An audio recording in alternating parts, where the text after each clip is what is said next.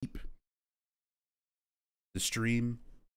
We still got a pretty good chunk of game left. A lot of stuff to do, a lot of stuff to talk about. Hope this is not white Claudia herbal tea. No. Sadly, no. Just some Earl Grey with a shit ton of honey in it. Keep my throat from turning into sandpaper from talking about Silent Hill for 12 hours straight. Look at the texture differences with everything smoothed out. Oh, I mean, we've been comparing it and talking about it all this stream and the last time I streamed it on Duck Station, Sam. Way ahead of you. In fact, there's a few parts of Silent Hill 1 that crash when you have the enhanced graphics. So Silent Hill's got a couple points that fuck up. Not too many, like 3 points throughout the game, 3 or 4 points.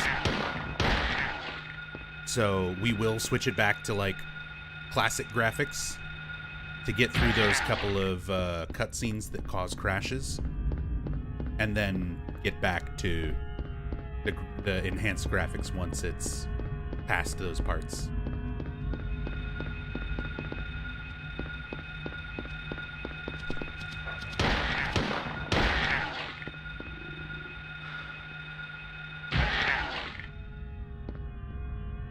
Enhanced color thing that gets rid of graininess. I'm using a lot of stuff.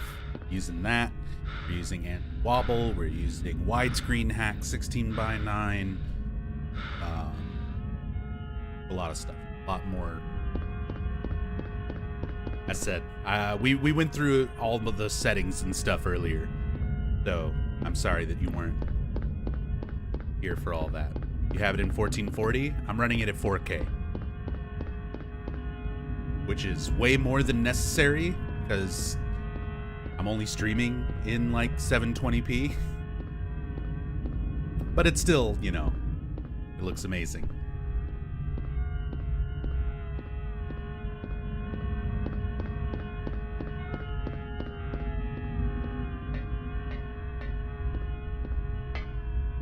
Oh, before I get over here,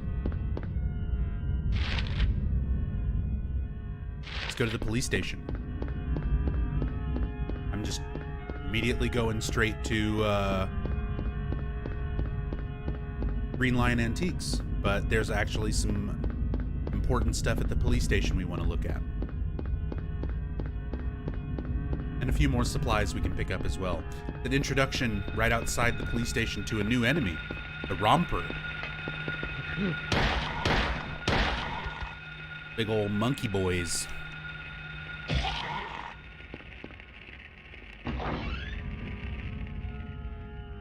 Nine hours and 16 minutes is the uptime. That is accurate. Welcome, Chishai. For anybody who might be new to the channel, I'm NubZombie. I've been mostly focusing on Silent Hill in-depth story playthroughs since January 2015. Took a long break from it over the last year and a half, almost 2 years. And now I'm getting back to focusing on it once again. And when I say in-depth story playthroughs, I mean we take our time, we talk about a lot of stuff, a lot of extras, a lot of discussion. So most of these playthroughs usually wind up being like minimum of like 9 or 10 hours. More often 12 hours or more. So yeah.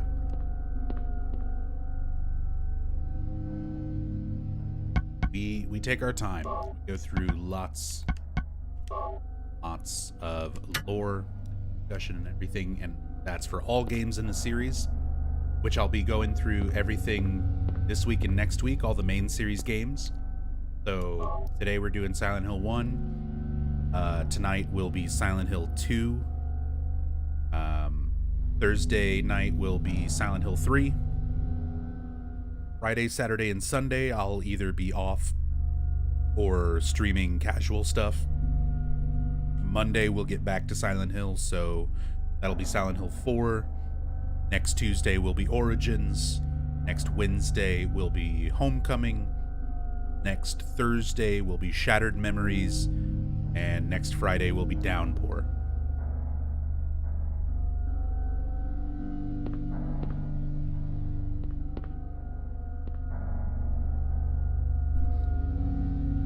Imagine the 1050 Ti is super overkill for the emulator. I mean, for this, sure, but hey, my 1050, it's... If it wasn't so impossible to get computer parts right now, I would try to upgrade. But computer parts and graphics cards are a pain in the ass and super expensive to get right now. So we're still going to be rocking the 1050 for a while. But for the stuff that I play, like I pretty much play old Silent Hill games and Dead by Daylight and Valheim and not a whole lot else. So it does what I need it to do. And it definitely is more than enough for running this emulator at high settings.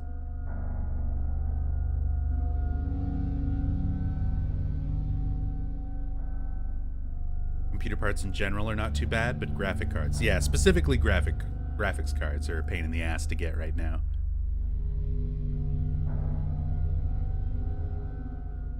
Really miss these kinds of playthroughs, but I understood the need to take a break from it. Yeah. When it was all I was doing, like most days, most weeks, for years on end, it just got to be a little bit too much.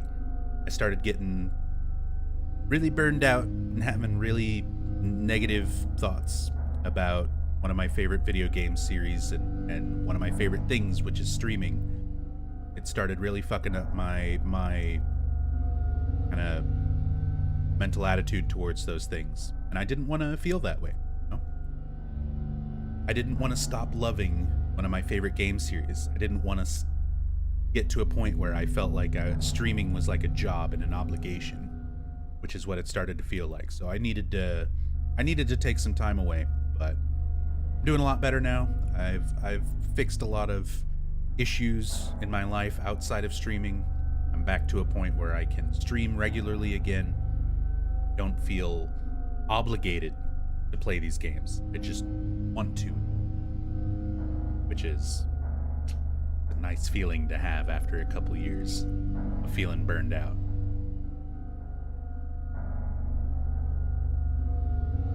There's a memo. Desk.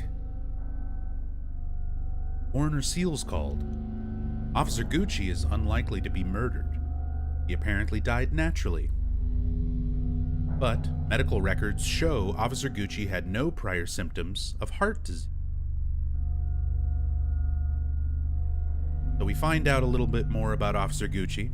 He had a heart attack, but had no other symptoms of heart disease. Almost like somebody may have caused him to have a heart attack through some sort of outside influence or substance.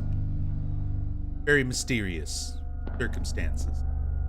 The guy from the movie, yeah, they make Officer Gucci a full-fledged character in the movie. One of the most random name pulls for characters in that movie.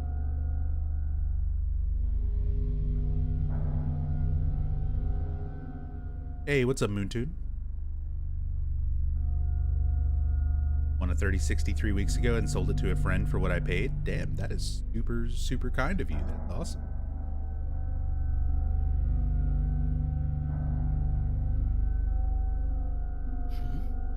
What was that? Who in the hell was that? Hey, Drew. Welcome back. Thank you so much for the resub. Thank you, thank you. Hope you're doing well today.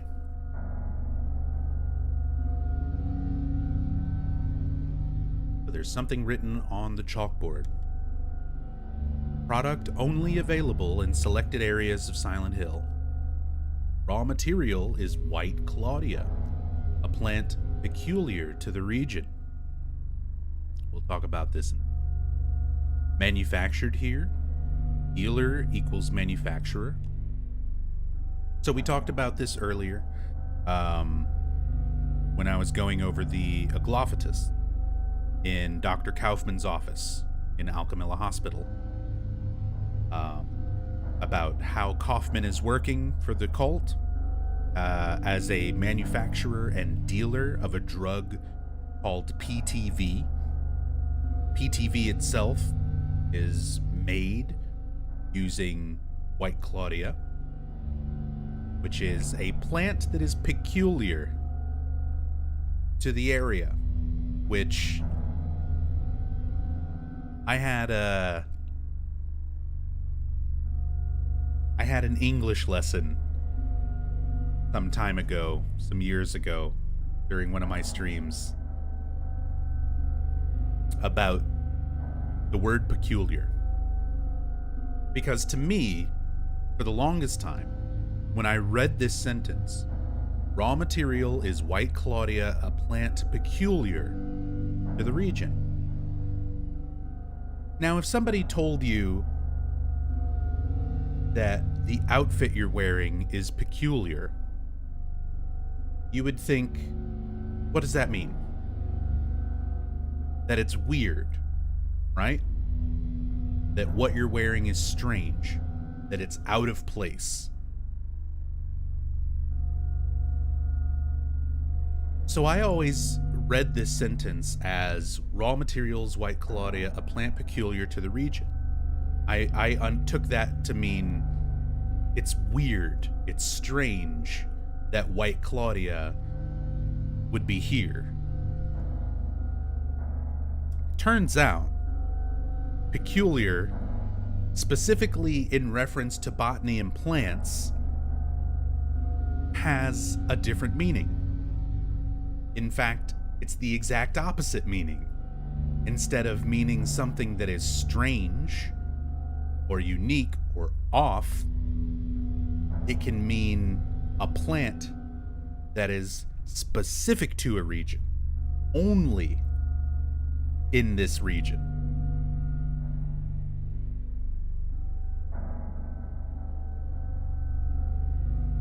So I misunderstood this for the longest time because English is dumb. Here's a word that means the exact opposite of its definition, but only in certain circumstances. So, raw materials White Claudia, a plant peculiar to the region. So White Claudia grows only around Silent Hill, which is how these police have narrowed down that it's manufactured here, and that the dealer is likely the manufacturer, which turns out to be Michael Kaufman himself, the director of Alchemilla Hospital.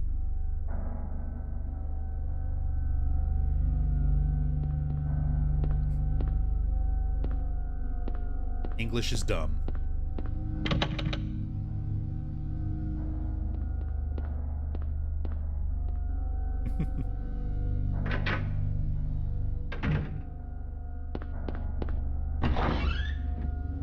All right, so we got some lore. Learned about Officer Gucci. There's mysterious circumstances surrounding the deaths of people in Silent Hill, and this is another one of those note progression things where if we don't look at those notes, there will be things that later on Harry will not read. Some more information that sort of expands on that. But because of the note progression system, if you don't read that, then Harry won't read the other information later. And we want to get all the information we can while we're going through this playthrough. Also, hype face. I need to get... I need to enable... Hold on. Don't I have that? I know I'm not on New Game Plus, but I should still have extra options.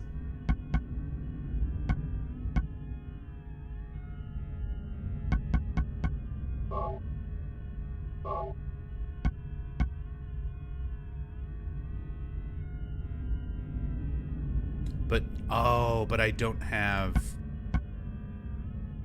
self-view mode unlocked yet.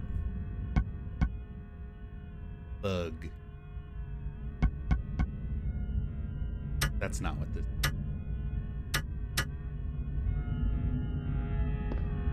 That just makes it so like you're always holding down the camera button. So eventually you can unlock an extra option called self-view. Lets you look right over Harry's shoulder. It's not quite first person, but it's close. Just so that we can look at these posters and stuff a little bit closer. Weird picture of someone's face and the word hype.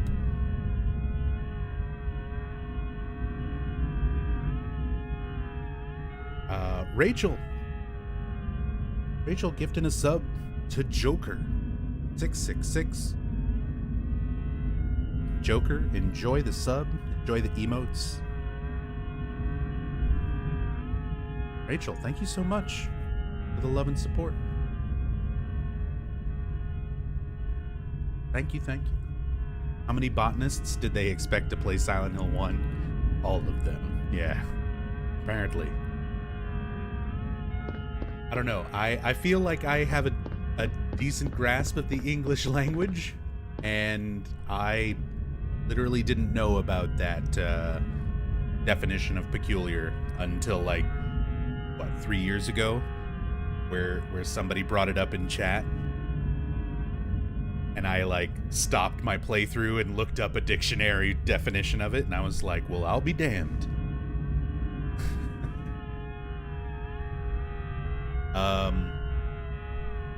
Mushnik's Florist.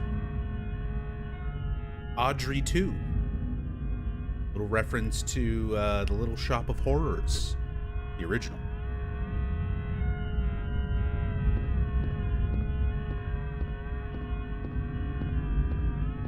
There's a lot of little references and things scattered throughout here. Posters for Carrie. Theatrical movie poster for Carrie right here.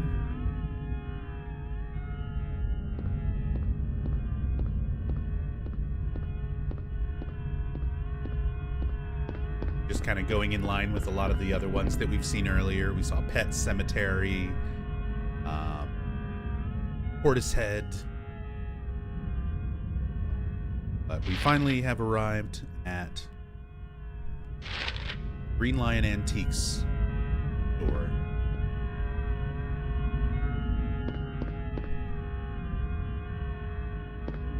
I did pick up the key. One of the easiest keys in this game to miss. I can remember doing that on one of my early playthroughs, probably my second ever playthrough of this game. 20 years ago, where I picked up, I forgot to pick up that key because Dahlia doesn't say anything about it. If you're paying attention to the cutscene, she shows it. You see it in her hand, and she sets it down on a desk, but she doesn't say anything about it. She doesn't say, "Here's the key, go." No, none of that. She's talking about something completely different, and just casually, like, takes the key out, sets it on the desk, never says a word about it. So you can leave the hospital without it, run all over town, and have no idea, like, where am I supposed to go? What do I do now? And then realize, oh, I gotta go back to the hospital, get that key, run all the way back here. Wasted a lot of time forgetting to pick up that key, and that's a very commonly missed item. A lot of times, that's the beauty of Twitch. I get to see a lot of people play this game for the first time on Twitch. And, man, I see people miss that key quite a lot. Those are like the common struggle points. The music room puzzle in the school trips people up for a lot, pretty commonly. forgetting to pick up Green Lion key. There's a trace on the floor that somebody moved the cabinet. Push the cabinet. I do.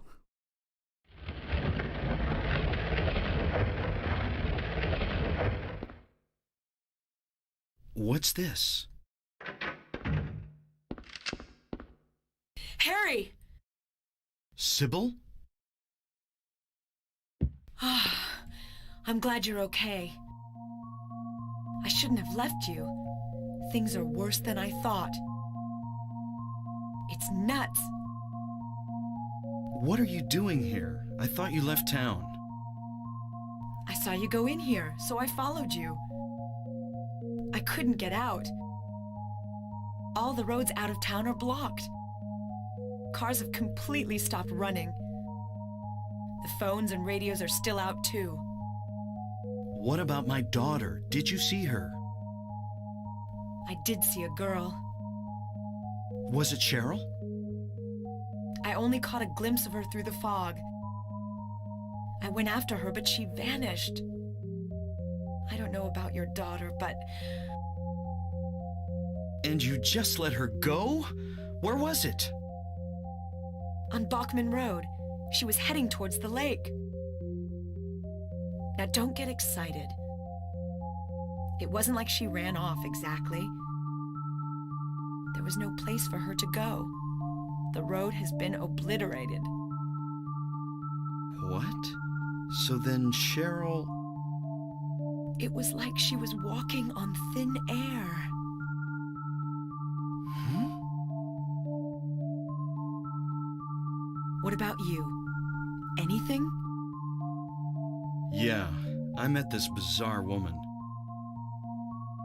Her name's Dahlia Gillespie. Do you know her? Dahlia Gillespie. No. And? She said something about the town being devoured by darkness.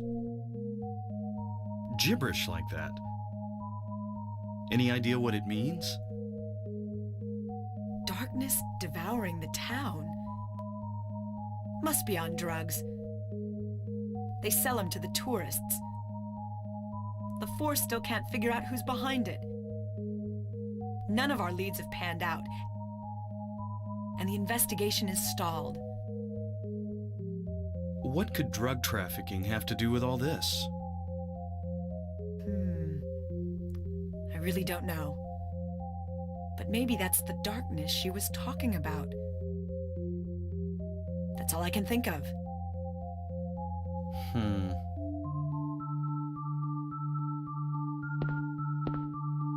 What's this? Just discovered it. Maybe there's something back there. Let's have a look. Wait. We don't know what's back there. I'd better check it out first. I'm a cop. I should go. No, I'm going. All right. I'll cover you from here. Be careful. If anything looks fishy, get back here on the double. Okay. Sybil, Yeah? do you know anything about... well, like some other world? It's like some kind of bad dream. What are you talking about? I'm not quite sure. I try to make sense of it, but then my mind goes blank. Everything's dark there, and I hear sirens in the distance. I met this nurse, Lisa. It's like I was there, but not really. It's all a blur, like some kind of hallucination, you know? I have no idea what you're talking about, Harry. Oh. I was just wondering. Never mind. Harry, you're tired. Yeah, maybe.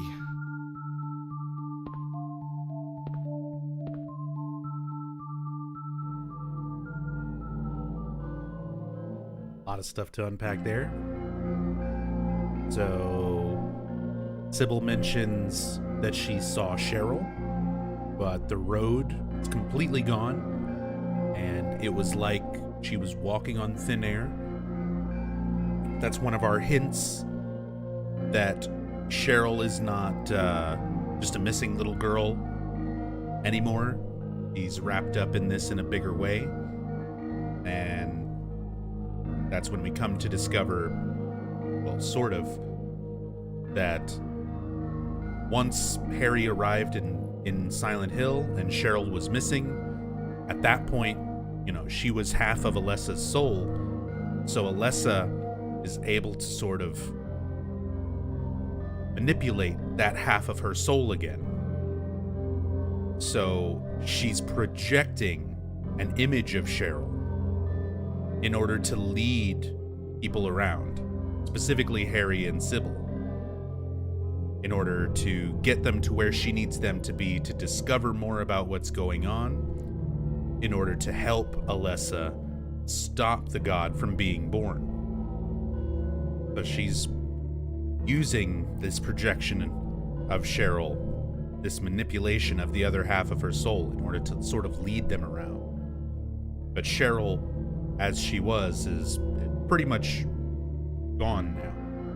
Already gone. Well, not gone, but he's more or less part of Alessa again, just not really reincarnated, or reunited, rather, with Alessa quite yet.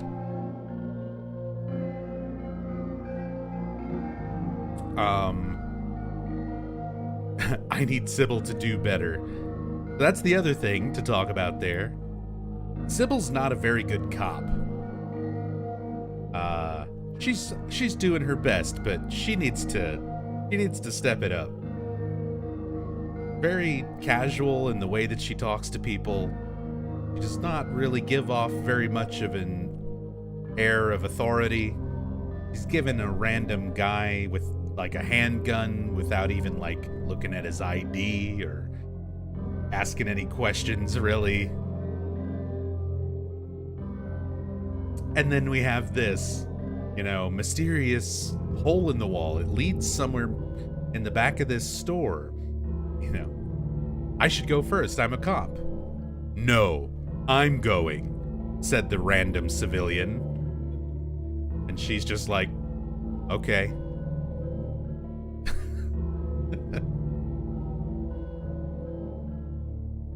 All right. Sure. And then Drusilla. Don't remember drugs being a part of this at all. It's been like 20 years though. So the drug trafficking element does play a big part in the story, but it's very easy to overlook it when you're just kind of playing the game casually. There's a lot of stuff about it that you have to kind of go out of your way to find out more about. And a lot of optional things that sort of flesh out the story about what's going on with the drug trade. But essentially, the cult, the Order, uses a drug called PTV for rituals and for inducting people into the cult itself, getting them drugged up, making them hallucinate, and then join the cult in their altered state. They use it, like I said, for rituals and various other purposes, but they use this drug called PTV. PTV is made from a plant called White Claudia that grows around Silent Hill. Michael Kaufman, the director of Alchemilla Hospital, is using the cult to make money. He manufactures the White Claudia into PTV and distributes it to the cult around the town and profits off of this. He's not actually a member of the cult, but he works with them. So it does play a role in what's going on, how Kaufman is so involved, and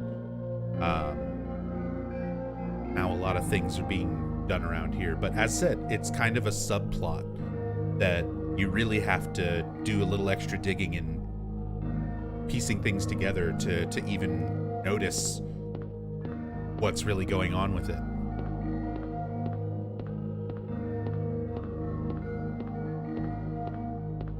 Was Silent Hill being taken over by the nightmare for all the years Cheryl was away?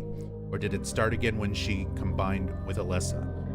So, the spiritual power that surrounds Silent Hill pretty much makes it so that there's always weird stuff going on. But it wasn't like the fog and the nightmare and the creatures until Cheryl returned to the town. So, there's been some weird stuff going on, but everything that we're experiencing in the game, all the nightmare and otherworld elements, didn't happen until Cheryl came back, until the half of Alessa's soul got closer to reuniting with her again.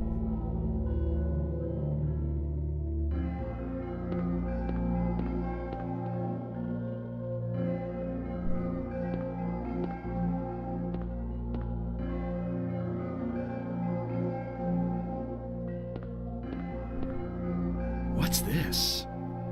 Some kind of altar. Never seen anything like this before. Maybe this is the other church. Hey, Okita. Good morning.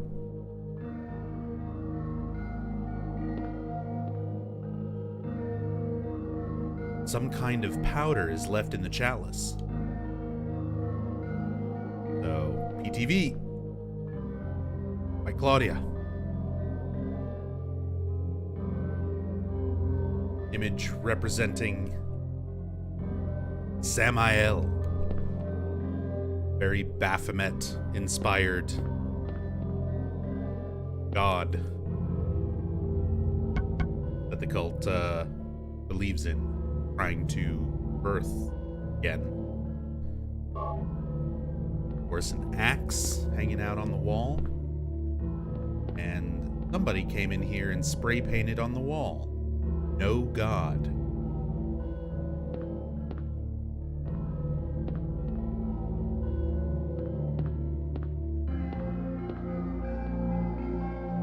All this info came from the game, or you had to get it from outside?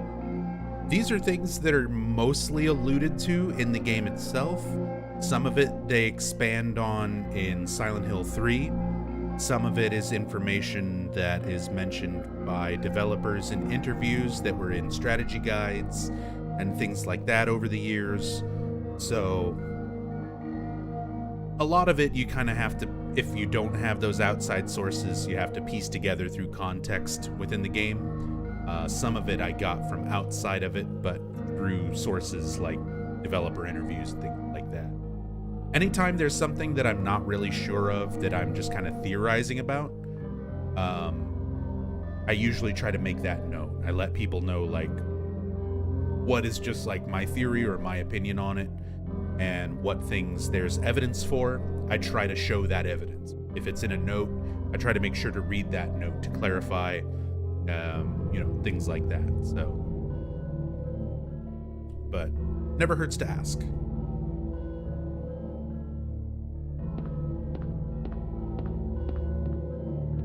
Because, yeah, these games are very vague in a lot of ways. What the? And don't spell things out clearly. Which is part of the charm. That's why we're still here enjoying discussing them 25 years later. Harry? Are you okay? Harry?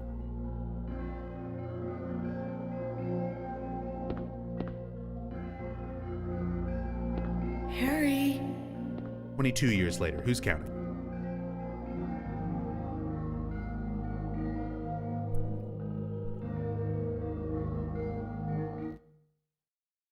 Harry was gone.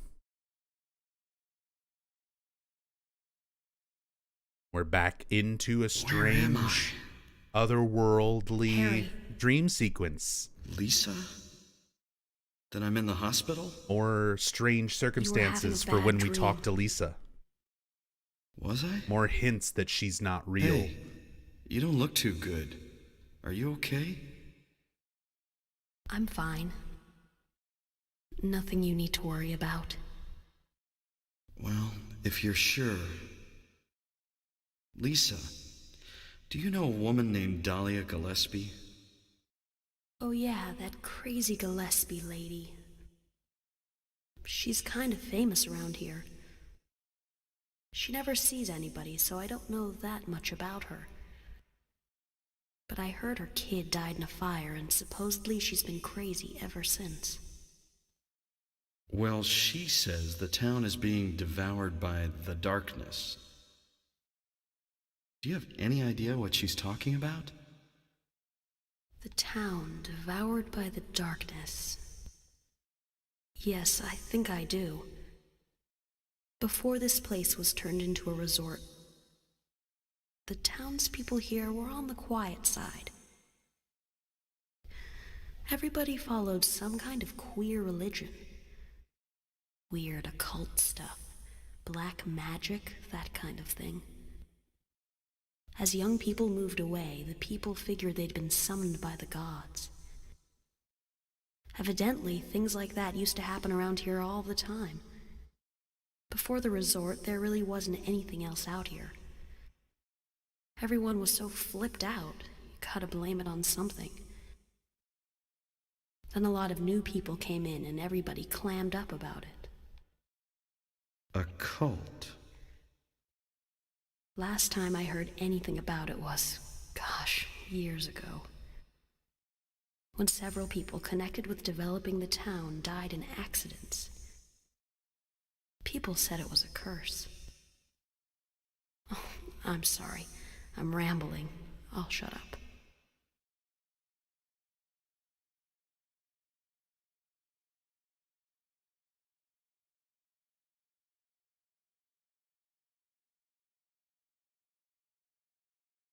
Was that another dream? Did I pass out again?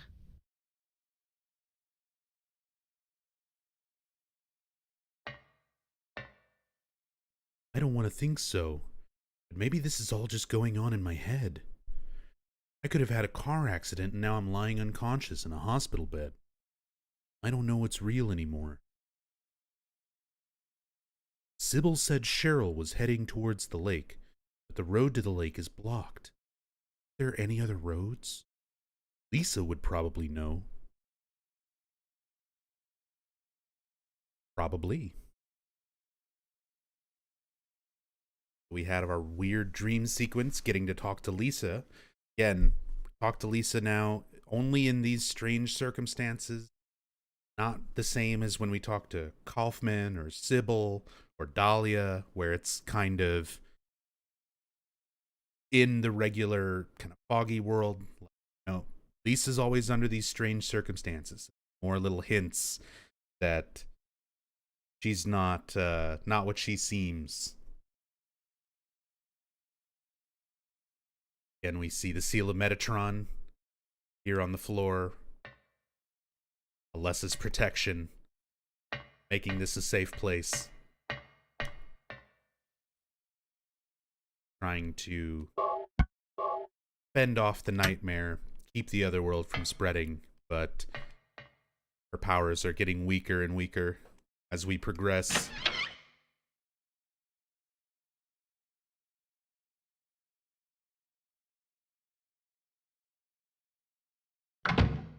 Now the other world has once again kind of taken over, and we need to make our way back to Alchemilla Hospital. Stop it.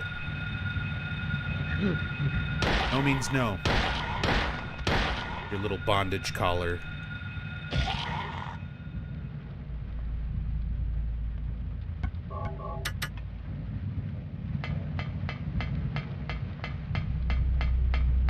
So we've got to take a detour.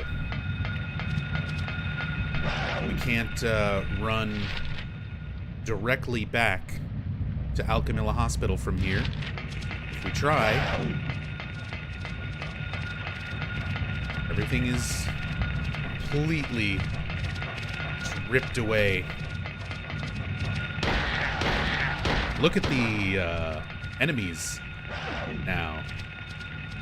You get these variations of the dogs. They've got these nasty, like, worm-like heads.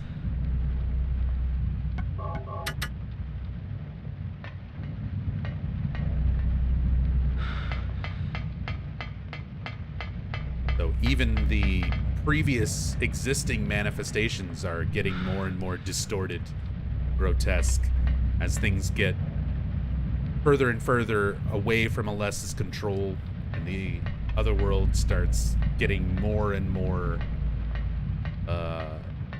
or overtakes things more and more. And of course, I gotta take a moment to talk about the rain effect. Look at this.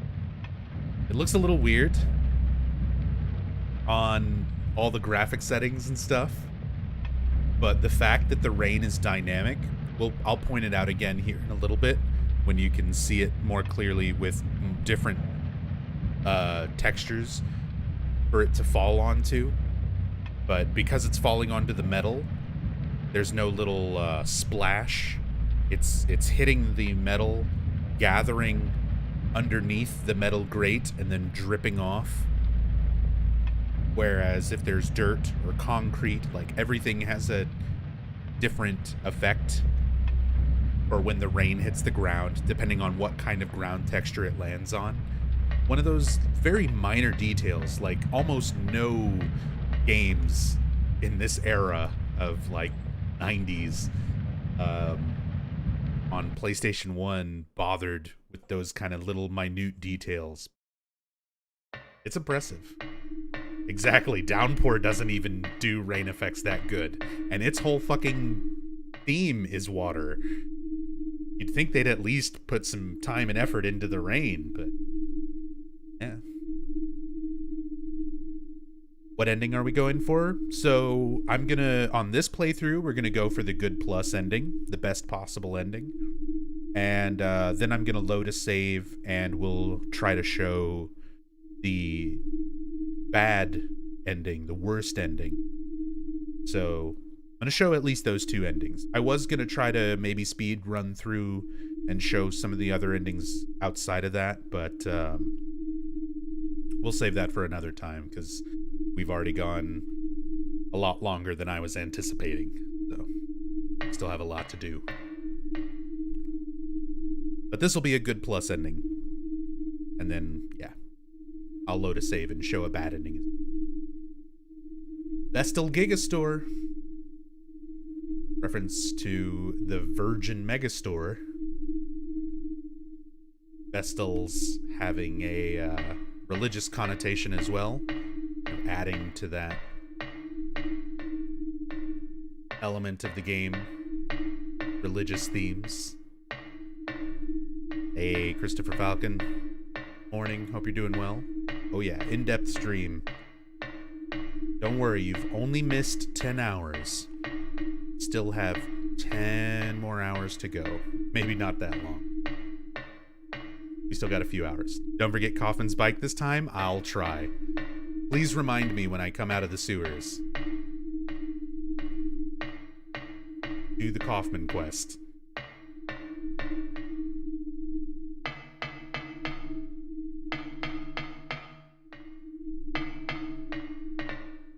Nothing unusual.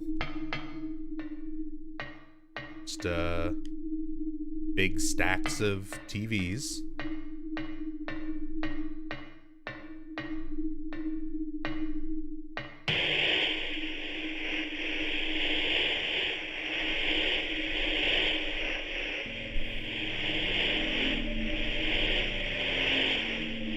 Images of Cheryl. Daddy, help me. Where are you?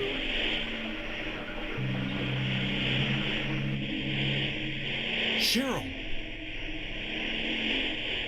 And then we see a bunch of other things. We're going to see symbols that are going to be important later. And we're going to see Alessa as well. There she is. Seal of Metatron.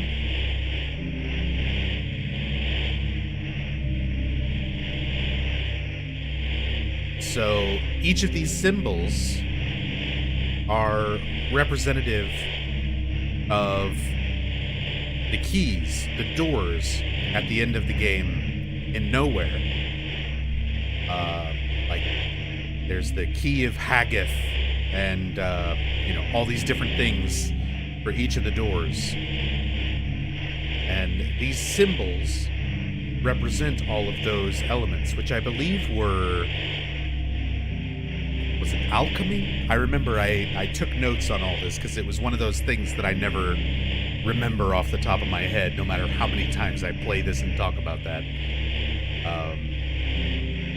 I would go and pull up my notes, but then I have to tab out of the game and fix the thing, the capture that's all weird. But yeah, we're getting a little bit of a hint towards stuff that we're going to encounter later in Nowhere. Seal of Metatron, images of Alessa.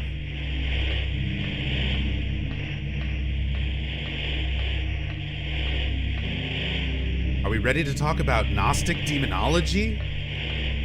No, because I didn't have my notes ready. So I'm flunking the class.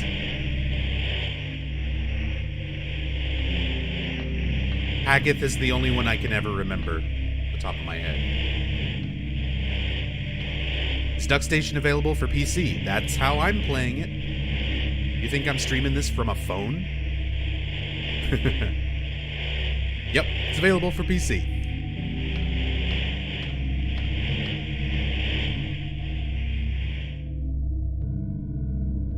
Symbols are all from the Lesser Key of Solomon. Thank you, D. And good morning.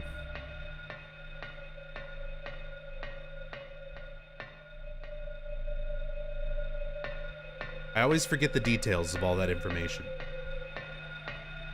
My Lesser Key of Solomon and my Gnostic demonology, I need to brush up on.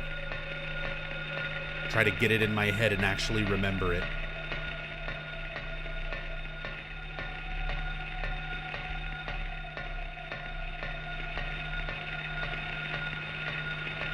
Like how the radio's just going fucking nuts here and you just like don't know what to expect.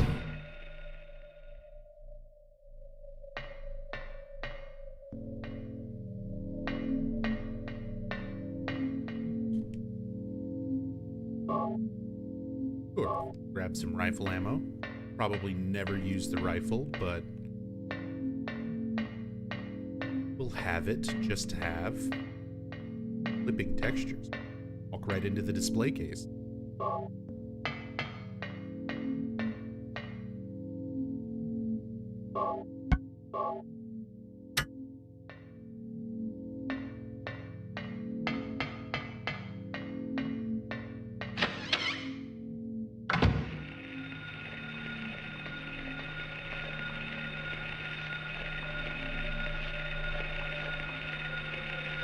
Be honest, if not for the fact that Solomon and thus the several of the demons were enemies in the first story arc of Fate Grand Order, I probably wouldn't remember shit about it.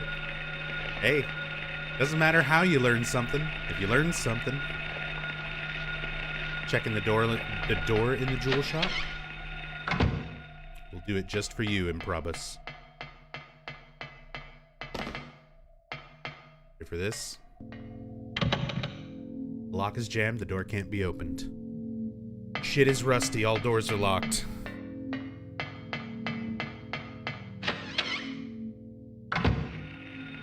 Why is there a door? Because this is a mall, and stores usually have doors that go to back corridors behind all the shops, where they load in inventory and connect to other parts of the staff areas of the mall.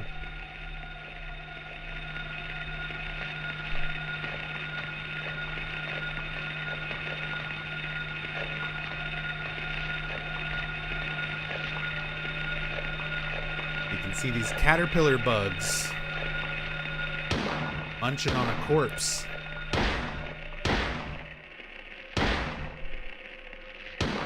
Get off of them. Well, shit.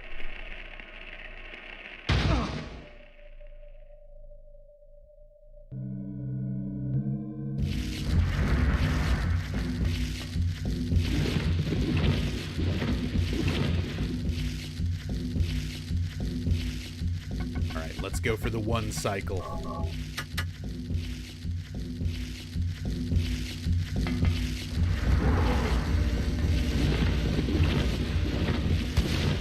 I did not get the 1 cycle.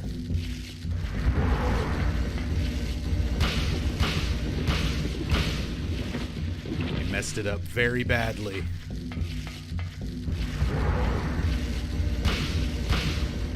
There we go.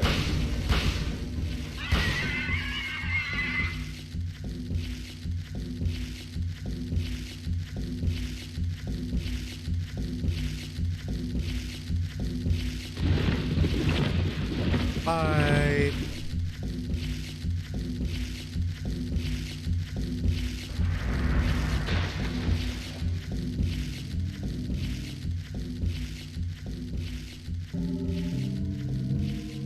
So interesting enemy there. And we'll kind of learn its significance a little bit later. Because right now, it's basically a caterpillar. And there's not really significance to the caterpillar itself, but the life cycle of the caterpillar plays a much bigger role. Alessa collected moths and butterflies.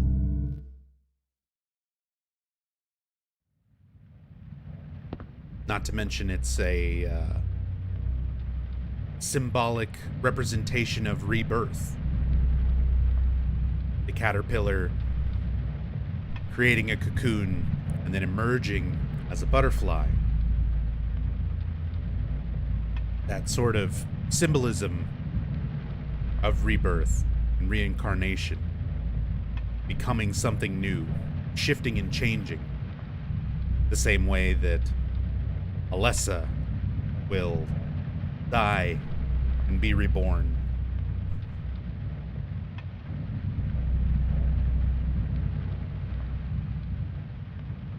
Hey, good morning, Techie. And good morning, Satyr. Hey, Blue Satyr. Woke up and was like, I wonder how Silent Hill Dad is doing. I hope he's okay, and here you are. I'm doing good. I'm kinda tired. My back kind of hurts. But that is the life of a Silent Hill Dad. But we're going through, we're just now at like 10 hours deep. The Silent Hill in-depth story playthrough. What was that? Who in the hell was We're that? gonna start talking about some PlayStation 1 rain effects and how they're better than a lot of modern games. They're better than Silent Hill Downpour's rain effects, and that game is about rain. Its whole theme is rain, and this PlayStation 1 game has better rain effects than it. Because look at this dynamic rain texture.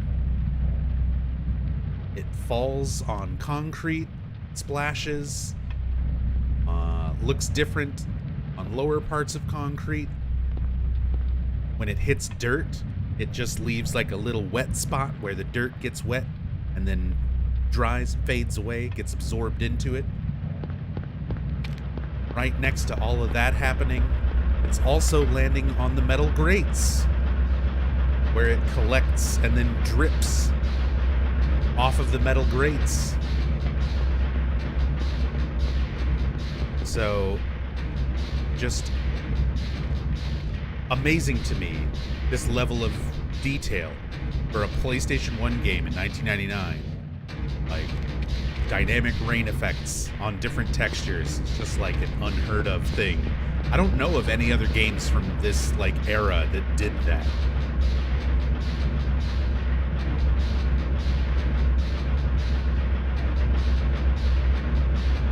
And this music starts ramping up. Windmills sort of out there in the darkness, not really connected to anything, just sort of going down forever.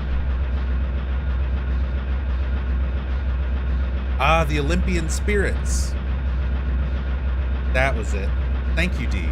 As said, I went through that Wikipedia article and like wrote a lot of notes down. when I did my last big Silent Hill 1 note-making stream. And I went through all that effort to make all those notes, and I never remember to have them up with me when I'm actually doing story playthroughs. Oh well. Thank you. Rachel, thank you for gifting a sub to Techie. Very much appreciated. Thank you, thank you. Techie's got kitty cat emotes, nub ball, nub tea. Got Heather Butts. This is the most detailed PS1 game? It's up there. It's up there. This is up there. I would say Metal Gear Solid is pretty good with a lot of its stuff.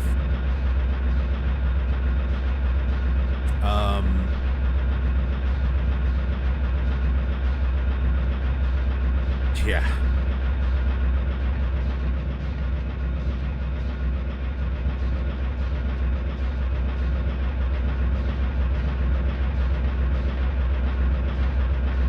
But I'm having a hard time thinking of other stuff that really put so much attention into, like, effects and details.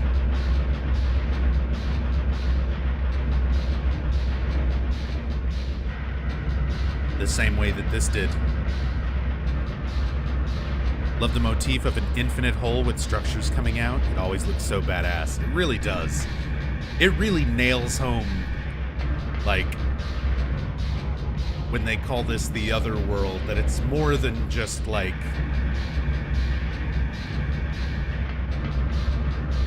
this altered version, slightly rustier version of the regular world. It's like, now sometimes it's just a big fucking void with stuff just kind of in it for no reason.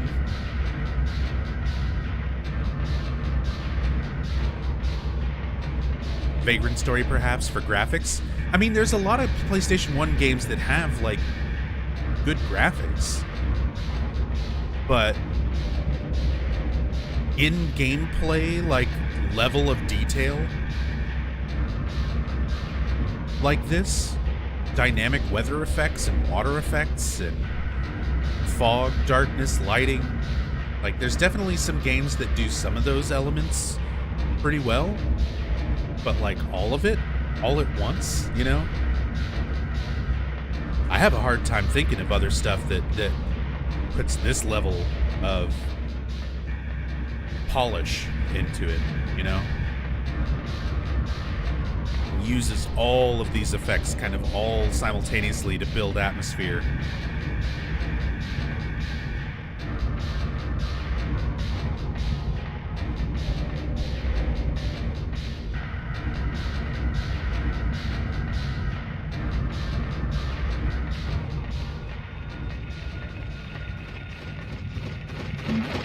Now,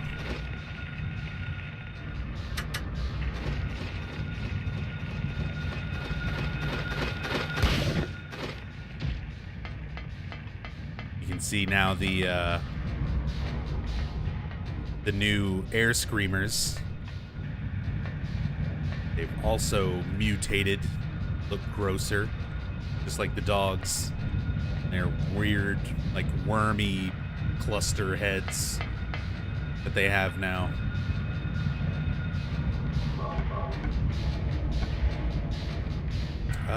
Yeah, let's use the shotgun for a while. We've got a lot.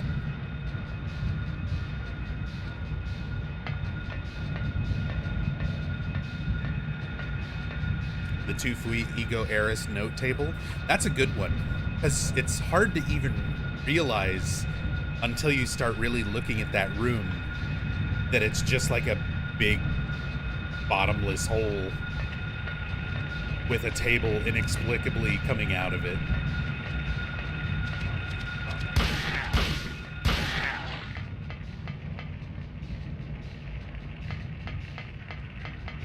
They don't even make like a big deal of emphasizing it. They just kind of like, there it is.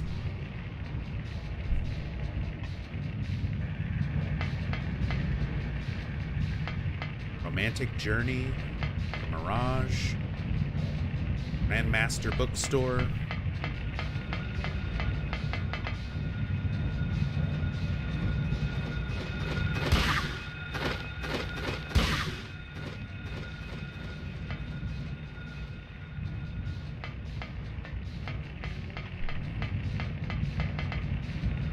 Whoa. What's this?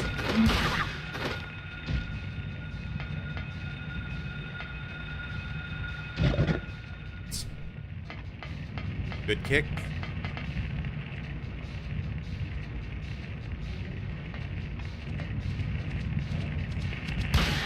No.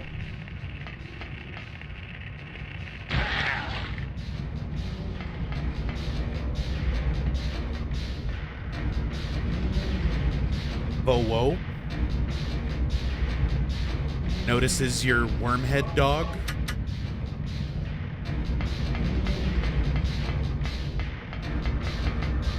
Steak and brew burger. Open for your pleasure. Here's one of my favorite Easter eggs in this game. The movie posters. So you ready for some celebrity cameos in your Silent Hill game? Because there's Harrison Ford, starring in Shoot. It's literally the cover of Raiders of the Lost Ark.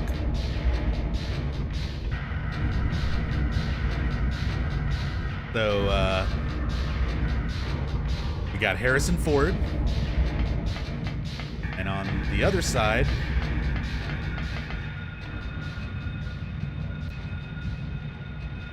a little bit harder to see here. There we go. It's Crusher Dan. And that is Die Hard 2. So there's Bruce Willis with some hair MS painted on. So they at least tried to hide that it's Bruce Willis a little bit. But that is Bruce Willis. That is the cover of Die Hard 2. And it's apparently called Crusher Dan in this world. I love these movies. Crusher Dan and Shoot. So, celebrity cameos. Bruce Willis and Harrison Ford. And possibly another cameo, or reference, but I don't know what this one is.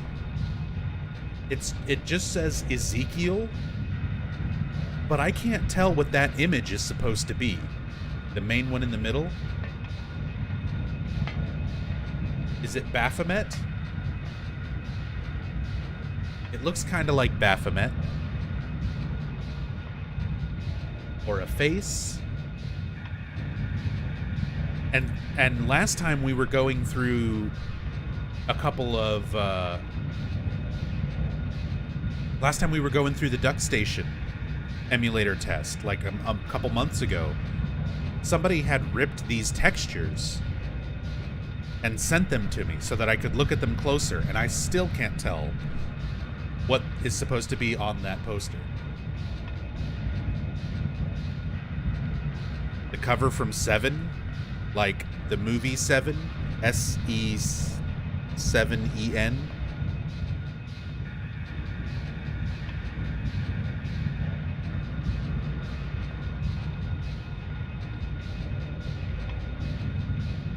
I'm pulling it up to try to compare on my phone here.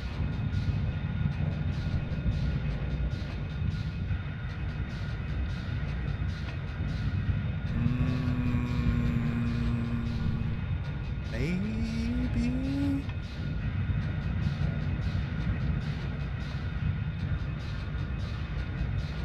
There's a couple different posters.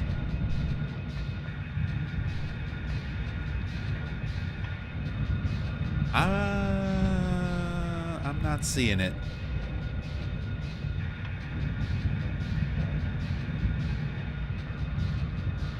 Morgan Freeman with the hat. Side profile under a cowboy hat with a mustache.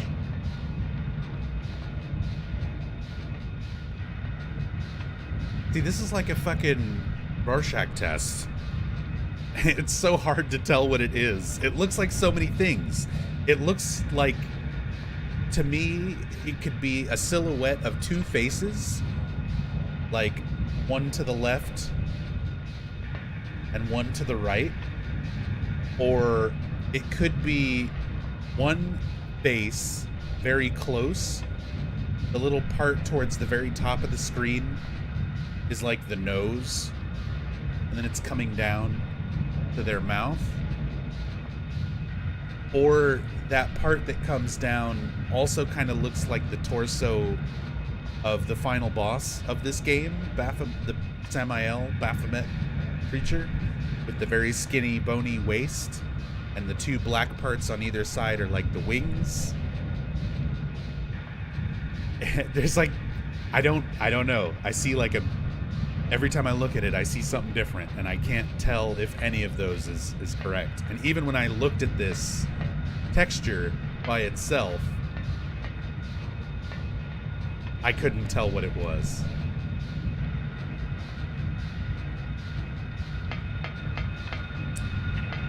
I don't know. We have to move on.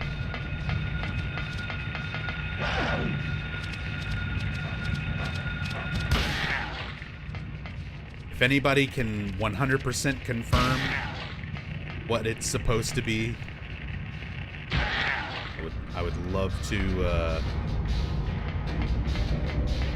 I would love to know.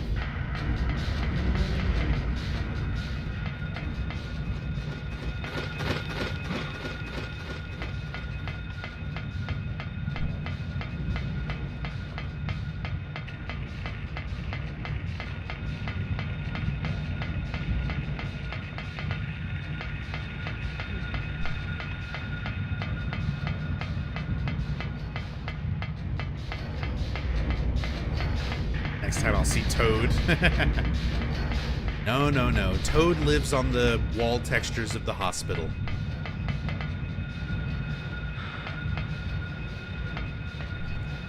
Eat Chinese food.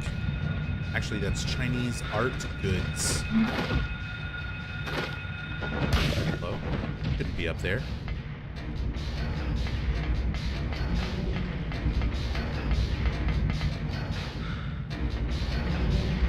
Wild's cool. Hobby America. Is that a Gundam? Hobby America is a magazine, is it not?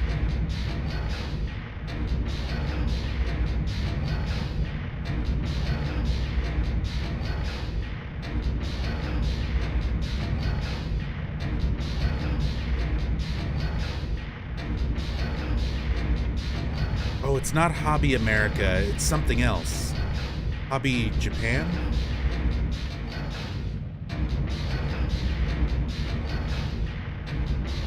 Yeah, that's it. Hobby Japan. But this is Hobby America.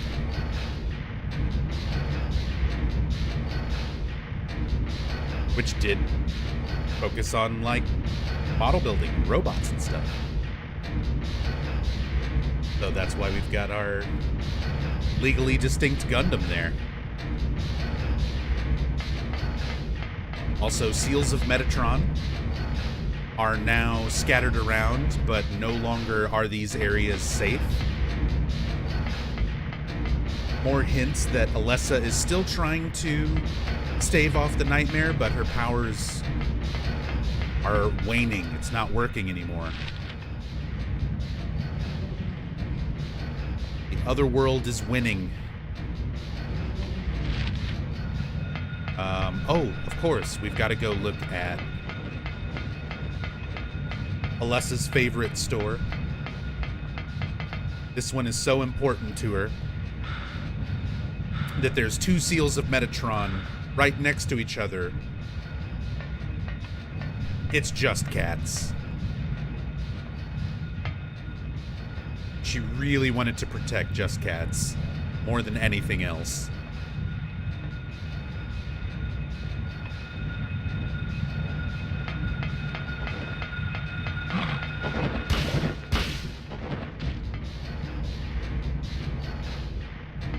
Rightfully so. I can't say I wouldn't do the same.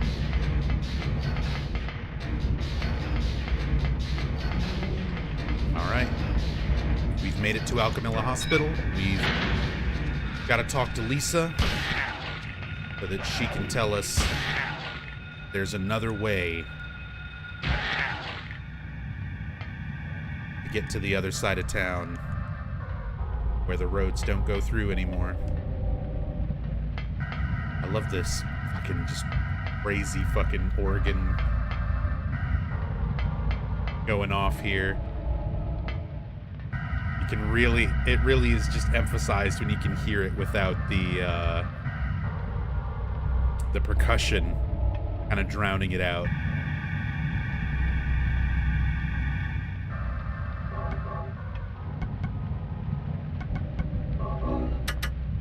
Yamaoka just jamming out. It might sound like he's just mashing keys and jamming out. He's actually playing something sort of specific here.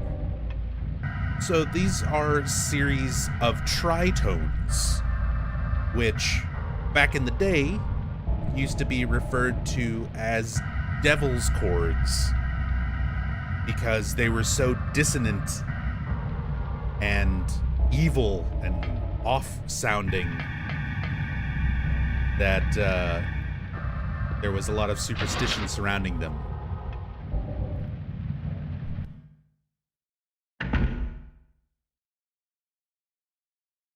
So it might sound like he's just, you know, mashing his face into a keyboard organ synthesizer, but there's actually a little bit of creative thought put behind all of that. Of course, it's Yamaoka. He's not just gonna do whatever.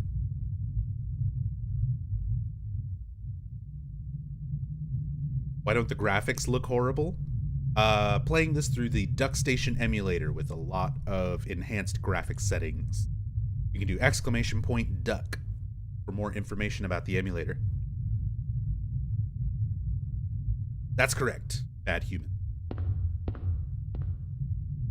Root note, minor third, diminished fifth. Devil's chords.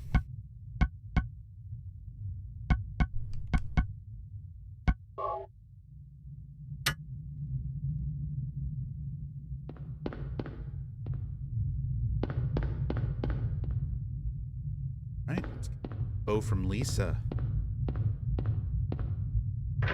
Luckily, we don't have to go all the way through the hospital to get to her again. Harry! Glad you're okay. Thank God you came back. I was scared to be here all alone. I'm here now. I was worried too. I'm real happy to see you.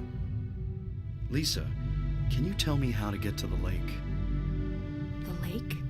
You take Bachman Road. The road's blocked. Well, that's the only way out there. Are you sure? There's gotta be another way. Wait! I just remembered something! What? There's a waterworks over by my old elementary school. It's been abandoned for years.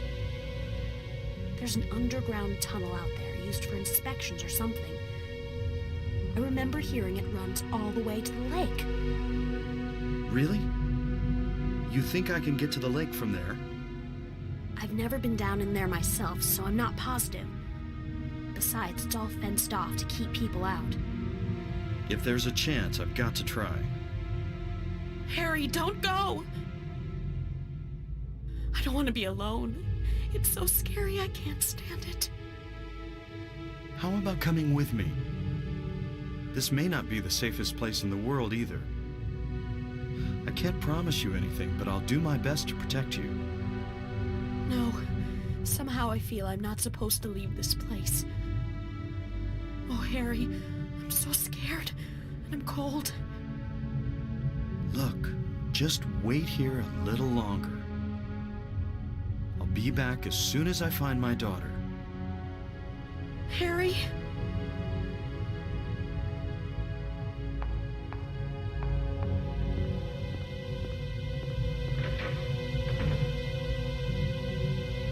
So just like all the times we've interacted with Lisa up to this point, we're in the other world right now. Otherworld is still in effect. And we never interact with any other people in these circumstances, except for Lisa.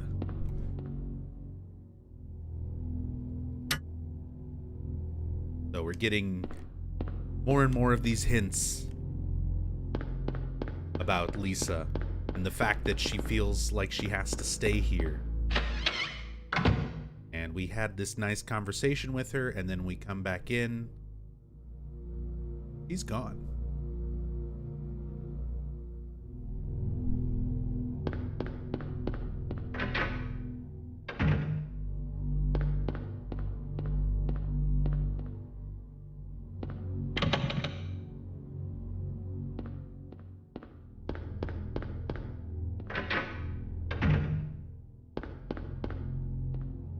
I love that they give you all these little hints about Lisa, leading up to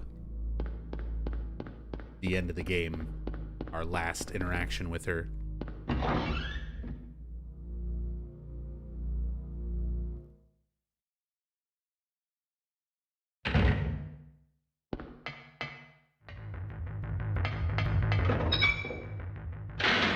I love this music. It's another one of those tracks that I like a lot. Like that churning sound background. Dun, dun. Russian.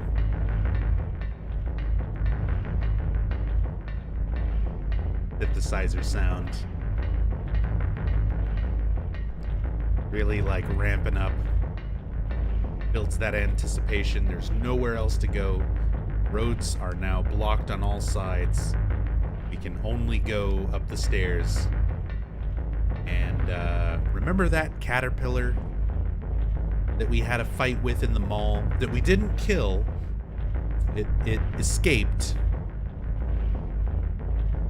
Ran away.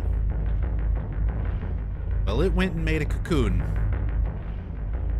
And it's not a caterpillar anymore.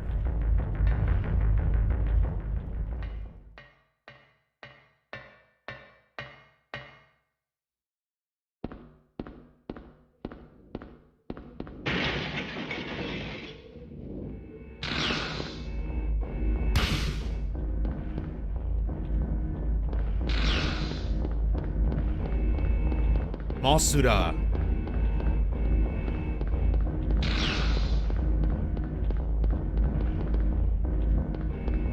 Masuraya, Masuraya.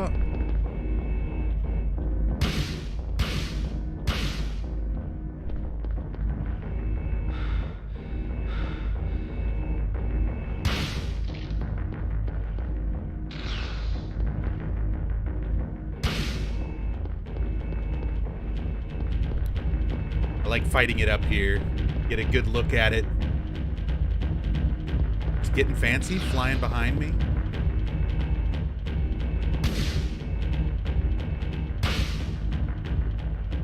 Flying backwards. Doesn't this boss fight have rules that the boss is invincible for long periods of time? Yes. So every time you damage the boss, there's like a little blood spray. So you see all that blood, that purple blood spraying around? For every frame that blood is on the screen, the boss won't take damage. So if you're just spamming a gun quickly, you'll damage it once and you'll fire like 2-3 more times while those blood frames are still up. Those shots are just being wasted. You're not doing any damage to it. Which is why you want to ideally deal damage and then wait and then deal damage.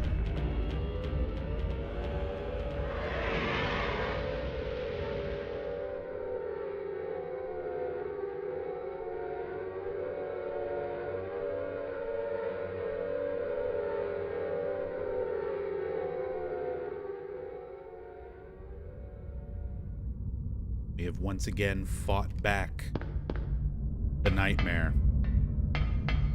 by defeating a large manifestation.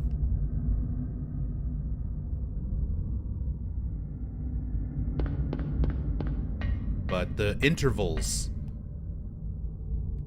between sort of the normal town and the other world are getting shorter and shorter. Alessa's not able to hold it off for as long anymore. And the other world is just slowly taking over. Goodbye, Konami Burger.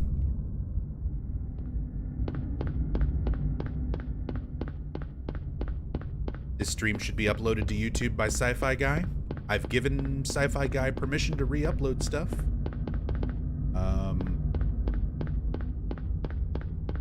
Sci-Fi Guy, by the way, is usually around for streams. Name on Twitch is Dorian House. He's the only person I've given permission to re-upload my stuff to YouTube, so if you watch any of my stuff on YouTube, usually thanks to him. And if it's uploaded by someone other than Sci-Fi Guy, then I didn't give them permission. So, you know.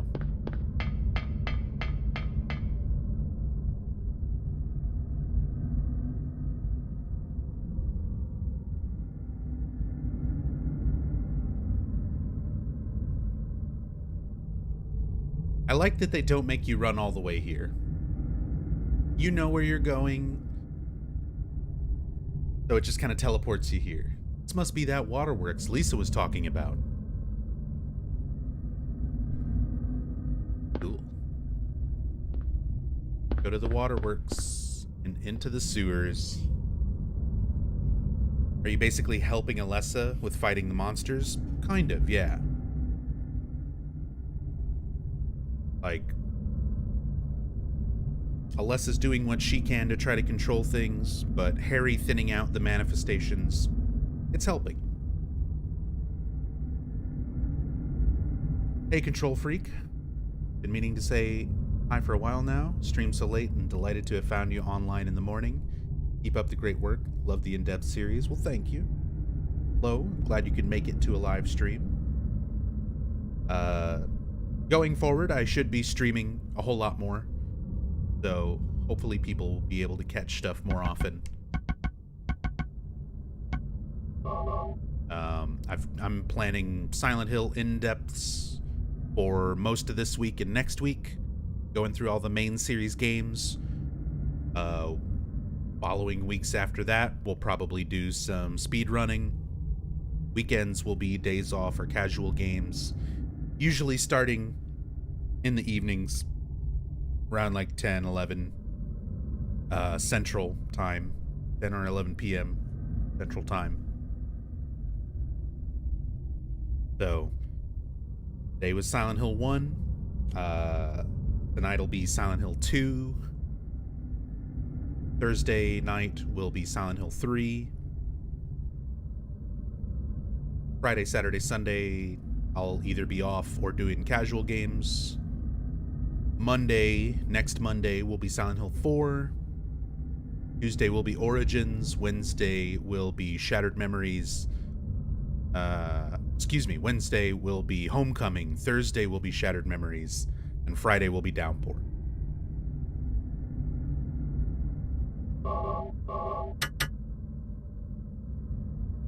Alright.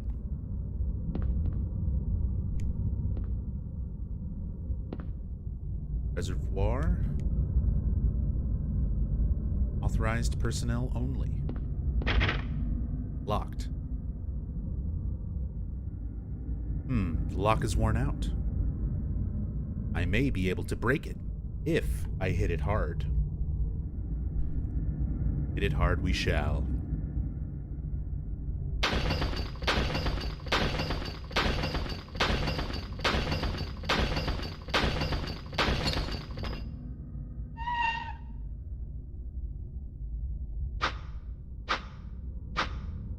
Couple more butt wiggles just for good measure.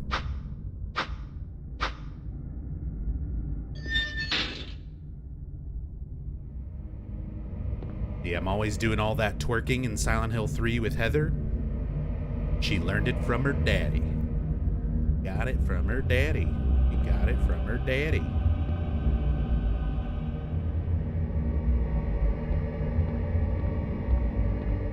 What's up, J-Rock? Good morning. See you, Harry. Shaking that ass.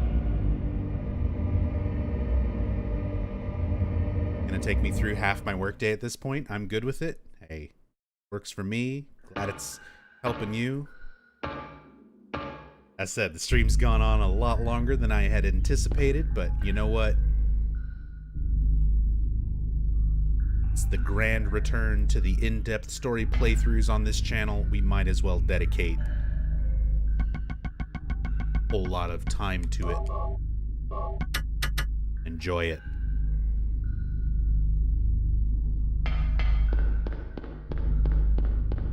As is tradition. His butt is more detailed than his face, just for the sake of this single scene.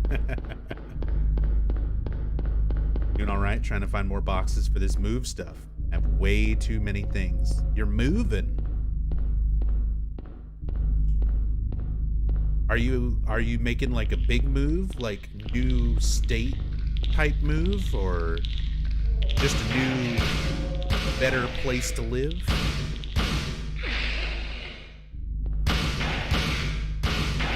New state? Hell yeah, big move. Hope it all goes well for you.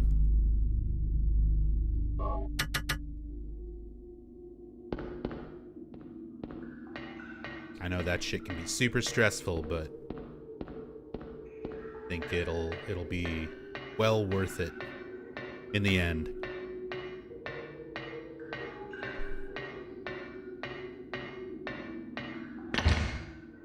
Locked. Get out of here. Let's get through these sewers. High resolution graphics or not, they're still just, it's a sewer level.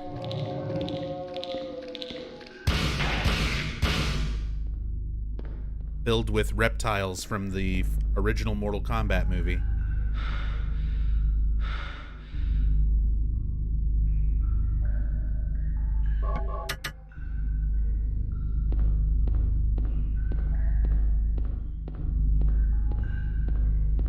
Like anybody who's seen the original Mortal Kombat, where it's early 90s CG, and he's just like a lizard thing running around until he climbs inside of a statue and turns into a ninja.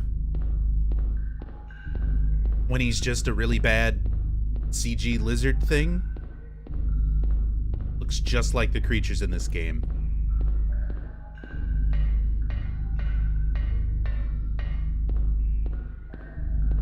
These are called scratchers, by the way. The lizards in this one. But even as a kid, when I went through this game, I always called them reptiles. Because that's just...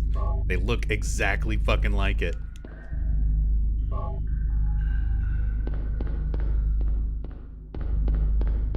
Mark Zuckerberg. Mark Zuckerberg. We can just start calling him Zucks.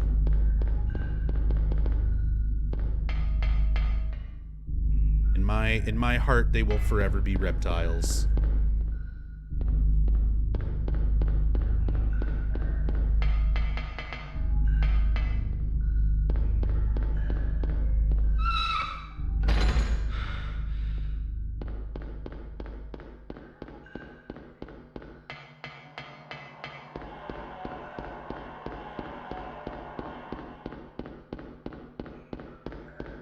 I wish there was more interesting stuff in the sewers.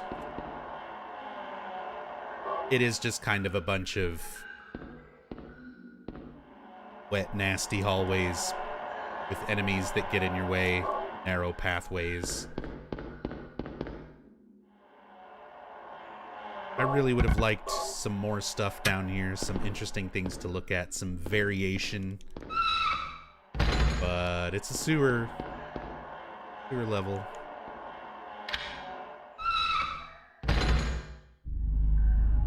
I like because of the widescreen, we can see him up there.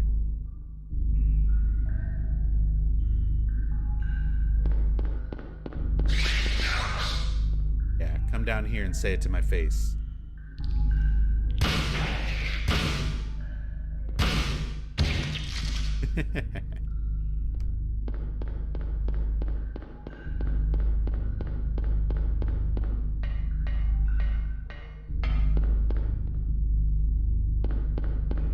I need to get a new controller. My D-pad, my Xbox controller is like, ugh, bugging out. Sorry, I'm just trying to like mash it around. If there's maybe just like something stuck down under it, but Xbox D-pads are notoriously not great. It's just worn out. Like impossible for me to turn as smoothly. It starts to turn and then randomly stop and kind of stutter. Like I'm just holding the D-pad down. And sometimes it works. Sometimes sensitivity just like stops.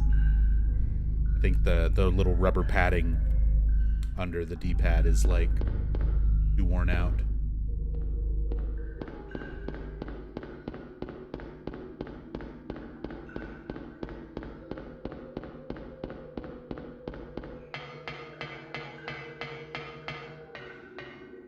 And I even tried to switch it. I even tried to switch the controls over through the emulator to a analog style control, but the analog stick does not work. So, I don't know what's up with that.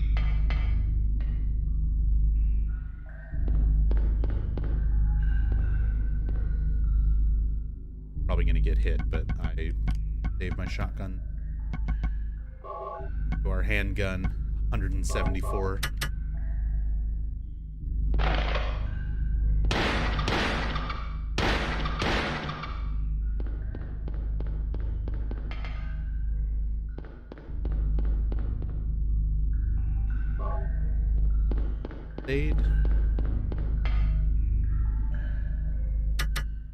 Controllers are tired of Silent Hill. Like, really? Again? I mean, this controller probably is. Because I use this Xbox controller for all of my computer stuff. So that's Silent Hill 1. When I'm doing it through emulators. Silent Hill 2, if I'm using directional controls. If I'm doing tank controls with Silent Hill 2, I usually play with keyboard. But for directional controls with Silent Hill 2, I usually use this controller. Silent Hill 4, I usually use this controller. Although I've started getting used to playing 4 with keyboard and mouse. Whenever I emulate Origins, it's this controller. Whenever I'm playing Homecoming on Xbox One, this controller. Downpour on Xbox One, it's this controller. So, yeah, this controller is just, it's had it. Tired of all the Silent Hill.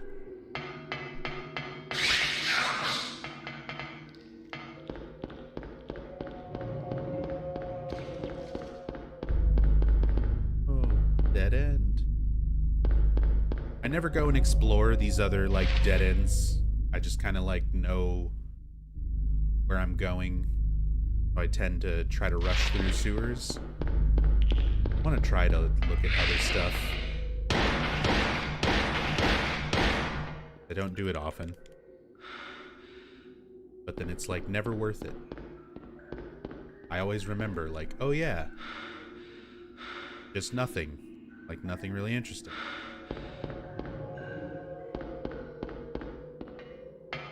Real gamers use Steel Battalion controller for tank controls. Man, I wish I still had mine. I had one. I had one for the longest time. When I started working at the local game store many years ago, I had the opportunity to sell it for good money, so I sold it because I needed to pay my rent. I wasn't making a whole lot at that store. miss my Steel Battalion controller.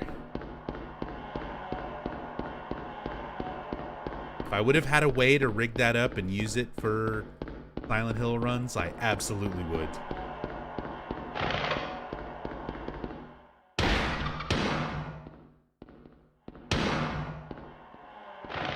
Ouch. Don't bite my toes.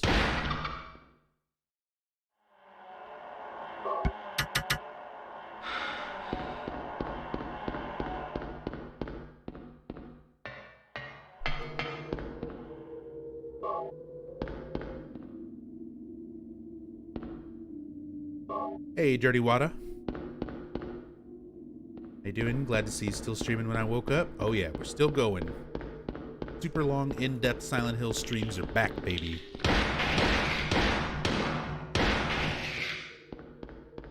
I'm doing all right. I'm hitting that point where I'm kind of goofy because I'm tired.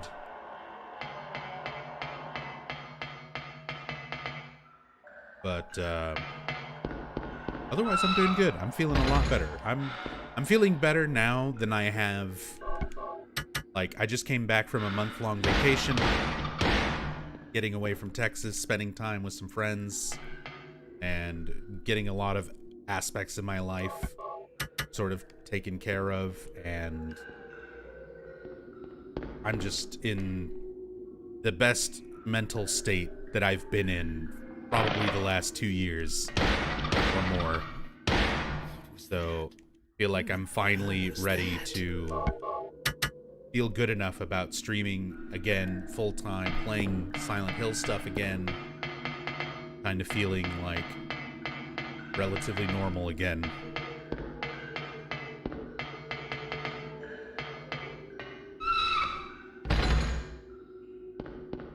Noise created with the big 37 months. Welcome back. Thank you so much for that big time love and support. Thank you, thank you. Hope you're doing well this morning. Planning to go through the games in order again? I am. Silent Hill 1 today. Technically, I started this last night for me, but, you know, whatever. Time zones and long streams make this complicated. But, yeah. Silent Hill 1. And then I'm going to go crash for a day. And then come back tonight. And we're going to do Silent Hill 2 in-depth, enhanced edition, PC version. We'll do that in-depth story playthrough for Silent Hill 2 next. Then Thursday night, Silent Hill 3, in-depth story playthrough, PC version with widescreen mods. Friday, Saturday, Sunday, I'm going to be either off or streaming casually. So DBD, Phasmophobia on Saturday with friends and alcohol, stuff like that. And then Monday, we'll get back to Silent Hill. It'll be Silent Hill 4. Tuesday will be Origins. Wednesday will be Homecoming. Thursday will be Shattered Memories. And Friday will be Downpour. All in-depth lore discussions covering as much as I can, showing multiple endings, Easter eggs, talking about the development, all that good stuff. So all this week, next week, we're going through all the main series games again. And then once I'm done with the story playthroughs after next week, I'm going to get back to speedrunning. So we're going to relearn to speedrun all the games again. Because I haven't speedrunned any of the Silent Hill games in a long time, and all of them have updates to their routes and categories. There's new tech that's been discovered in a lot of them, so I might as well learn them again, get back into them. I deleted my speedrun.com profile when I stopped streaming in 2020, so gonna remake my speedrun.com profile, start grinding the games again, try to get some good times up on the boards again. So we'll start working on all that after we get done with all the in-depth playthroughs. And yeah, that's going to be the schedule for kind of the foreseeable future. Usually Monday through Thursday or Monday through Friday is going to be Silent Hill streams. Fridays will usually be like my day off, and weekends are usually going to be casual streams. So Dead by Daylight, Phasmophobia, Valheim, whatever I feel like playing. Feeling motivated again? Oh yeah. Oh yeah. It took a long time for me to get back to this point, but I appreciate everyone being patient with me. Everyone who's still here, still supporting me. Seriously, it means a lot to me, so we'll be back into it. As I said, I'm feeling so much better mentally than I have in a long time. And I definitely needed my long break away from Silent Hill. I definitely needed my time away from streaming. I'm glad I took this last month away from Texas and things here at home in general. All of these things have been helping immensely. I'm finally kind of feeling like my old self again after a long time of just feeling fucking awful.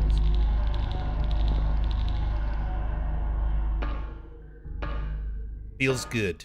Feels very good to be doing this again.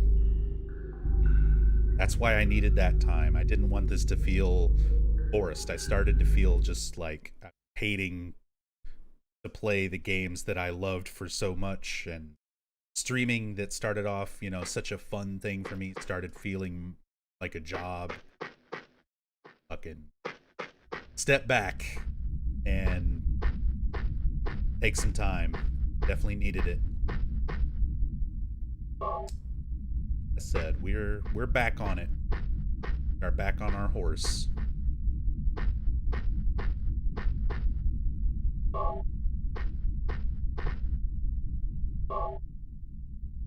How did Sybil end up in Silent Hill? She drove her motorcycle here.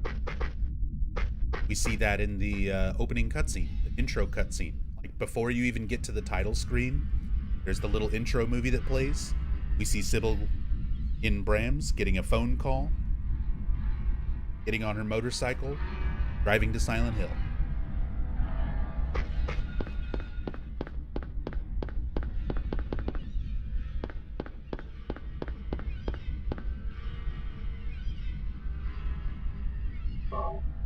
Zord area. Kaufman quest. We're going for the good plus ending, so we need to do all the Kaufman stuff.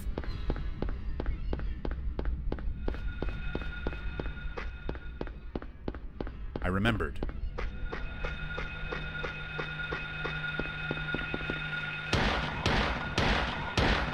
Fuck you, bondage monkey.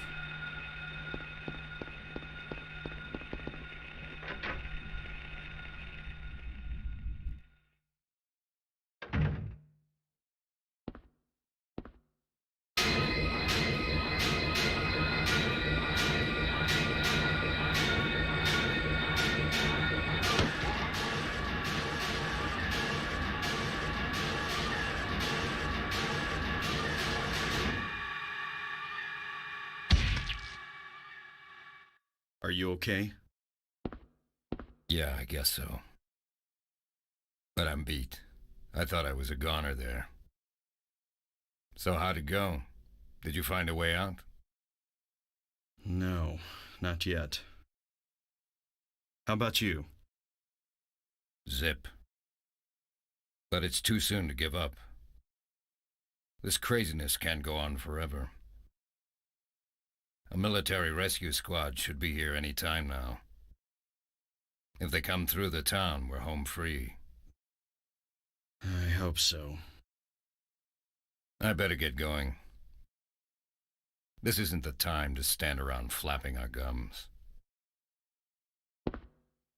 Do you know a girl called Alessa?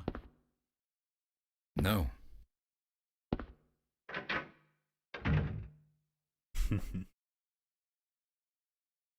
The least convincing no.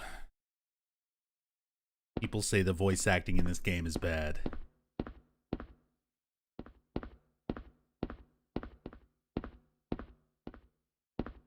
Out perfectly. Yeah, Kaufman.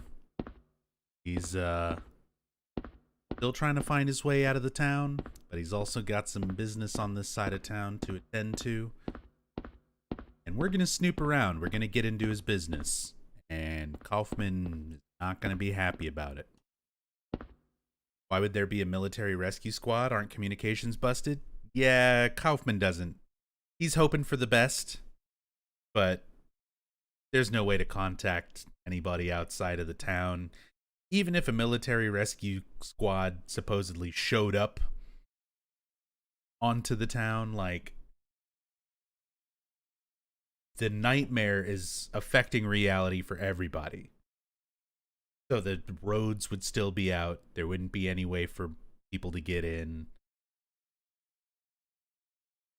Even if they tried, reality would probably bend around to prevent it. Because that's just kind of how Silent Hill works. Kaufman must have dropped this. It's full of stuff. Stuff and things. Got a Kaufman key. Seat. Check the calendar on the wall. We'll take a look.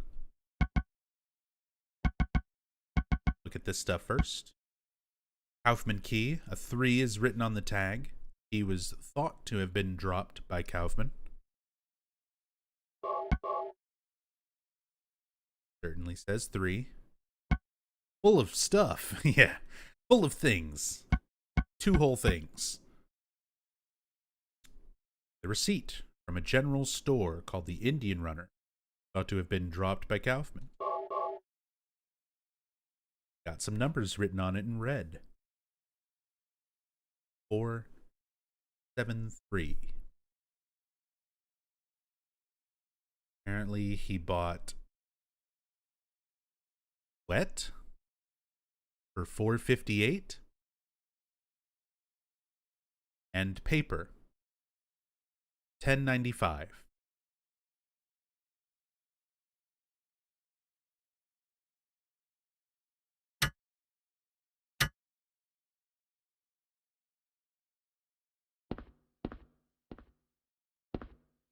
Oh, finger. So this enemy, the claw fingers, we first really kind of see him in the sewers. See him here.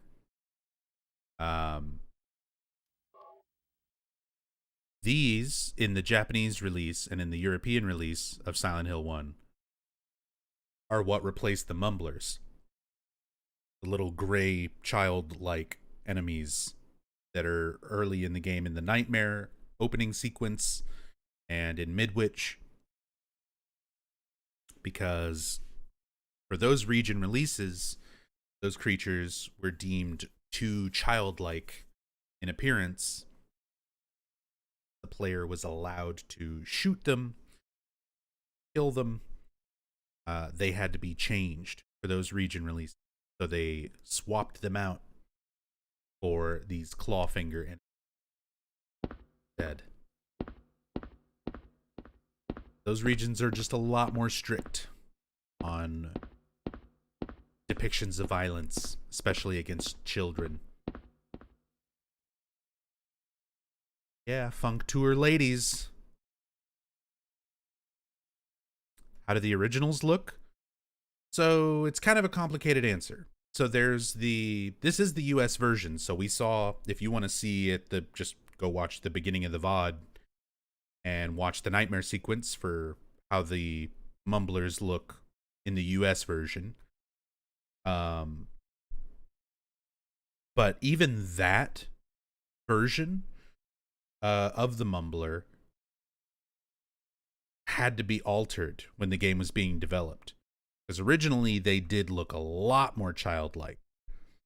So there's an interview where they're talking to Masahiro Ito, the game's creature designer, about the development of the creatures, and they specifically talk about the mumblers, where they originally were much, much more childlike in appearance, and they had their first variation of it, and they had to submit all of these things through what they call an ethics committee in the interview. So I don't know if that's an internal thing with Konami or if that was an overall thing for the ESRB at the time, but they had the design, they submitted it, it got rejected, they reworked it a second time, into a second design that also, was too much, and it wound up being like the third or fourth iteration of the Mumbler that finally became what was used in the US release. But then even that was too much for the European and Japanese releases. So they just took it out altogether and just had claw fingers. These guys.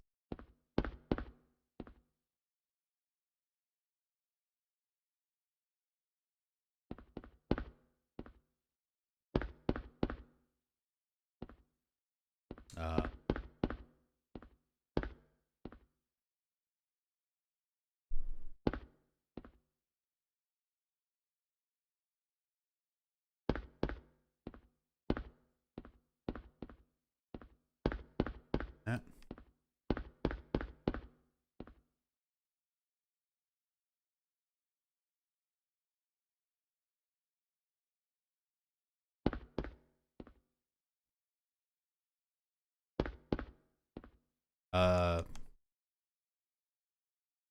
Robus. Calendar. The little poster here.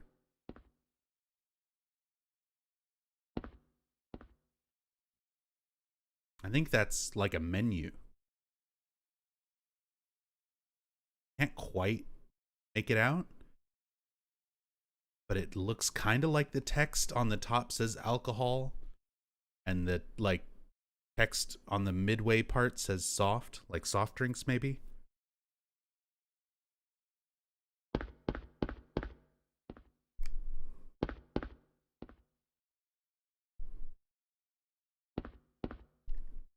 Buzz Fizz.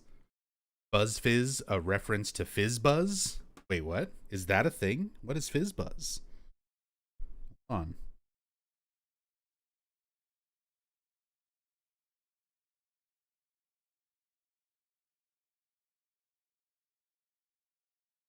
Is there a thing?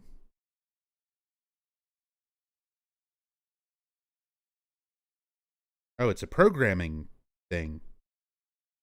Very simple programming task to determine whether the job candidate can actually write code. Huh. I'm completely clueless when it comes to coding and programming, things like that. So I didn't know that. Maybe that might be a reference there. It's a delicious Buzz Fizz beer. In this.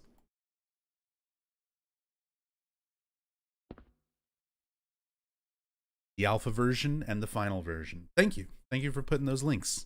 If anybody wants to see kind of that progression of the design, the Mumbler.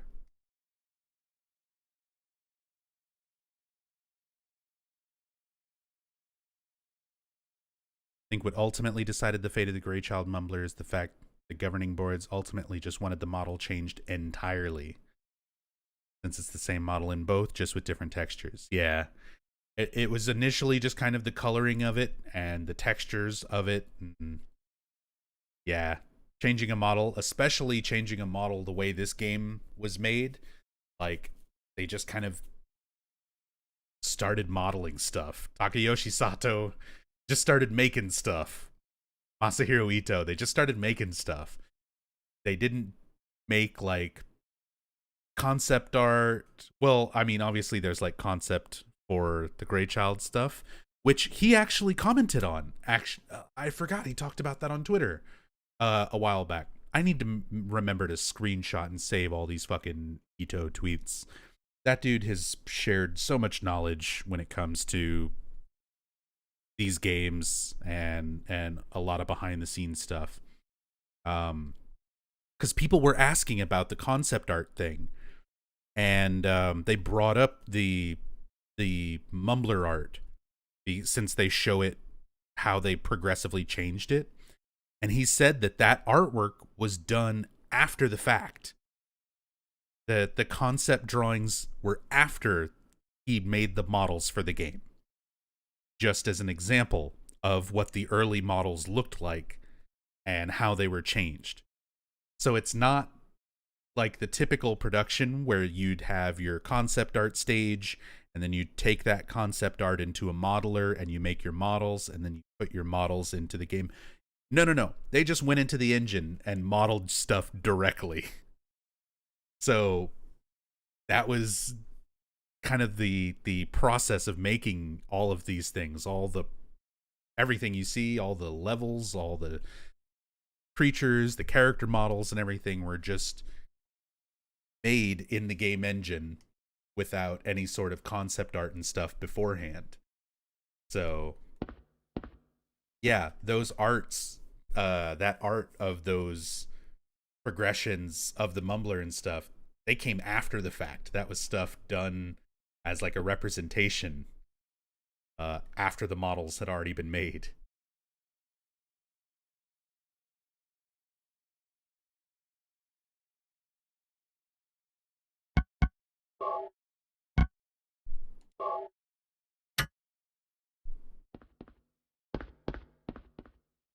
All right. Finish up our Kaufman quest. We've got the note to the Indian runner. Seat codes to get in the lock, get into the Indian runner. So our next stop. Thank you.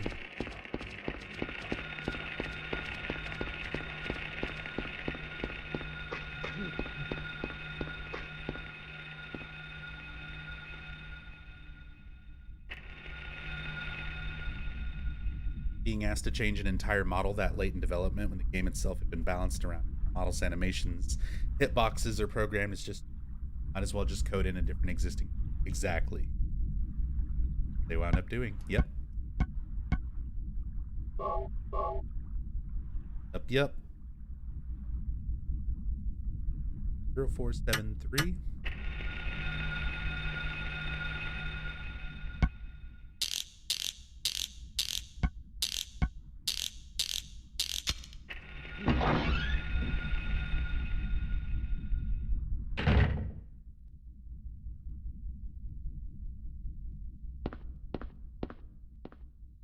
I think you already mentioned it, but the Harry memos saves are ever mentioned or referenced in other Silent Hill from Team Silent?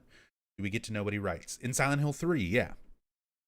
So I talked about it at the very beginning of the playthrough, but worth repeating. That was 11 hours ago. So we see that in the diner, in the very first save point, when you examine it, Harry just says, you know, maybe someday somebody else will experience bizarre events, just like, you know, he is going through.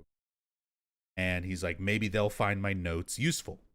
So he's coming across these notepads and he's just writing down his experiences, his thoughts up to that point. So those are your save points. But you never, in this game, you never see what he's actually writing down. But then in Silent Hill 3, you revisit a few of these areas where you come across Harry's notepads as Heather. So 17 years later, Heather reads the notepads and sees what Harry wrote. It's sad that it's only a couple of notepads. It's not like all of them. I really, really wish Silent Hill 3 would have let you visit more of Silent Hill that you see in Silent Hill 1. I understand why you don't get to, because they would have had to make PS2 versions and re-render all of these areas and things from Silent Hill 1. And it was easier and quicker and cheaper for them to just say, hey, we've already got all this stuff that we made for Silent Hill 2. Let's just have Heather get to Silent Hill and it's the Silent Hill 2 part of the town. But they give you a few little key areas, Alessa's room and that notepad, Lakeside Amusement Park and that notepad. So you get to visit those places as Heather in Silent Hill 3 and read what Harry wrote on the notepads at those points in this game. And it lines up well. It's surprisingly well done. Like, they definitely put a lot of attention into making 3 line up and sort of parallel in a lot of ways to Silent Hill 1. So things would work well since it's a direct sequel. Whereas, like, Silent Hill 2, very standalone. You don't really have to know anything about Silent Hill 1 to play and understand and enjoy Silent Hill 2. Silent Hill 4, very standalone. You don't have to know hardly anything outside of a few little referential things to play and understand and know what's going on with Silent Hill 4. But with Silent Hill 1 and Silent Hill 3, they really go together super, super well. A nice story continuation. So yeah, you get to read a couple of Harry's notes in 3.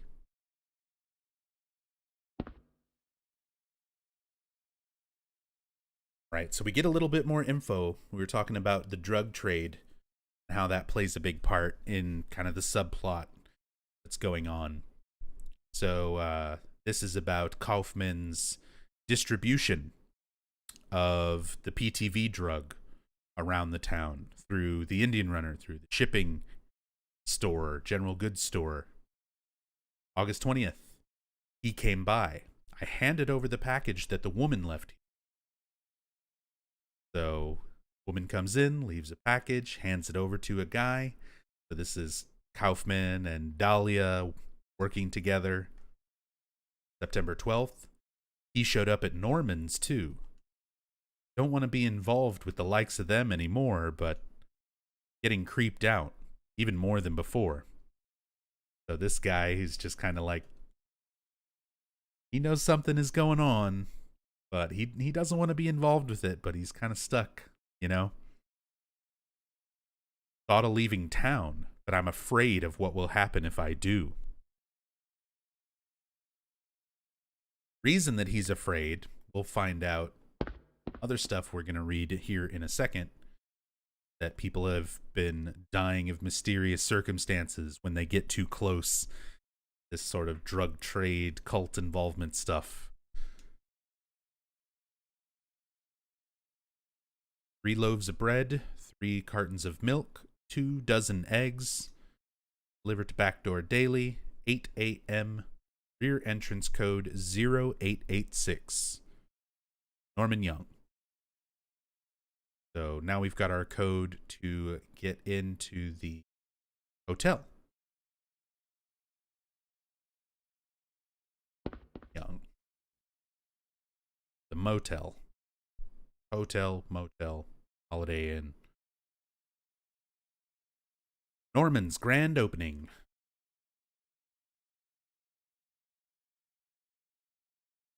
Little reference to the Bates Motel.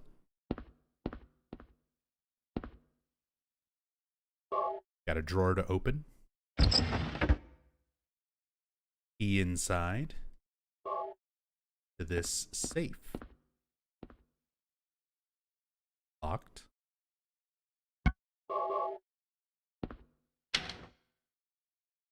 Use the safe key.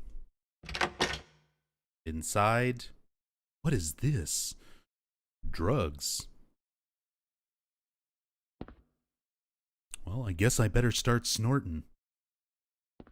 Nope, you don't take them, you don't do anything with them. They're just there. They're there for plot convenience.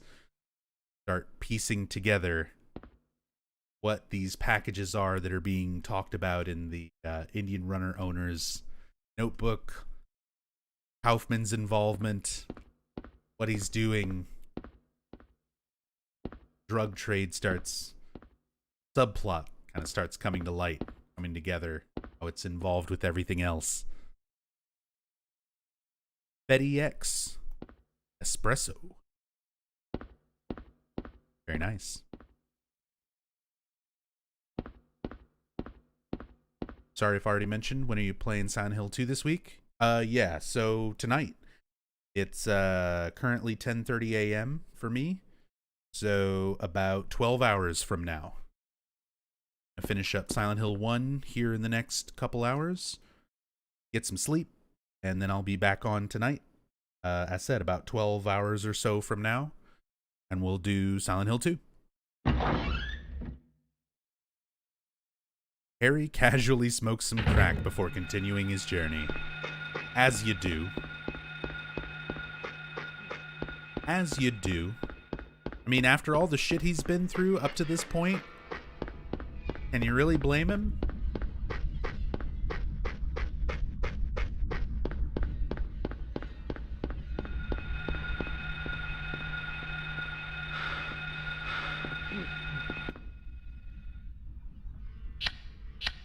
Six.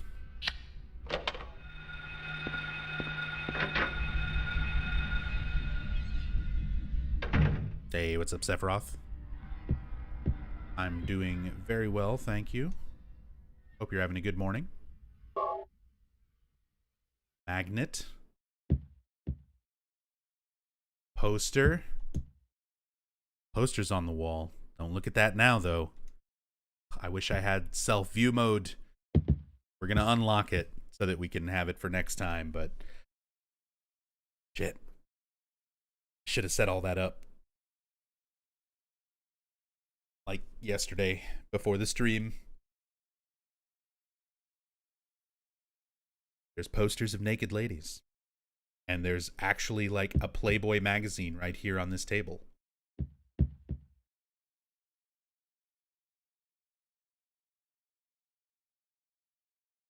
That PlayStation 1 pixelated booty. Naked torso.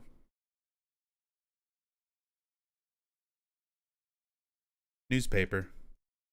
The same date as the one in the hospital. So, if you didn't investigate the newspaper, you didn't examine the newspaper in the hospital, Harry would not read this newspaper right now. So this is one of those progressive note things that they have in this game, where you have to look at certain things in order to be able to read other things later on. If you don't, Harry's just like, it's a newspaper, nothing important, and he doesn't read this. Investigation stalled. PTV dealers still at large. Suspicious deaths continue, like the anti-drug mayor. A narcotics officer dies of a sudden heart failure of unknown origin.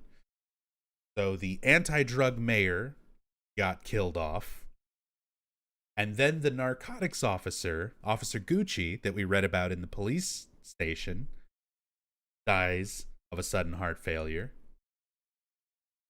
So all these people who are involved with this drug trade that's going on, people who are getting too close to it that might interrupt it, Dahlia doesn't want that. Kaufman doesn't want that.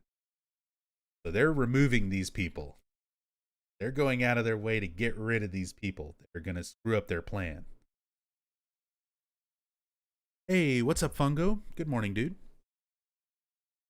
Dahlia's got a death note. Yeah, kind of.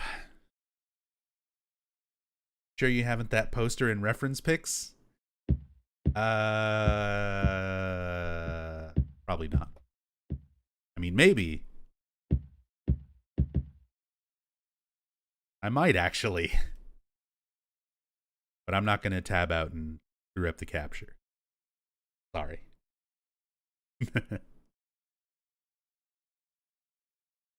Radio on top of the cabinet. Completely dead. Maybe it's broken. Look at all this awesome lore about the town before Harry showed up. Sure would make for an interesting prequel. Wouldn't it? Sure you don't want a game about a trucker with daddy issues? TV set. Power must be out. Doesn't work. Another notebook we can read over here. September 10th. Took package. Told to sit on it a while.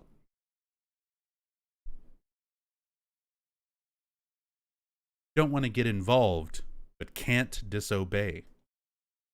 It's probably linked to the death of the mayor and others.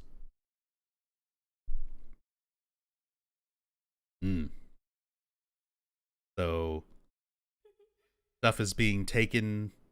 Kaufman using Alchemilla Hospital, manufacturing the white Claudia that grows around Silent Hill into the PTV drug, distributing it through the Indian Runner and through the motel to the cult and to tourists so that he can make money.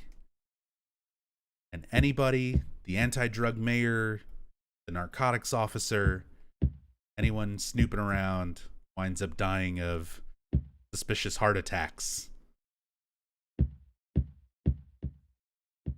Things are piecing together now with this whole drug subplot. This is why earlier when somebody was mentioning, I think that was Druzilla, that was mentioning like playing this game a long time ago and didn't remember any of the drug stuff. It's all very optional. You've got to really go out of your way to read a bunch of extra notes to be able to read these notes and start piecing a lot of that stuff together. I think they got the subplot from Rosemary's Baby. Reminds me of the cult in that. It is very similar. Very, very likely influence. It's hard to pin down all of those influences and references. There's just so much that Team Silent looked at and kind of utilized in this game that's so similar to so many other things up to that point in time. And then, like, you have your obvious references, things that are like direct reference to David Lynch, direct reference to Stephen King, you know, a picture of Stephen King in the diner, and posters on the walls for Pet Sematary and Harry, where it's like, okay, a lot of those are like very, very on the nose. Yeah, Kindergarten Cop, of course. We talked about it. I showed all the comparison screenshots for Kindergarten Cop earlier when we were going through Alchemilla. So we went over Kindergarten Cop already. But yeah, there's that stuff that's like more direct. But then there's a lot of things where it's like, yeah, there is some similarities to Rosemary's Baby and a lot of other things. So much. They brushed up so much on specifically like Western horror literature and films to utilize a lot of those things, references and influence for this game. Really works out.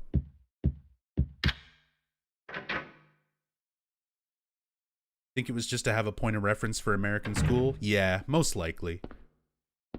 I mean, somebody on the team might have specifically maybe liked that movie. As somebody else brought up when we were talking about it earlier, Arnold Schwarzenegger was very big in Japan. He did a lot of commercials and things in Japan around those years. So it might have just been kind of a popular movie around that time that they would have been like, hey, it features a typical American school. We can use that to model a few things and take a bit of inspiration for our typical American school. So I think that was the idea.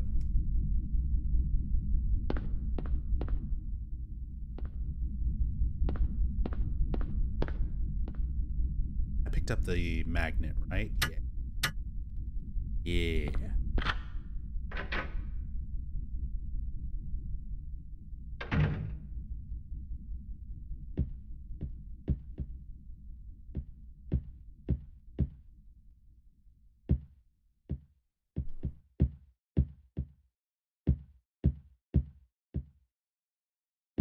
These must be some cheap, shitty ass hotels. Because, no toilet.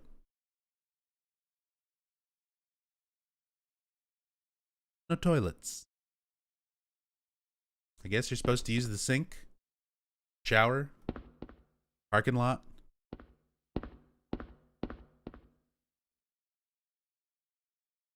have to be going now. Thank you so much for getting back to in-depth Silent Hill playthroughs. Made my day getting up till now after work. Can't wait for Silent Hill 2. I'll see you later tonight for Silent Hill 2. Hopefully you can come by and chill again, Gaston. But yeah, thanks for hanging out, all the discussion, and chilling and enjoying it. Have a good one.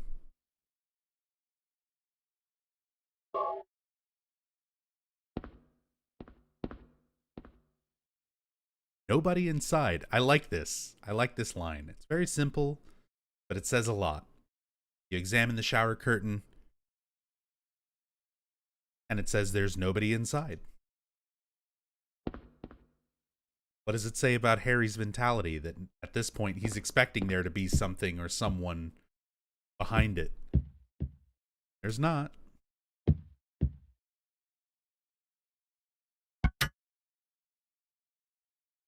thought you'd get some dialogue with this poster before you push the shelf, but this was also slightly different.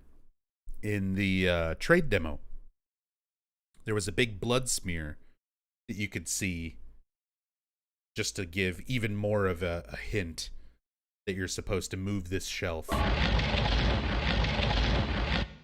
And I guess maybe for the final retail release, they decided that was a little too obvious. So instead they put the poster that's like partially covered.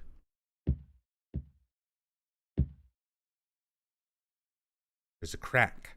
Something glints inside. Crack is too small to reach in. Good thing we have long, thin magnetic rod with a string attached.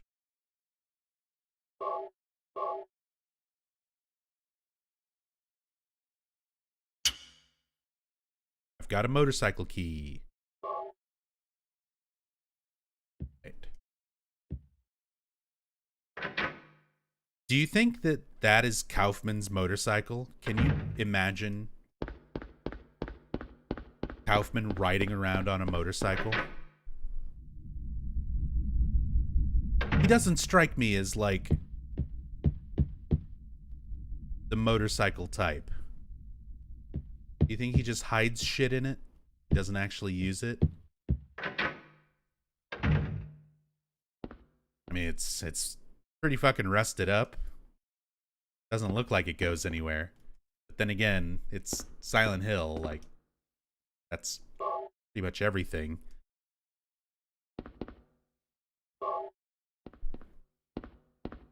Rusted up and doesn't look like it's moved.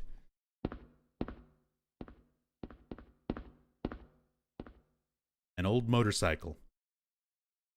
Looks like it's been sitting here for years. That's weird. The dust is wiped away, just around the gas tank cap.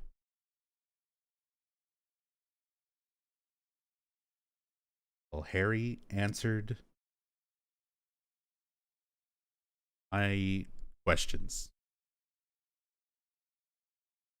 It's just a hiding spot.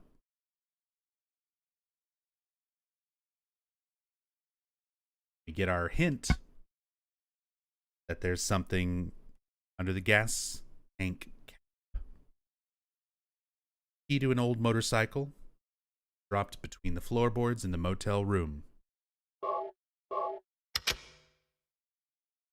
Use the motorcycle key. A small glass vial wrapped in a plastic bag. So I was talking about the Agloophatus earlier in the hospital. We go into the director's, Kaufman's office. The office has been trashed. Somebody found a jar of red liquid and smashed it deliberately. So just to kind of recap that discussion,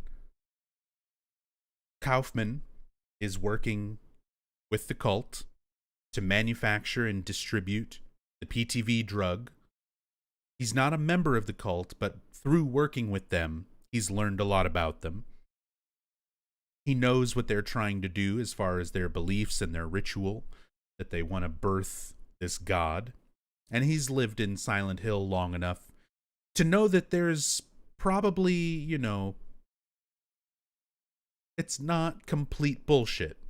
There's a lot of weird stuff that happens around Silent Hill. Just enough to where he's like, maybe I should take some precautions just in case this crazy cult actually goes and births some sort of demon god thing. So he does some research, and he learns about agglophatus, and obtains some agglophatus, a substance that can be used for exorcising demons and expelling demons. So just in case he's got to expel a god/demon from a host, he's got some agglophatus. Problem is, in his efforts to get that agglophatus, Dahlia finds out about it. She knows he's got some. So he deliberately hides, quote-unquote hides, a bottle of agglophatus in his office where he knows she'll find it and destroy it. But then he has this bottle stuck away with the hidden key. It's such a painstaking task of going through this whole quest line, going to the Indian runner, getting that combination, finding out the combination to the hotel, getting the magnet, the key to his hotel room, moving the dresser, using the magnet to get the key to the motorcycle, and opening the gas cap to find this very well hidden bottle where Dahlia didn't think to look, so that he could essentially fool Dahlia that when she found the bottle and destroyed it in his office, that was all he had. So Dahlia thinks, no worries. Kaufman, he knows too much, but he can't stop the ritual without that agglophatus. Kaufman, being the sneaky devil that he is, has his actual bottle of agglophatus.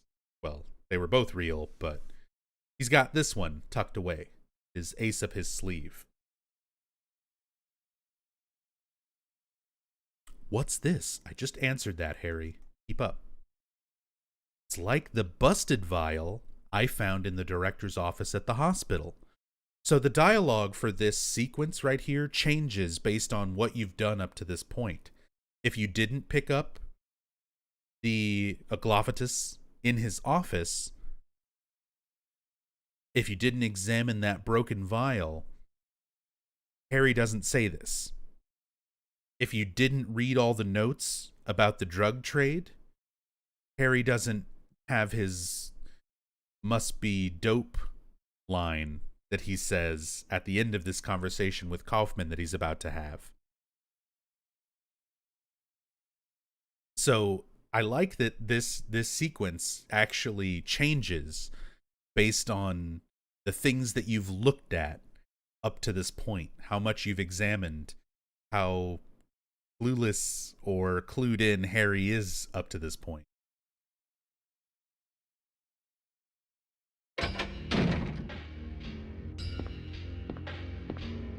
Give me that. What is this? That's none of your business. Instead of messing with that, how about coming up with a way to get out of here? You shouldn't be hanging around here goofing off. What do you think you're doing? You want to get yourself killed? Get out of here. Okay, take it easy.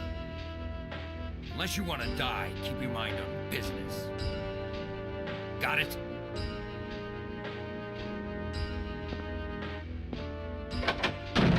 That guy's gotta be involved in the local drug racket. Man, was he pissed. In such a rush, too. There was probably dope in the bottle. Anyway, better let him do as he pleases. There's more than my life at stake. Guess I wasted my time. Better hurry. Worried about Cheryl.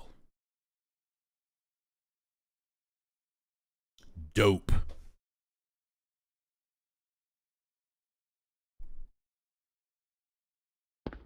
So Harry kind of has stuff figured out. We've read enough of the notes. He knows about the local drug racket. He suspects it's dope in the bottle, but at this point, there's no reason for him to think it's, you know, demon-repelling agglophatus. And yeah, that dialogue, all that interaction changes based on how much notes you've looked at up to this point, how many things you've read, and how well Harry kind of knows the situation. One thing that's interesting to point out is in the trade demo for Silent Hill 1, which was a version of the game sent out before retail release, is given to like magazines and strategy guide people so that they could make guides and put reviews in magazines, things like that. The trade demo version of Silent Hill 1, that last bit of dialogue there where he talks about must be dope and, you know, all of that is voiced. It's actually voiced dialogue. And for whatever reason in the final version of the game, they decided this should be Harry's internal monologue. So it's just text on the screen now. I've got a few theories on that. It may have been a change just to be more consistent with when Harry talks out loud and when Harry has internal monologue that's just text on the screen. Or because of the variance in that dialogue based on the things that you do up to this point, it was too much varying dialogue to have it all voiced for the final version of the game, so they decided to just cut the voice lines altogether and just make it text. I don't know for sure, but it's interesting playing this on the trade demo and seeing that last line of dialogue actually get read out loud.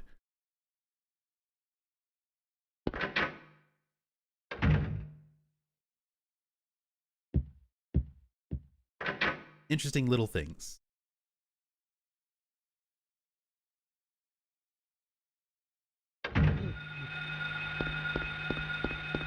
All right. So we've done all of the Kaufman quests.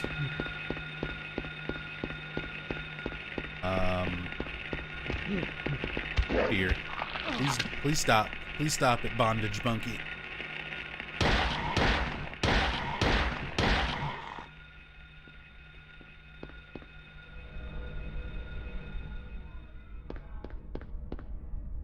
Want to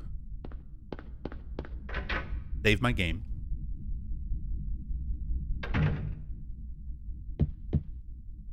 Just in case I get any sort of crashes or anything. Now that we've finished all of that, we don't have to redo it.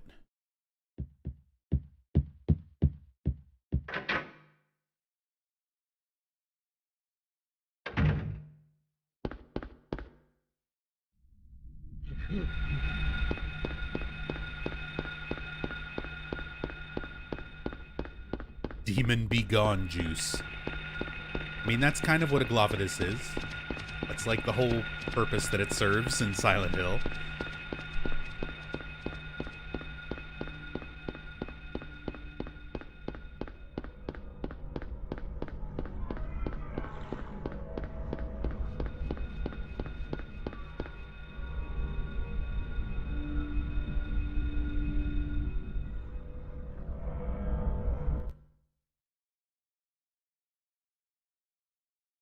Now we get to see an actual transition to the other world. Oh. Oh. Oh.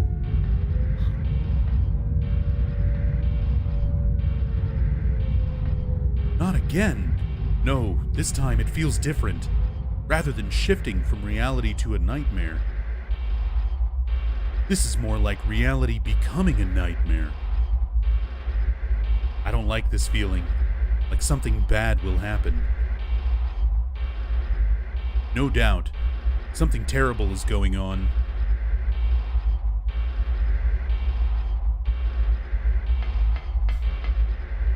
I just love the line delivery of Harry there. When he says, "Oh? Oh!"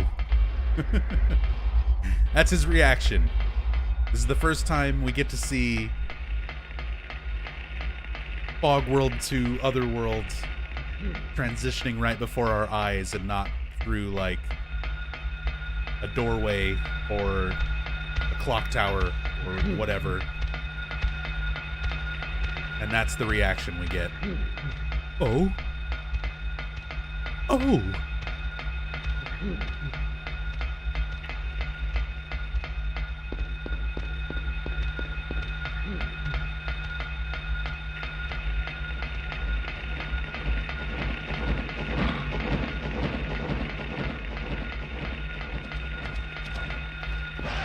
Nope.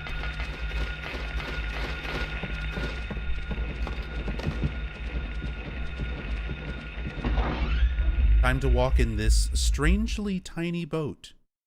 Harry's like taller than the doorway when he's standing outside of it, but it's magically bigger on the inside, like a TARDIS.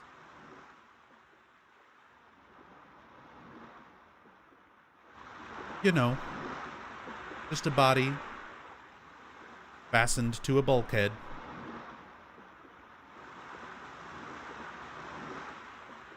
Body stuck to the bulkhead.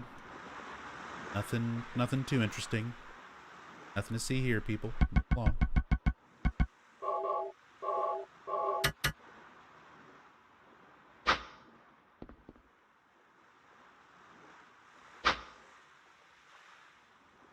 Worth a shot.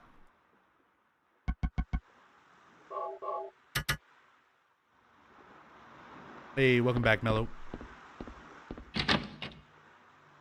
What did you miss? Everything. You missed us talking Sybil. about dope. Harry! How did you get back here? I followed the sewer. Were you the one who cut the fence? Yeah. I'm glad you made it. I was worried about you.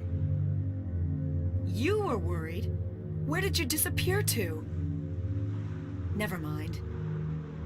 I want to know what's going on here. What is with this town? This may sound really off the wall, but listen to me. You've got to believe me. I haven't gone crazy and I'm not fooling around. At first, I thought I was losing my mind. But now I know I'm not. It's not me. This whole town. It's being invaded by the other world. By a world of someone's nightmarish delusions come to life. Little by little, the invasion is spreading, trying to swallow up everything in darkness. I think I'm finally beginning to understand what that lady was talking about. Harry, hold on a minute. I don't get it. Look, I don't understand it all myself. I guess I can't explain it. Well, what's making this happen? I don't know that either. But I do know Cheryl is there. There? Under whoever created this darkness. Cheryl is somewhere and she needs my help. Harry, this whole thing's been a major blow to you. You need to rest. Sybil, The demon is awakening, spreading those wings. Dahlia Gillespie. Was it not as I said? I see it all now. Yes, everything. Hungry for sacrifice, the demon will swallow up the land. I knew this day would come. And what's more, the task is almost finished. There's only 2 left. To seal this town to the abyss, the mark of Samael. When it is completed, all is lost. Even in daytime, darkness will cover the sun. The dead will walk and martyrs will burn in the fires of hell. Everyone will die. So what am I supposed to do? I've got to save Cheryl. It is simple. Stop the demon.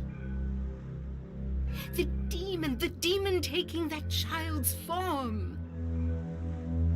Stop it before your daughter becomes a sacrifice. Before it is too late. Stop it! Stop it! What do I do? Go to the lighthouse on the lake.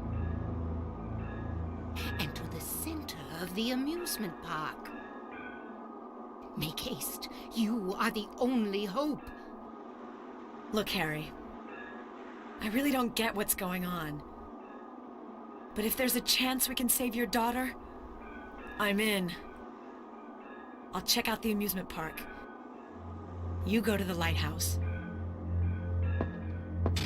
Sybil, thanks.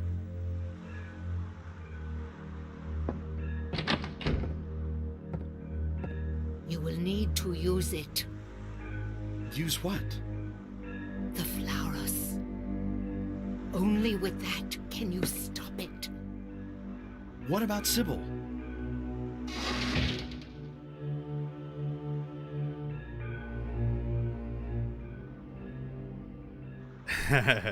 Yeah, Dee.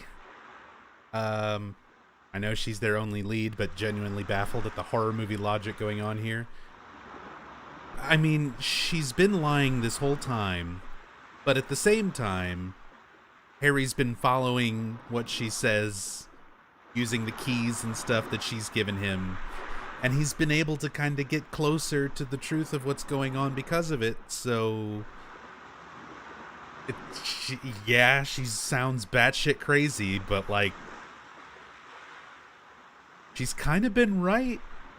At least in directing him where to go and what to do, more or less.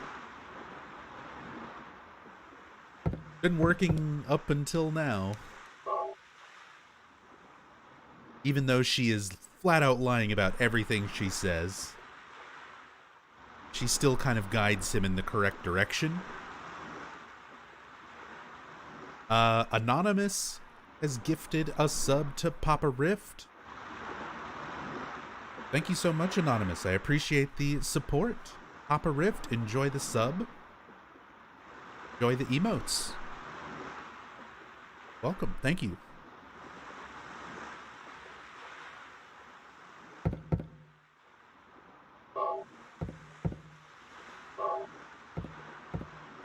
Grab some things. Make a save.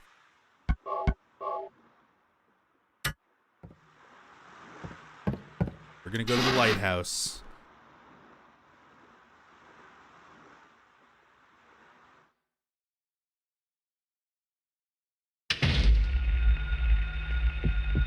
A staccato.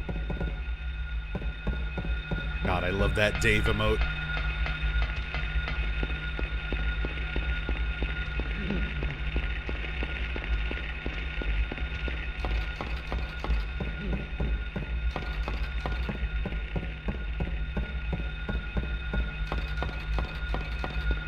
Dahlia's Navi.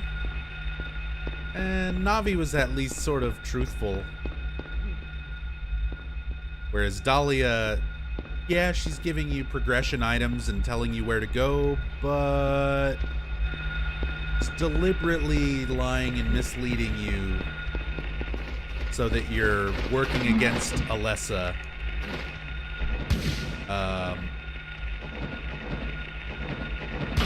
Poor Harry. You know, he's just being manipulated by everybody.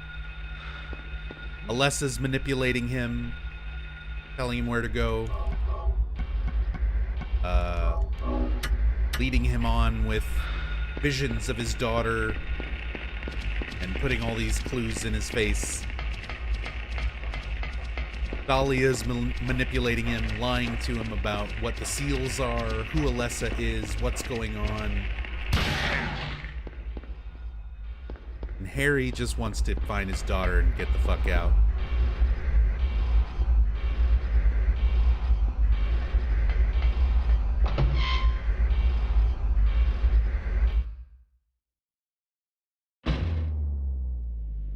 I love the sound here. like music.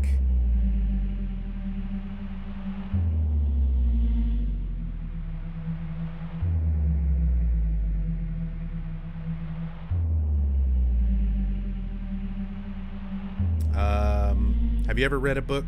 What's up, sleeping dogs? Yeah, it has been a while. Hope you're doing well. Ever read a book, Silent Hill: The Terror Engine? That is one of Bernard Perrin's books. I have not read it. I'm not big on non-official novels and books and things like that when it comes to the Silent Hill series. Turn up the bass. I'm familiar with his works, but nothing that I've ever read too deeply or thoroughly. That's it. Not my thing. Not big on what's essentially glorified fan fiction.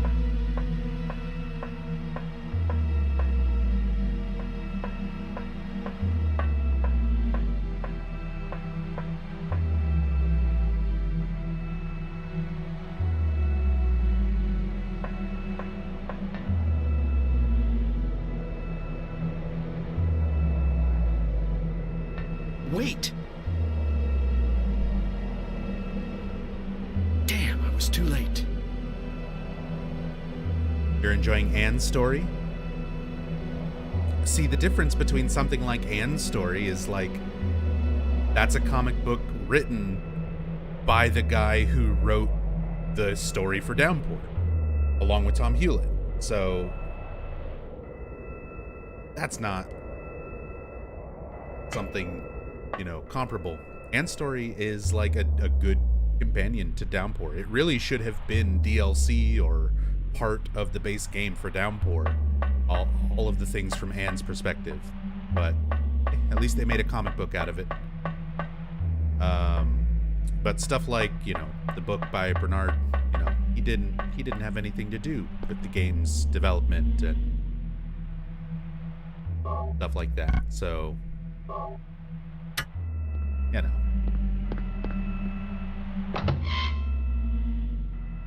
Not to even, like, talk too bad on it. It would be like, I don't know, if I wrote a Silent Hill novel.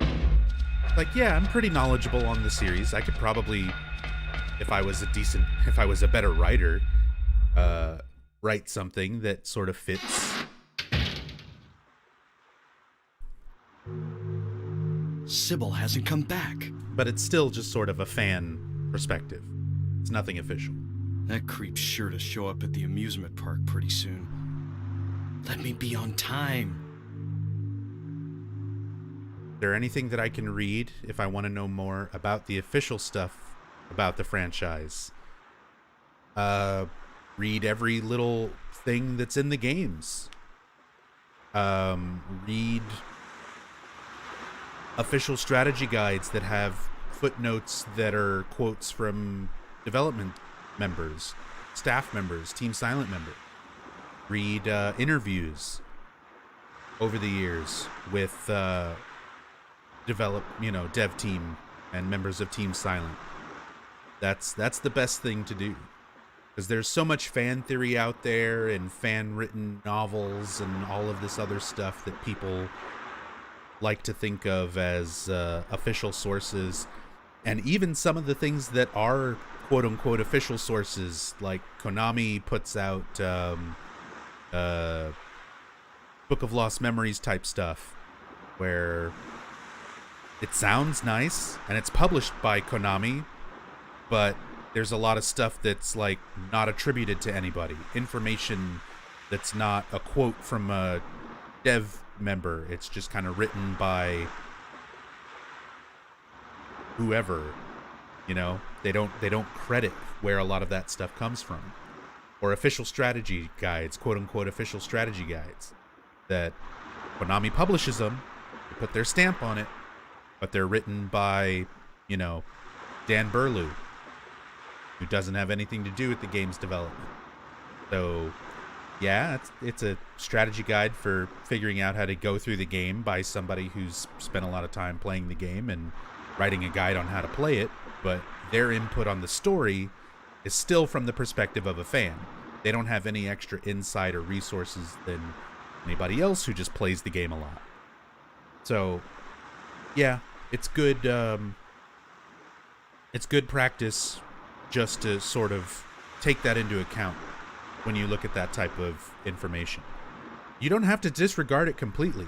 Just take it with a grain of salt when it doesn't come from directly from a game, or a note from a game, or a manual that came with a game, or a Team Silent dev team member interview. Those are like, that's kind of like my tier list of citing information sources. It's like, first and foremost, information that's in the games. You play the game, and it's dialogue that somebody says, or text that's on the screen when you examine something, or a note that you can read in the game. First and foremost, that's what I go by. Secondary out of that is supplemental material. They released Silent Hill 4 and put a bunch of stuff that the dev team put together, and they just threw it up on the Konami website. You know, it's made by the dev team, it's put out there to go along with the game, but it wasn't included in the game itself. So official supplemental materials like that. And then developer interviews, information that Masahiro Ito said in an interview, Akira Yamaoka, Hiroyuki Owaku, Takeyoshi Sato, any of the key members of Team Silent talking about stuff in an interview. That's like next tier of info, and then kind of after that it's like comic books, fan novels, things like that. You know, non-official sources.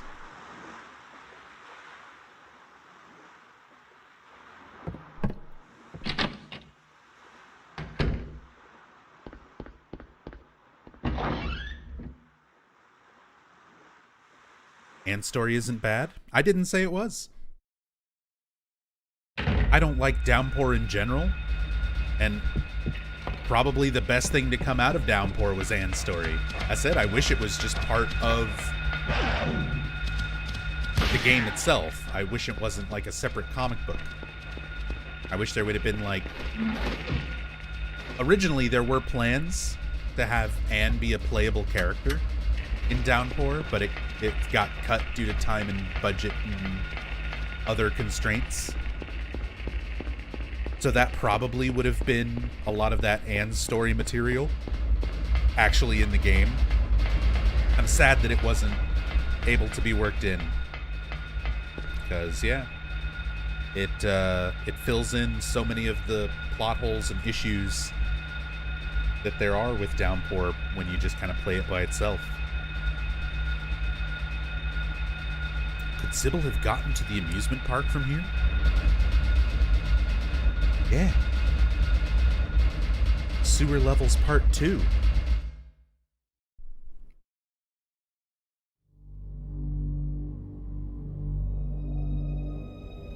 Oh no, Sybil!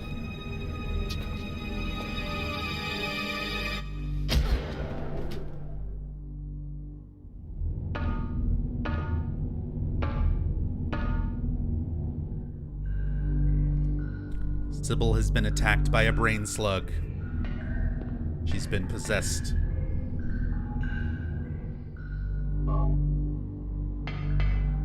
More seals of Metatron in non-safe spaces. Alessa, she's still trying. Giant seals of Metatron everywhere throughout this section of the sewers, but they're no longer warding off the darkness. The other world is slowly consuming everything. And Alessa's power is waning.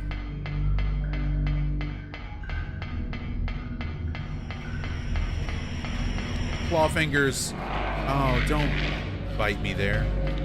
Not into that.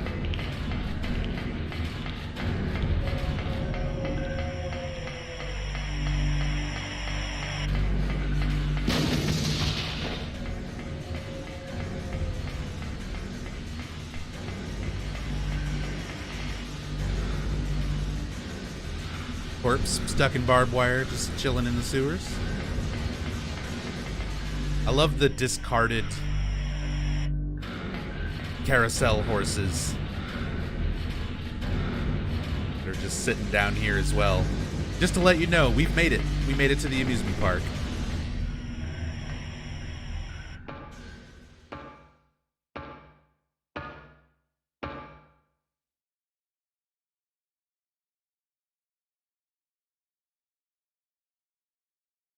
All right, so I have to show the glitch. There's not a whole lot of situations where during the story playthroughs I usually don't show a whole lot of the glitches and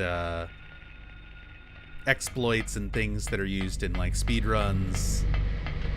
But this one is just too good to not show.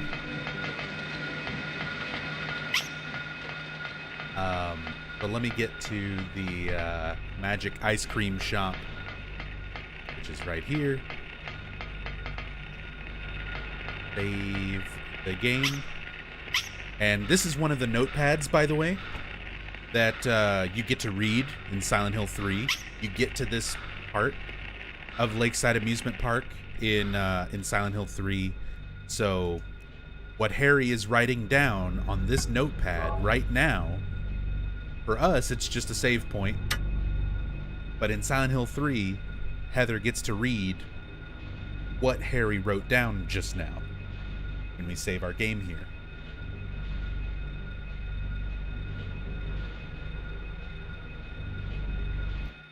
All right.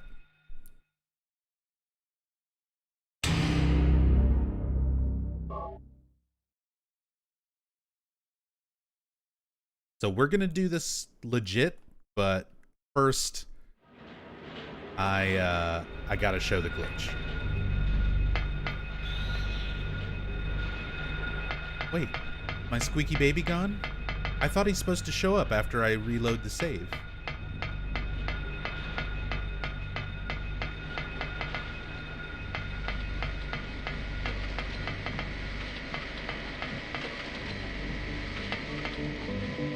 Where's my squeaky baby? I thought he shows up there if you reload the save. Is it because I let him fade away before I made it? Oh no.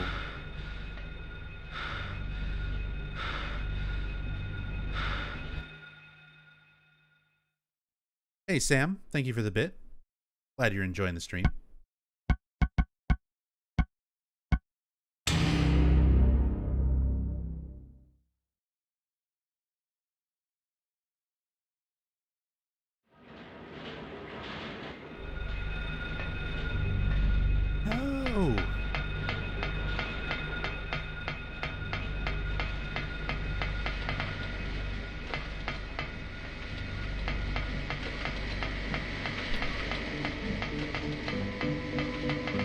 I think I may have exhausted my supply of squeaky babies.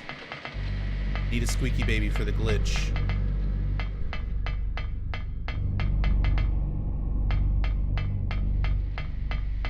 No, you can't use the Grey Child. It has to be a larval stalker.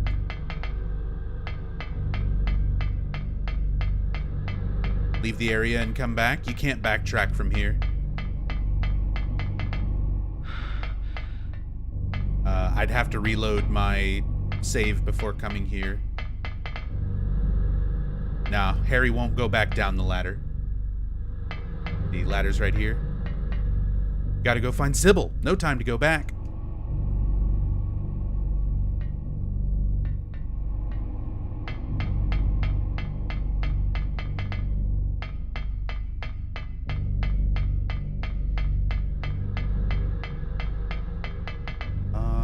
Well, shit. I could have sworn all the squeaky babies come back when you save and reload. Let me look around a little bit more and see if I can maybe find one that's like tucked away somewhere. Because there's usually a few of them.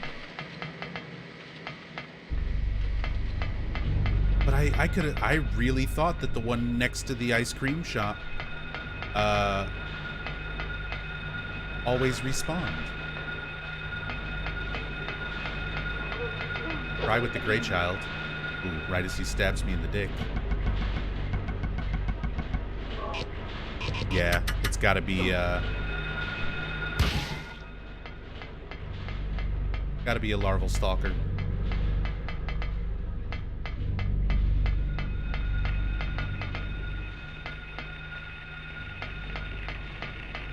One, or is this a gray child?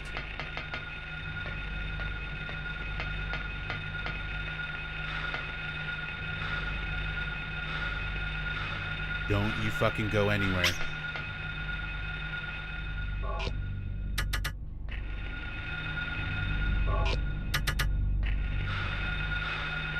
Oh my god, D-pad.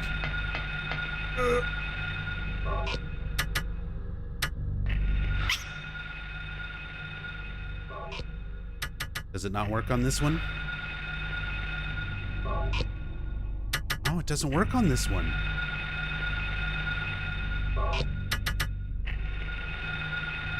He's gone. Fuck.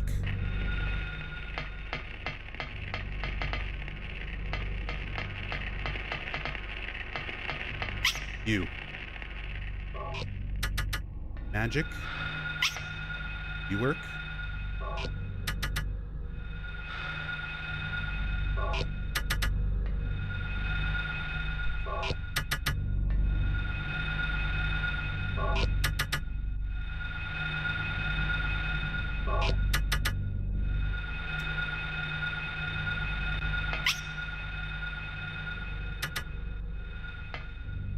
He's gone. He's gone. Fuck. I've only ever gotten this to work on the first one when you come up the ladder, the one that's normally used in the speedrun, and the one that's right next to the magic ice cream shop. Those are the only ones I've ever actively gotten this to work with. So I wasn't even sure if it would work on the other ones.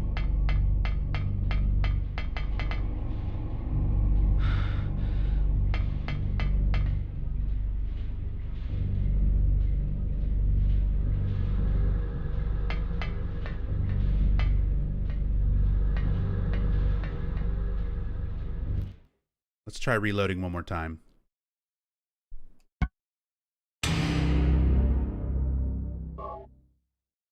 Maybe a full reset. Right now I'm just kind of doing the soft reset. Maybe a hard reset will do it. Oh.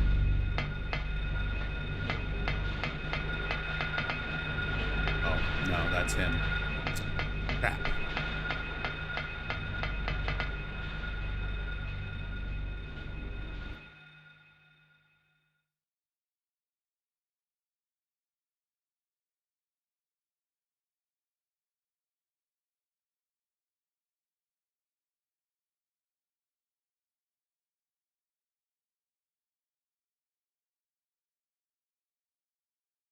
Crash? Crashing?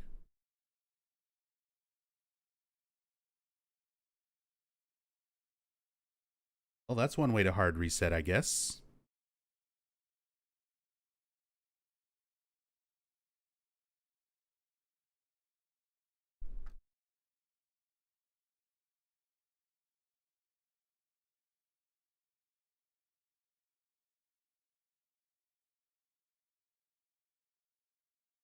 I've read that Harry, at least look-wise, was based on Humbert from Kubrick's Lolita. Was curious if other characters' look was based on anything. Didn't really find much. Do you know something? Not as far as I know. And I didn't think it was his appearance that was based on it. I thought it was his name.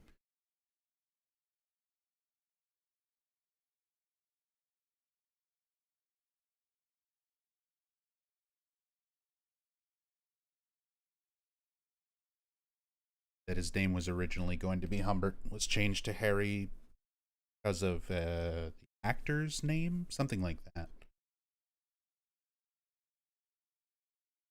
If Fungo is still here, Fungo might know. That's something that they talk about in Real Silent Hill Experience.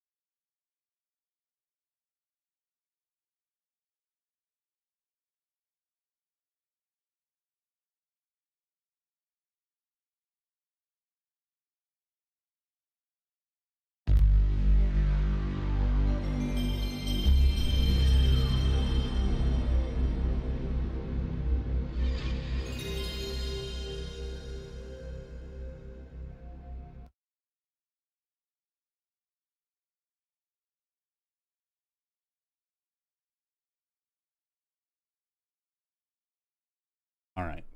We'll try to see if the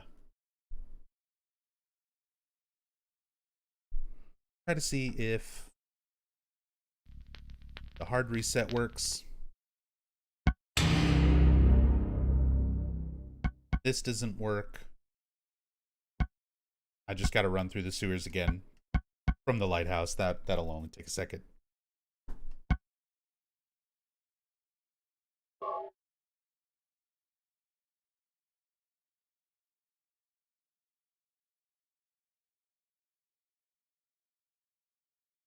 Be the baby.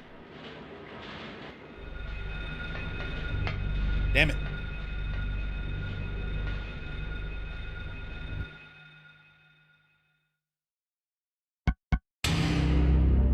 Running from the lighthouse. Because this glitch is too good. I'm not going to pass it up. Gonna show it.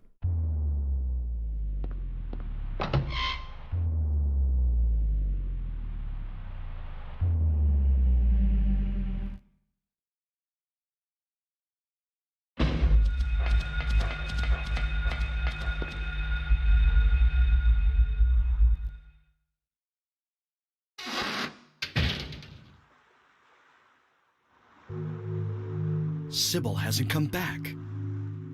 Worry. And go find Sybil. Splash Kool-Aid.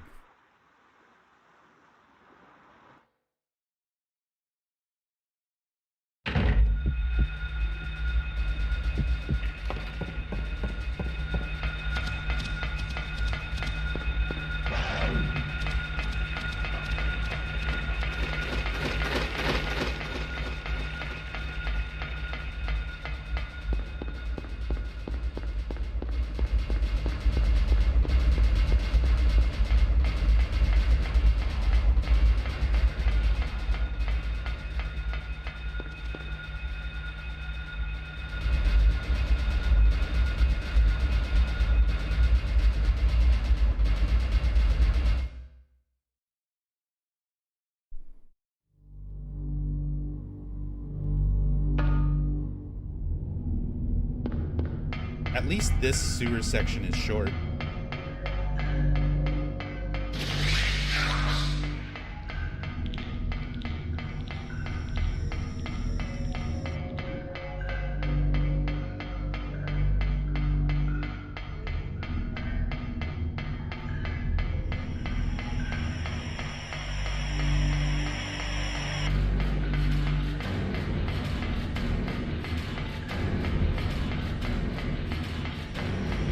We're gonna get a claw finger in this hallway this time, because there was only one out there in the main hallway.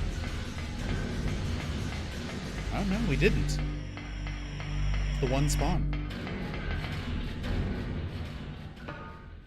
All right, let me not mess this up.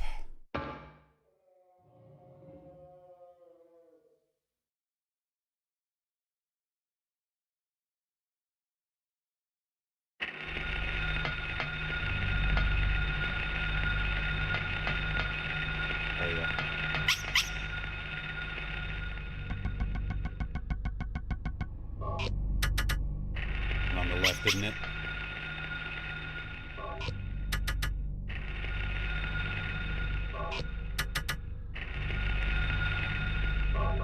There we go.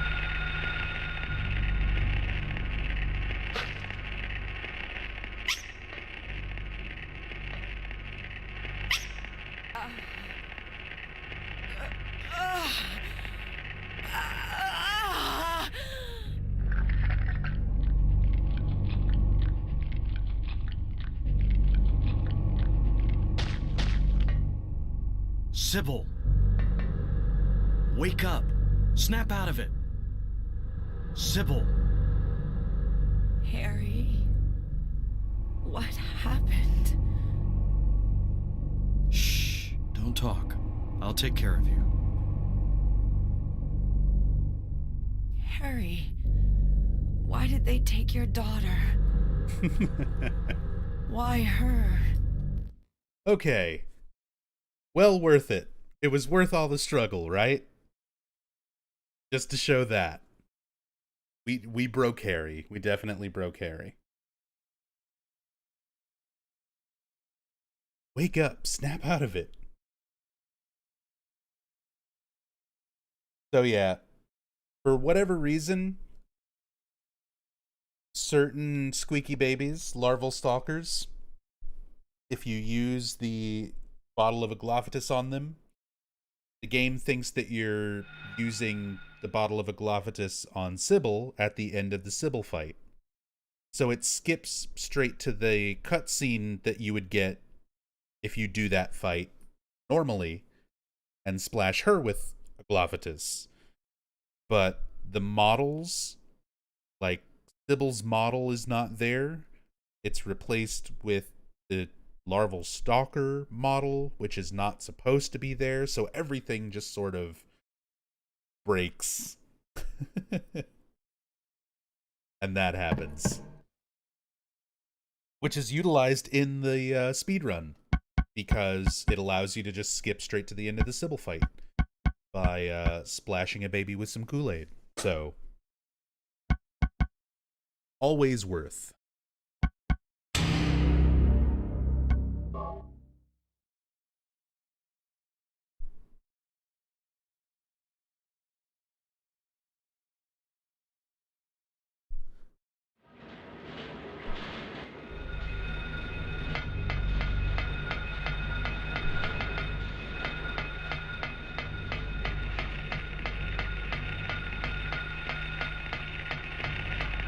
So now let's do it for real.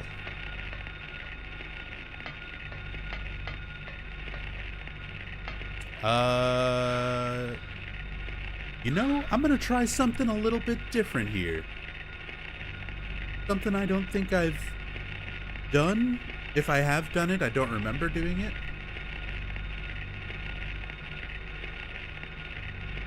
I'm actually gonna fight Sybil for her first phase so that I can show a cool animation that she does in her second phase. But then instead of killing her in her second phase, I'm going to use the aglaophatus on her to try to end the fight and go for the good plus.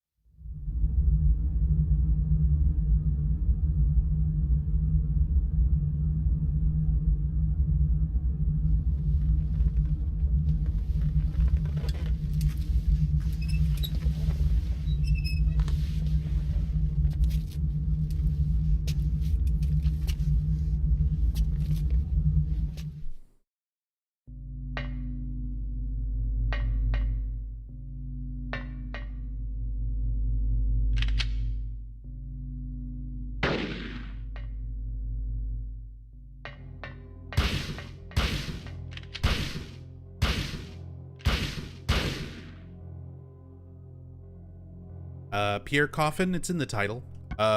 Exclamation point duck. Emulator called Duck Station. You type exclamation point duck in chat, you'll get some more info.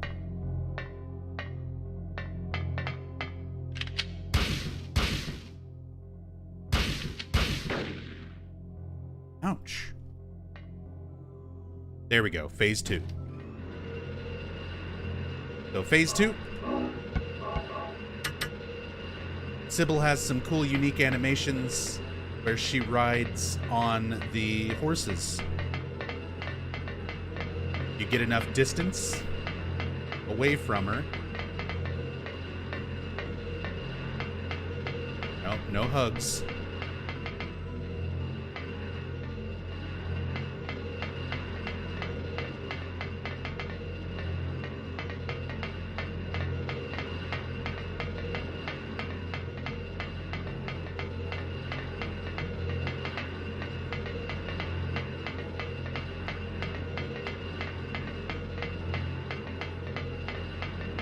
can be kind of tricky getting it to trigger sometimes.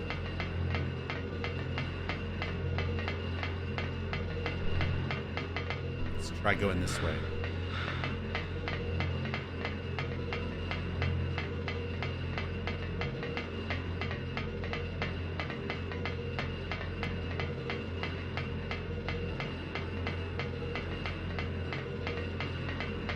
Come on, Sybil.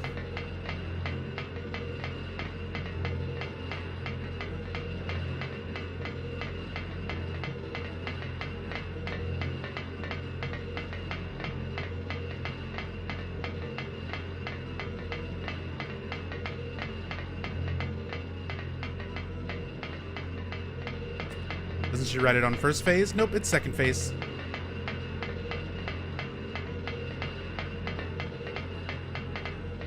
First phase, she's super aggressive. Second phase, she gives up on her gun, so you can get distance from her without her attacking, and she'll get on the horse. It can just be finicky sometimes.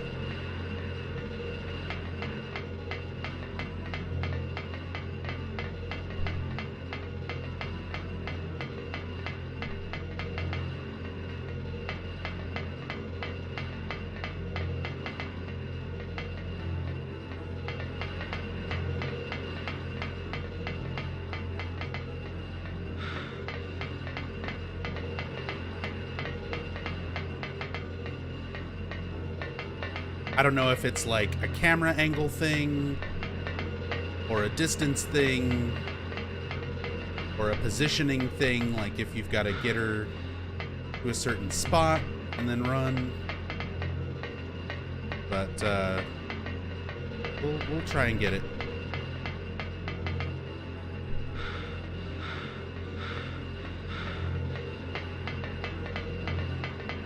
God, my controller is getting so fucking frustrating.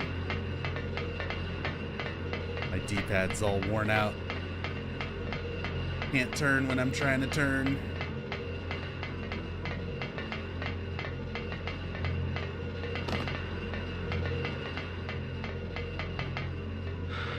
Maybe flashlight? I didn't think the flashlight had anything to do with it, but we'll try. Maybe she has to lose me.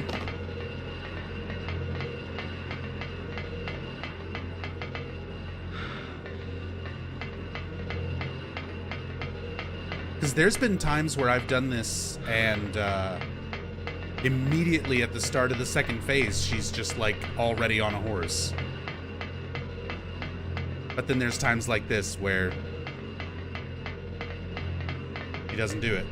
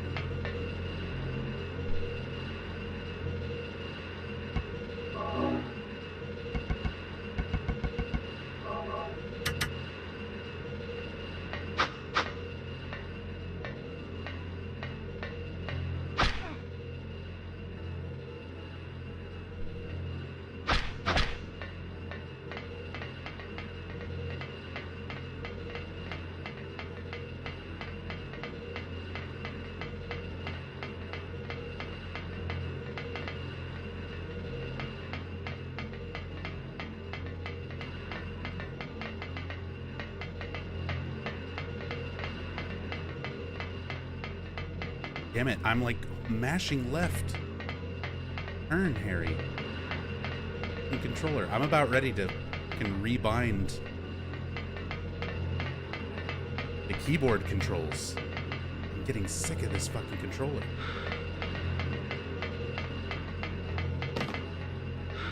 Dude, like my left button on the D-pad is like not working most of the time.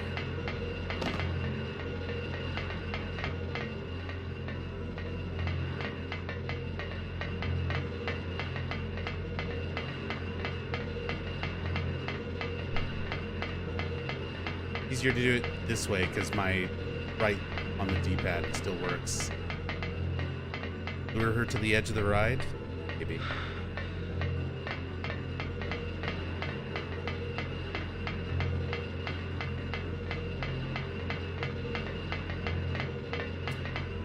Right back to the inside.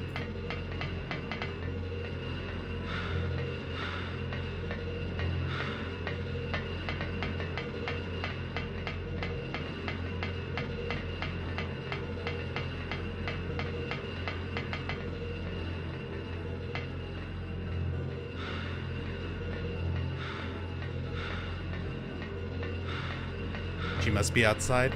I don't believe anybody's advice. As said, I've literally shown this on stream.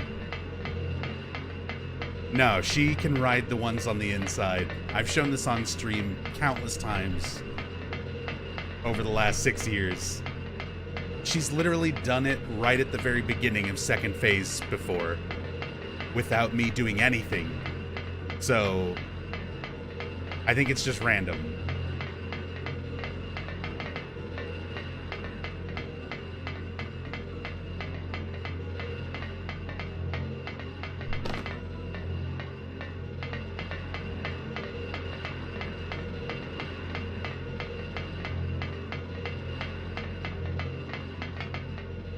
I wonder if the widescreen FOV is affecting it. I wonder if it's like she has to be outside of your FOV, but because it's being modified, it's not working. Like something to do with the emulator.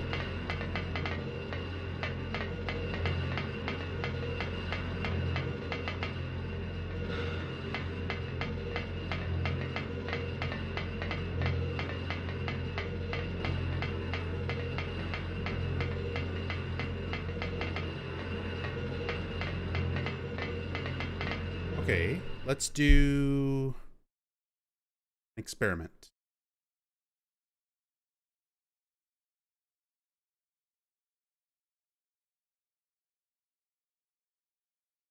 No widescreen hack.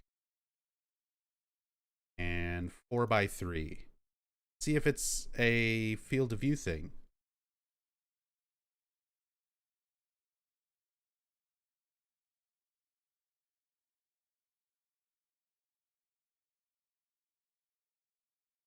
My controller die? What the fuck? Now I can't unpause.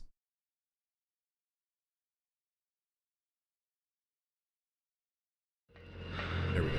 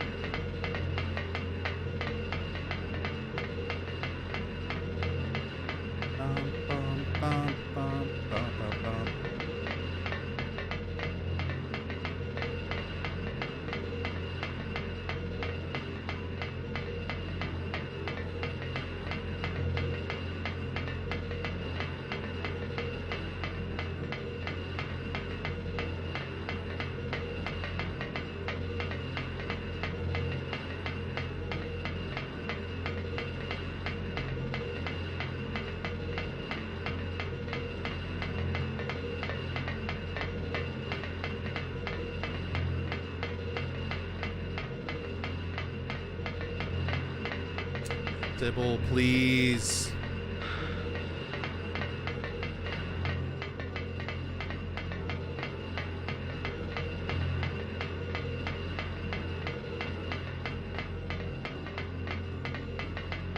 Dockstation devs the same from PPSSPP? I don't know. I do not know.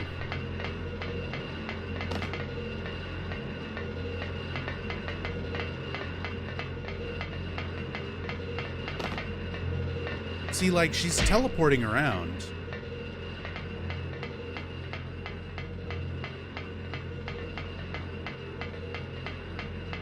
She's just not teleporting onto the horses.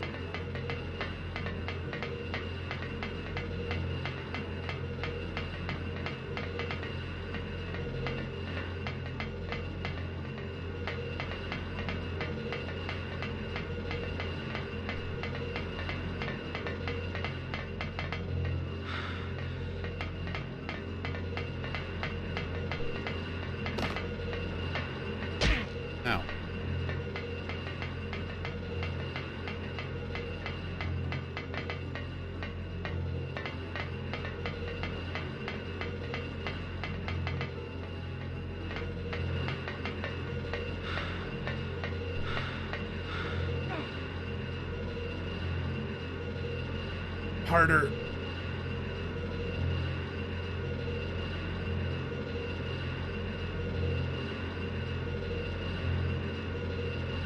Come on, do it.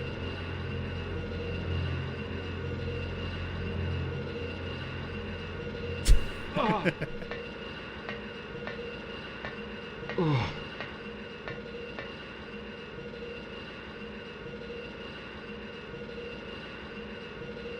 right.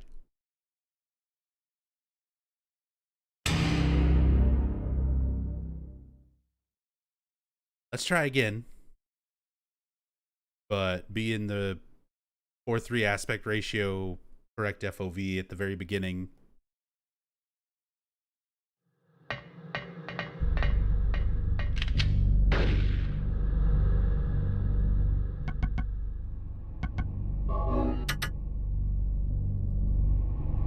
And yeah, it's definitely phase 2. Doesn't happen on phase 1, I'm pretty sure. Do a little running around just to kind of be sure, but pretty sure these don't even move. Oh, they do. It is phase 1. I'm just stupid. There she goes. Oh my god, I'm just dumb, you guys. It's literally phase 1. Did you hear the laugh? Yeah, you told me. You told me, punk. You told me, hyperpunk. I just misremembered. I could have sworn it was phase 2 after the horses start moving.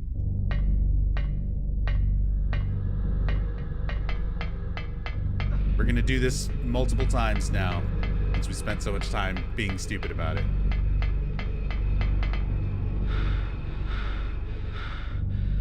Yeah. You missed. Okay. Why does she do that, though? For fun? Just a fun little kind of secret animation?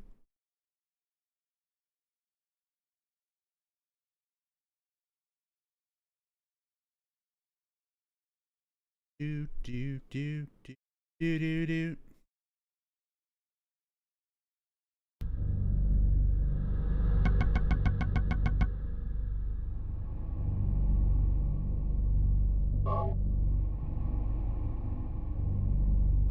Oh, shit. Actually,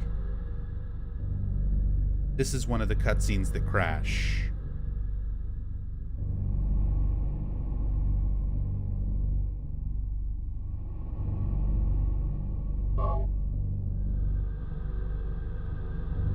Well, one of the cutscenes that's coming up.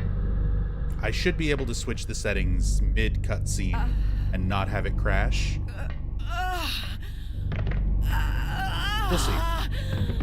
If I have to redo this, it's not a big deal.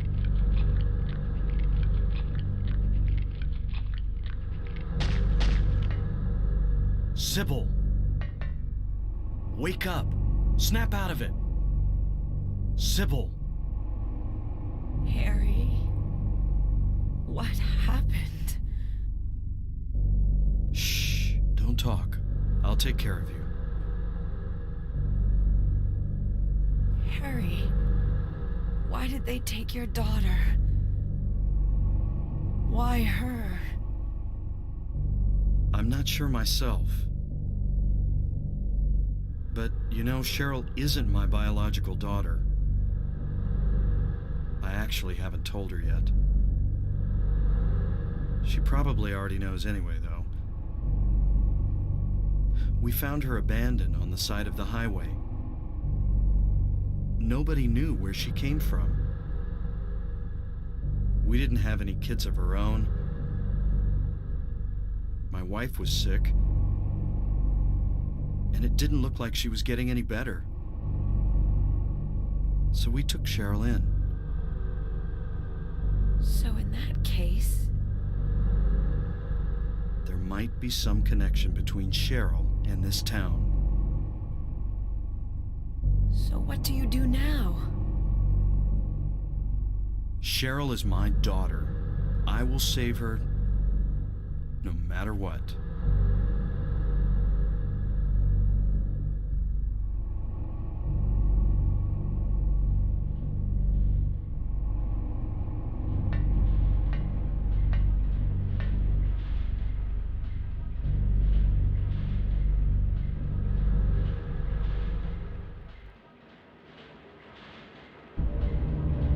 I figured you'd show. Hold it right there.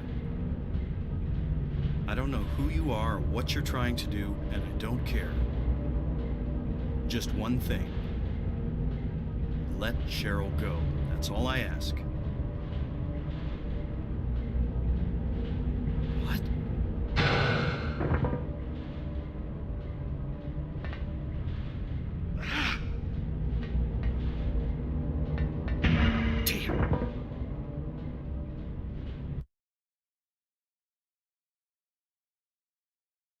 All right. Hopefully we can change the settings here. This is the part of the cutscene that usually breaks.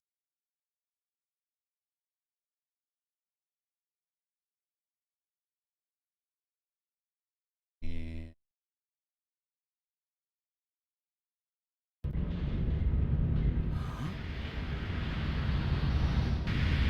What is this?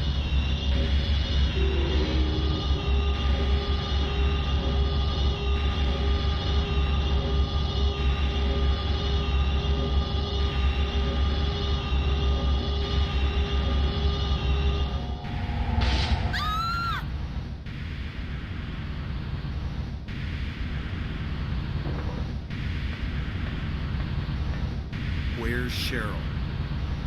Give me back my daughter.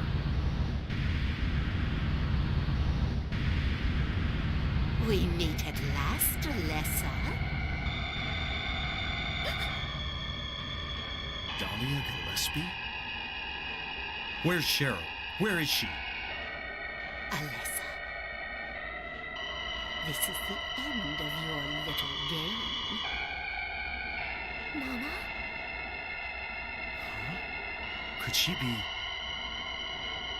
You've been a ghastly little pest, haven't you, Alessa? I was careless, thinking you couldn't escape from our spell. But Mommy didn't know how much you'd grown. That's why I couldn't catch you all by myself. But what a pity, yes? Now you're half indebted to this man for his help. Hey, what are you talking about? Alessa, my dear little girl, there is one thing left I need you to do for me. No! Get away from me! Bad girl. Everything's ready. Let's go home now. What's going on here?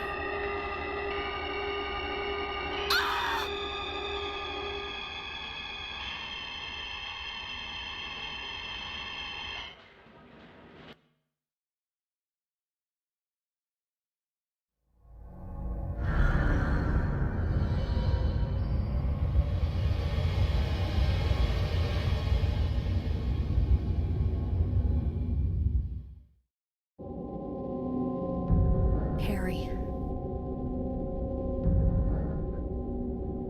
Lisa. What happened? Where's Alessa and Dahlia? Harry, listen. Something you said before has been bothering me. okay. Think we're past all of the crash points.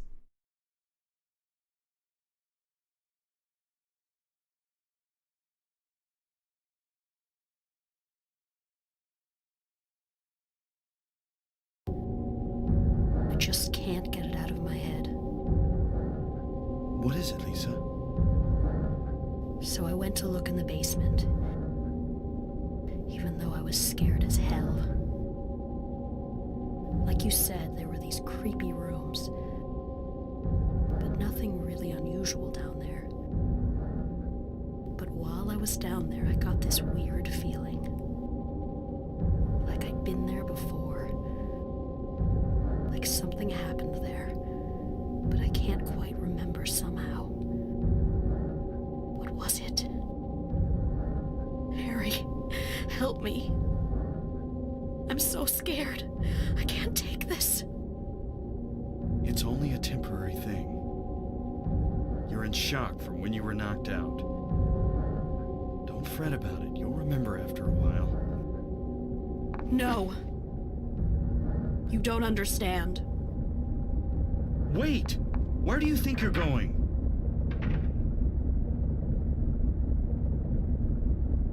Lisa. Damn, what's that? That sound. From down there. It's coming from the basement.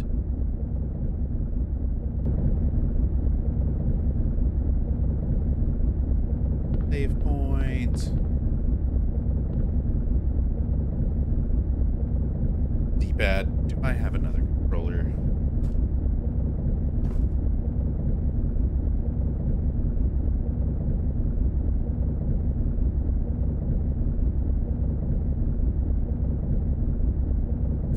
Give me a second.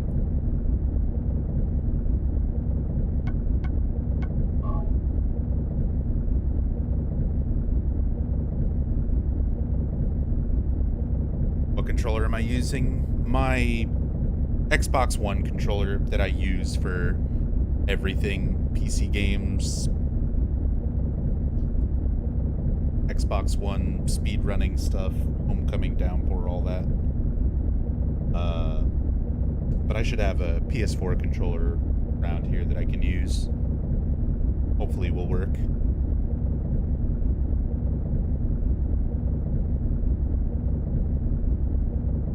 It's not the cable, Rainfire. It's the D-pad on this controller. It's just old and worn out.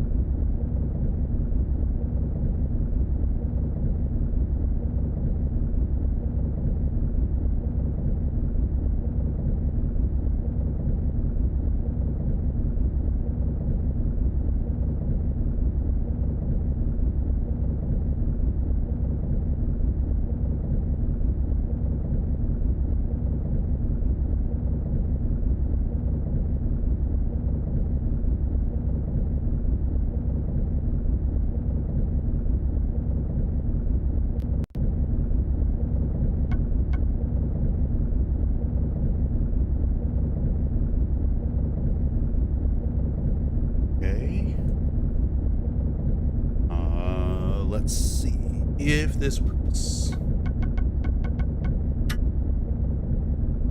Oh my god, so much. Buttons still the same.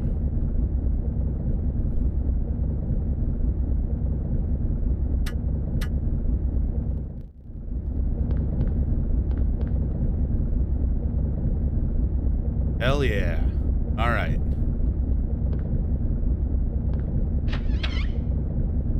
Responsive controls. Time to replace my Xbox One controller.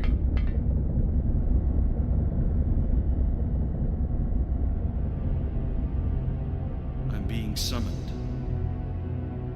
What happened in this town? What could be making things like this? I have a feeling if I take the elevator down, I'll find it. Cheryl.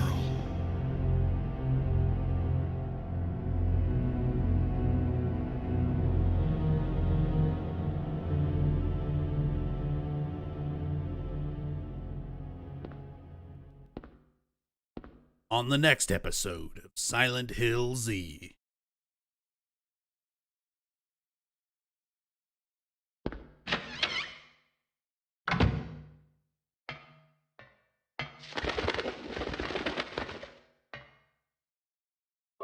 Final area of the game.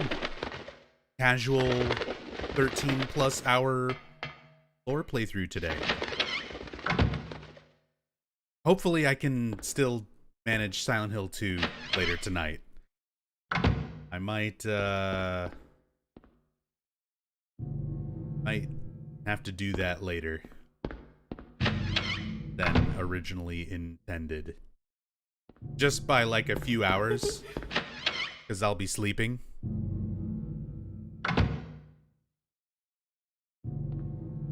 But it might start tomorrow morning instead of tonight. Either way, we're getting through Silent Hill 1, 2, and 3 this week.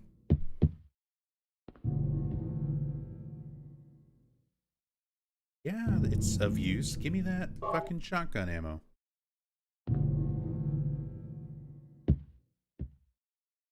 Oh yeah. Antique store. If you examine the spot in the wall where the hole is, just a wall.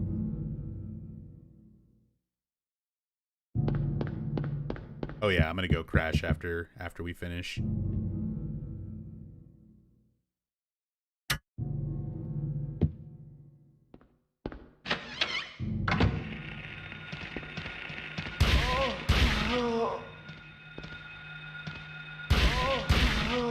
Didn't one of the Silent Hill 2 story playthroughs take a super long time? All of my story playthroughs take a super long time. That's just how I play these games when I do in-depth story playthroughs.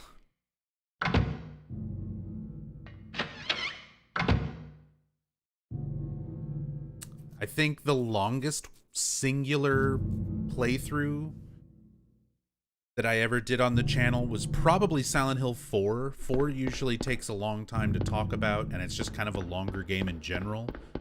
I want to say my longest playthrough of that was something like 17 or 18 hours as part of a marathon.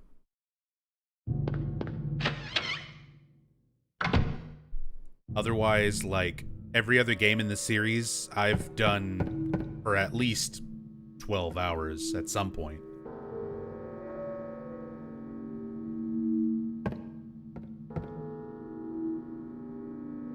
Go home. Thief. Drop dead. Happens to Alessa's bullying.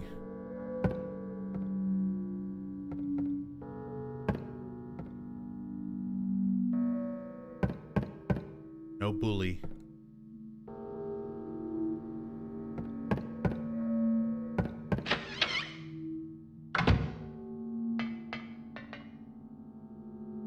More than usual. I think it was like 18 plus.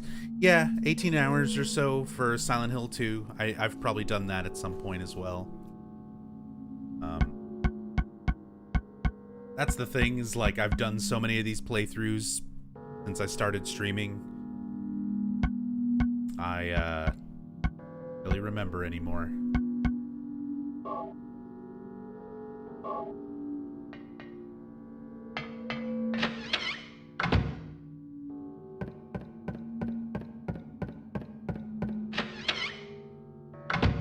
Oh, yeah. Rhythm Gamer. My note streams. My note-taking streams. for Silent Hill 1 and 2 were super long. When I was stopping and writing down notes and looking up reference images for everything, saving all of that, those were super, super long.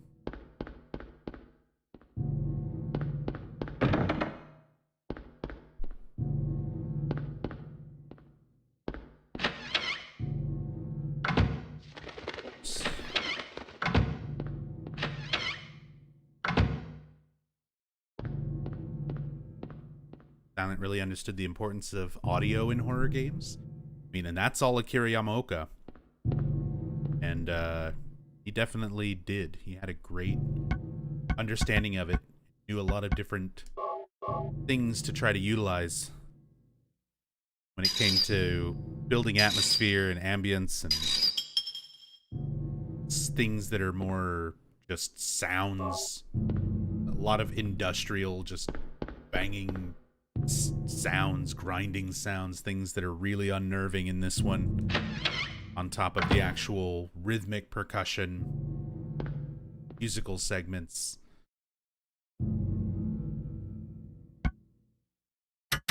Got our key of Ophiel stuck.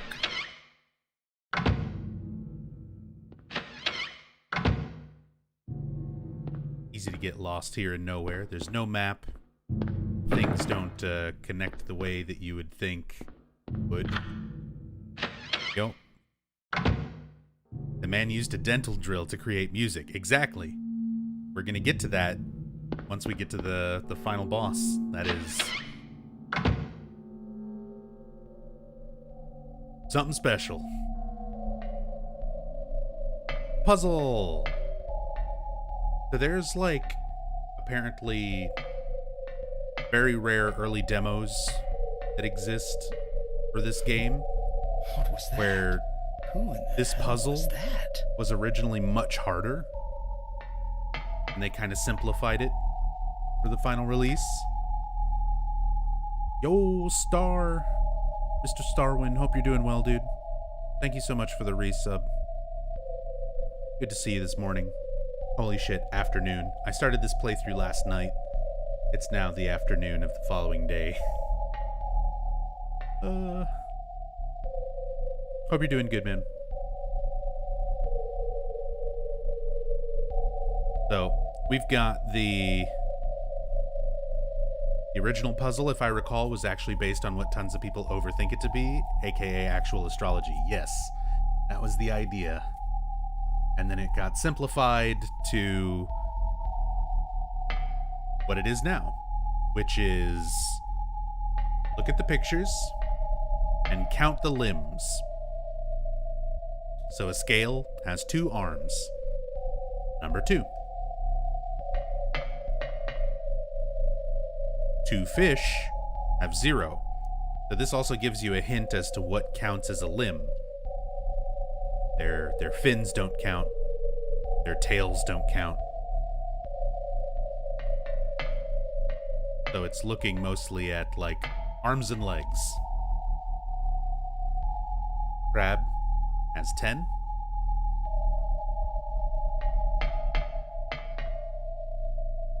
Goat has 4. So the horns don't count. Heads don't count. Tails don't count. So arms and legs. But then we've got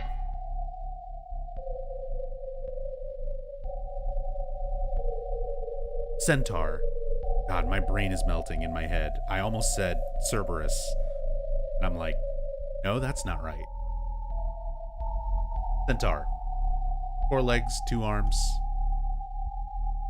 6.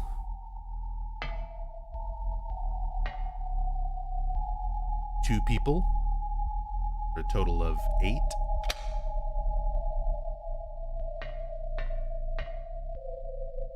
And a bull. For 4.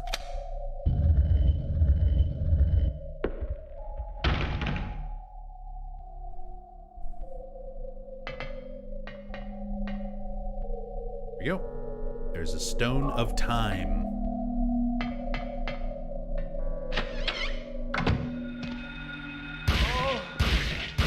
Back up, lady.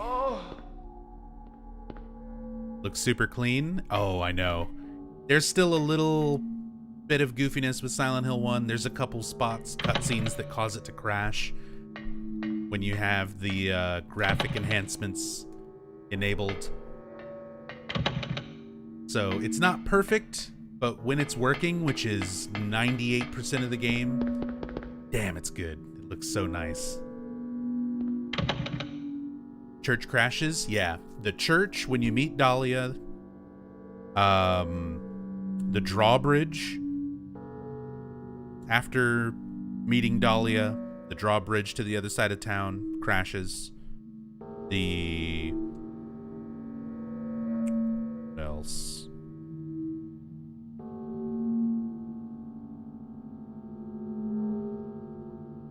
The cutscene with the Flauros activating and shooting light.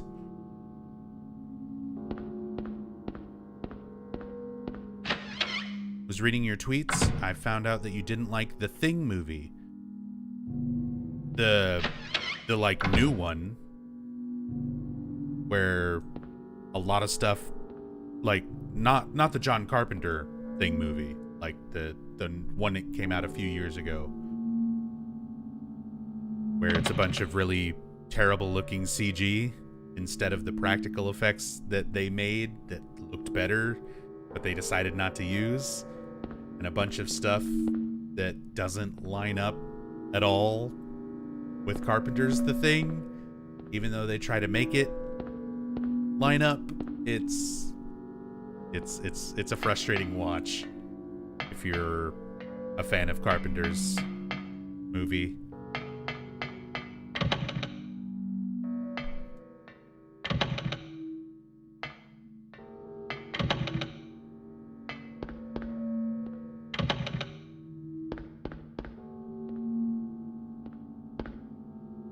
Well, we've got a puzzle here.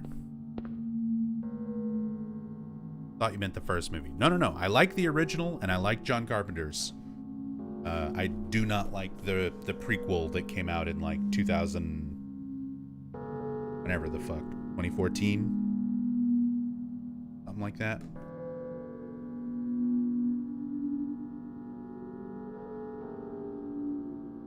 There is a slate, the Grim Reaper's list. 35, Lydia Findley. 60, Trevor F. White.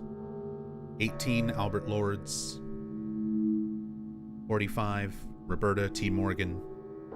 38, Edward C. Briggs.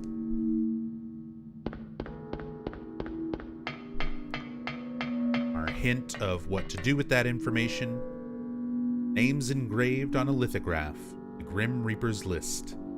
Yes, the head count is set, young and old lined up in order of age.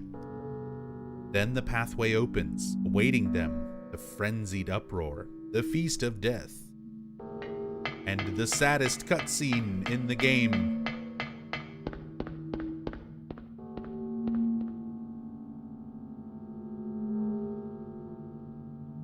So, young to old, first letter of the first name of each of these people. So 18 would be Albert, A. Next would be 35, Lydia, L. 38, Edward, E. 45, Roberta, R. And 60, Trevor, T. We get the word alert.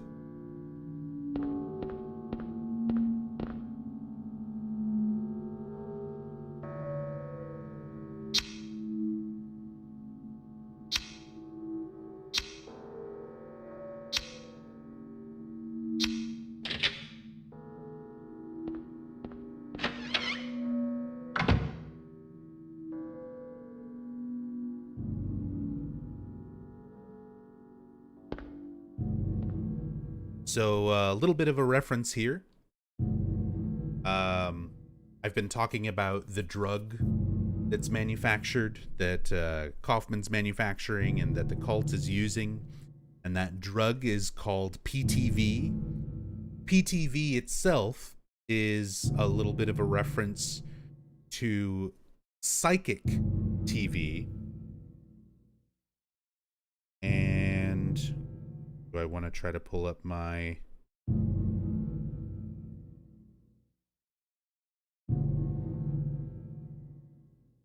Don't want to break the thing. Well, Psychic TV is, or was, an experimental art, music, performance group that was founded by the late, great Genesis P. Orridge.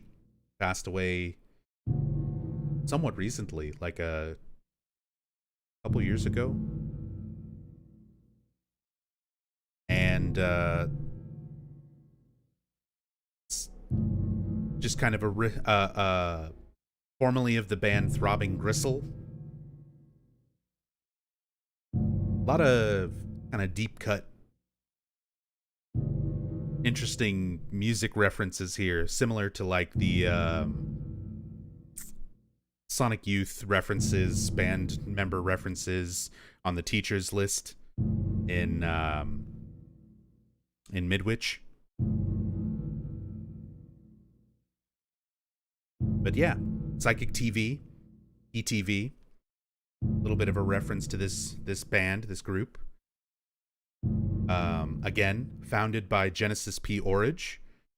And if you look at the drawbridge, the name of the drawbridge is the P. Orridge drawbridge that connects the two sides of Silent Hill.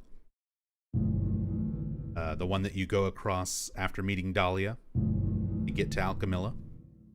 And here you can see plainly written out Psychic TV or Psychic TV. Right on the boxes.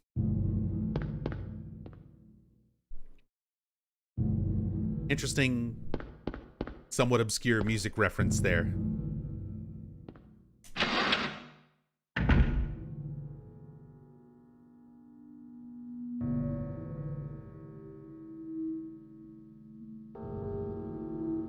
This part of the game, I can remember being younger, I always anticipated something more would happen. Because when you play something like Resident Evil, and you see a room where there's bodies, and an item just waiting to be picked up on the other side of the room, and no other way out of that room, in like a Resident Evil game, this would be... You go, you pick up the item, and then those bodies get up, and they are enemies. You know, something happens. So I was like anticipating this room to be, oh fuck, what's gonna happen? You pick up the item, the Amulet of Solomon, and it's okay, it's nothing. Nothing happens. It's just by having this setup here, I can remember being really tense about this room when I was young. Yo, what's up, Tato? Long time no see. Hope you're doing well. You're here just in time for sadness and feels. Harry, Lisa, what's the matter with you? I get it now. Why I'm still alive even though everyone else is dead. I'm not the only one who's still walking around. I'm the same as them. I just hadn't noticed it before. Lisa. Stay by me, Harry. Please. I'm so scared. Help me. Save me from them. Please. Harry?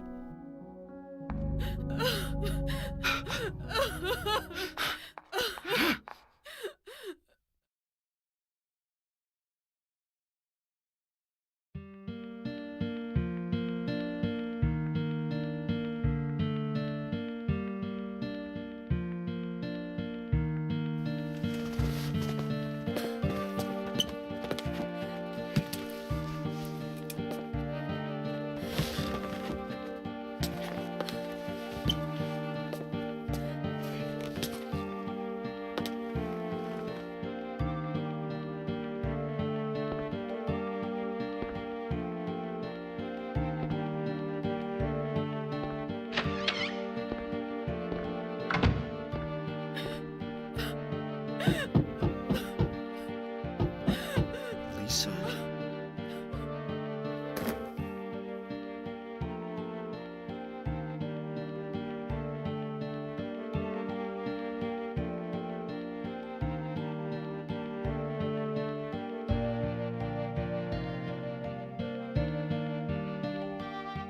Such a sad scene. So we come to find out the conclusion. For the most part, there's still a little bit more to this. We've got this diary entry to read, and we have this videotape that we've held on to since our first trip through Alchemilla. So we get more out of this videotape coming up in a little bit, and we get Lisa's diary. There's a diary on the floor. Ask doctor to let me quit being in charge of that patient. It's too weird. Still alive, but with wounds that won't heal. Told the doctor I quit. Won't work at that hospital anymore. The room is filled with insects. Even with doors and windows shut, they get in to spite me. To the hospital. Feeling bad. Need to throw up. But nothing comes out. Vomiting only bile. Blood and pus flow from the bathroom faucet. I try to stop it, but it won't turn off. Need drug. Help me.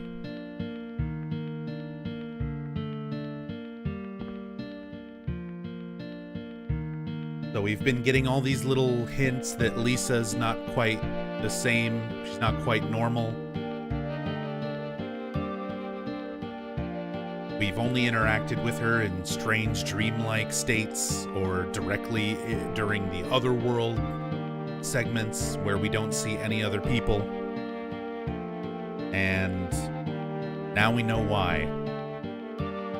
Lisa was dead before we even got here, before Harry crashed his car and showed up to Silent Hill. She was already dead. She was a manifestation, just like all the other monsters, just like everything else that's been spawned from Alessa's mind.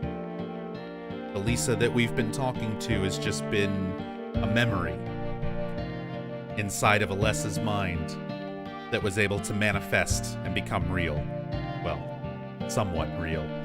Until Alessa lost control, the other world sort of took over, things have gone crazy, and Lisa ceased to exist. Especially after realizing and coming to terms with what she was again. So, Lisa was the nurse who was in charge of Alessa. She was one of the only people who cared about Alessa, which is why she was kind of able to be manifested more or less like she was when she was alive, instead of as a creature or something less human. But even then, she didn't want the job. She wanted to quit. She couldn't handle it. But Kaufman, he couldn't let her go. She knew too much. He knew about Alessa. He knew about the drug trade. There was too much that she couldn't. Kaufman just couldn't let her go. So instead, he drugs her with PTV and keeps her sedated and caring for Alessa. She becomes addicted to the drug, and it slowly eats away at her until eventually she dies.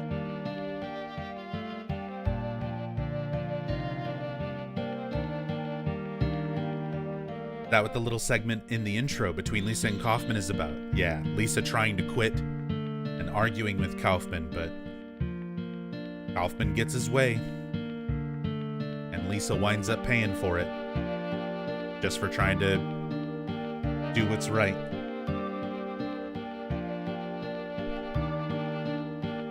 Hoyle, thank you for the 100 bits. Very much appreciate that.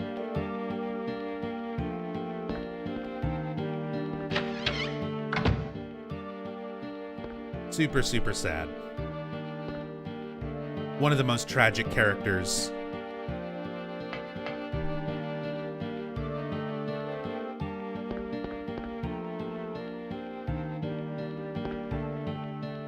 Doesn't drug her. You know, I've been an addict and I think we choose to take some. That's true. That is a fair point to make. Given the situation that she was in, it might not have been forced upon her, you know, but it was made available. Kaufman would have given her some very slim options to choose from. And considering her other option was to try to quit and leave, look at what happened to the mayor. Look at what happened to the cop. You know, that knew too much. They wound up just dead. Heart attacks. You know, as it was reported anyway.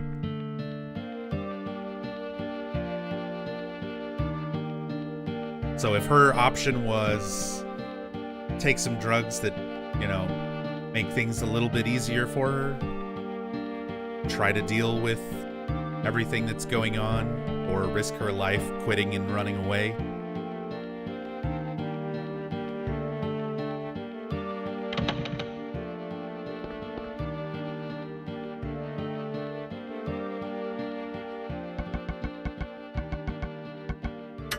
very sad.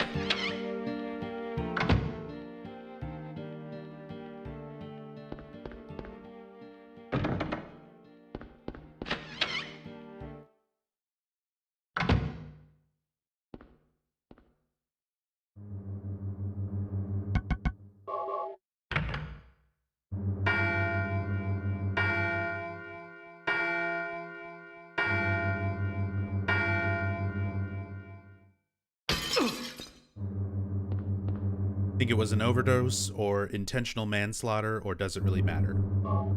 Ultimately, it doesn't matter. The fact is, she's dead because of Kaufman's actions. I've always thought that it was more of a overdose, similar to how the mayor and the police narcotics officer, you know, they died from these sudden heart attacks, but didn't have any symptoms or reason to. That may have been caused by like an overdose of PTV, which Kaufman had an extensive supply of, access to, manufacturing it. It was well within his ability. And I've always kind of viewed it that way, but he could have just outright murdered her as well. Especially when you look at her sort of bloody appearance. It starts at the top of her head and drips down. A lot of people have interpreted that as like a wound to her head. She might have been struck. And we sort of see that being reenacted in that final cutscene with her as she's approaching Harry.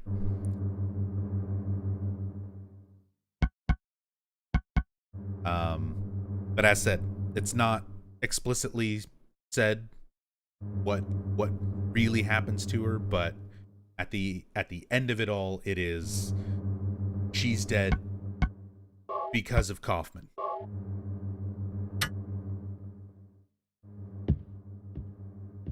And wasn't really, you know, deserving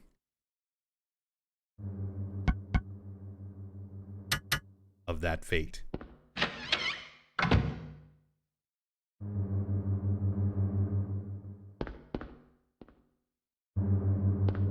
Kaufman's a bitch. Why are we saving him again? Because we need that good ending. That good plus ending.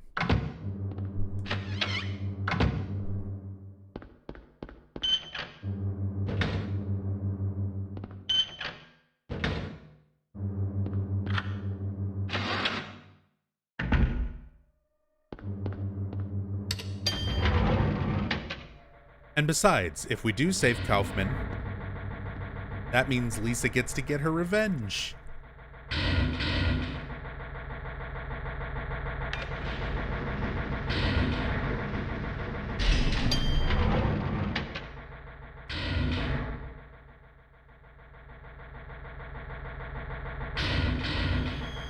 Little glimpse at Alessa there, praying at the altar.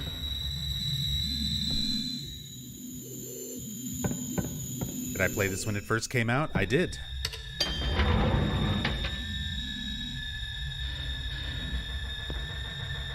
Back in 1999, the ripe old age of 11. I made it as far as the courtyard in Midwich, and then me and my friend were too scared to play it anymore. And I didn't go back and finish Silent Hill 1 until 2001 or 2002, after I had finished Silent Hill 2.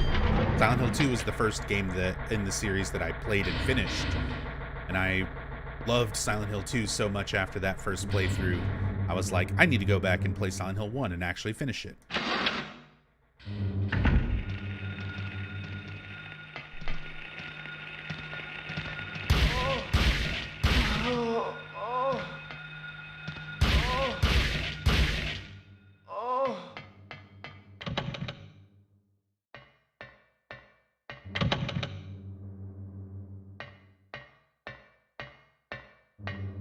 Since Dahlia shows up in Wish House in Silent Hill 4, is Alessa adopted, or is she Dahlia's biological daughter? You know, there's a lot of contention there. I feel like if we're looking at just Silent Hill 1, long before Silent Hill 4 retconned a bunch of things, I feel like Alessa was Dahlia's biological daughter. But Silent Hill 4, which was written long after the fact, sort of tries to frame it as though Alessa would have been, you know, a talented person, child with potential for, you know, psychic abilities similar to Walter, that she would have been put through the Wish House orphanage and then adopted and raised in the cult. But as said, I don't think it's fair to look at Silent Hill 4 and apply that to just this game as it was when it was made and released. Because they didn't have any sequels in mind when they made the first game. Like, they didn't have this all planned out for the whole series. They would sort of expand and make up new things as the series went along, and 4 definitely sort of goes back and retcons quite a bit. But it's never explicitly said if she's biological daughter or adopted. So, whatever you want to think.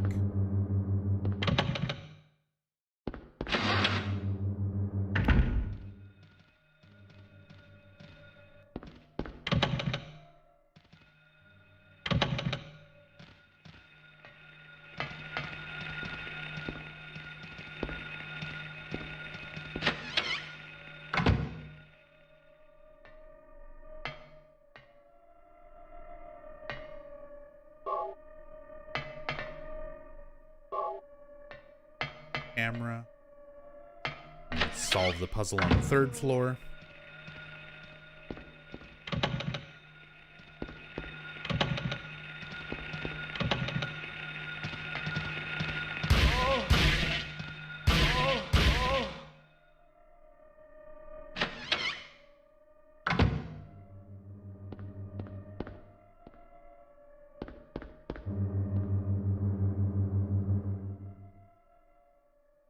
Consider Silent Hill 4 to be ancillary to the Silent Hill universe. It's a neat experience, but just isn't the same series in my mind. And a lot of Silent Hill fans kind of agree with that sentiment. Like, honestly, I think that Silent Hill 4 is a fine game. And I think, considering everything that it is, it fits pretty well for what it is. But it is very separate and distinct from the rest of the series. It started as a completely different project. It was just Room 302. Kind of became a Silent Hill game throughout its development, relatively early on, but it's not like they had it in mind immediately from the beginning that it's going to be a Silent Hill game. It's going to be focused on, you know, Walter Sullivan and all these aspects. It was more like, we've got a larger team now, because they started with a relatively small team for the first game. First Silent Hill 1 did super well, very successful, made some money back. They expanded their team, started working on Silent Hill 2. Silent Hill 2 comes out, also relatively successful. So, expand the team. And by that point, their team was so large, they started working on 2 projects simultaneously. They started working on Silent Hill 3, and they started working on a side project called Room 302, with a lot of the B team, like new hire people that were new to Team Silent. So a lot of the original Team Silent people were working on 3, and a lot of these newer people who had just joined the team were working on this side project, Room 302. So Room 302 eventually got made into Silent Hill 4, but it wasn't like planned to be that from the very, very beginning.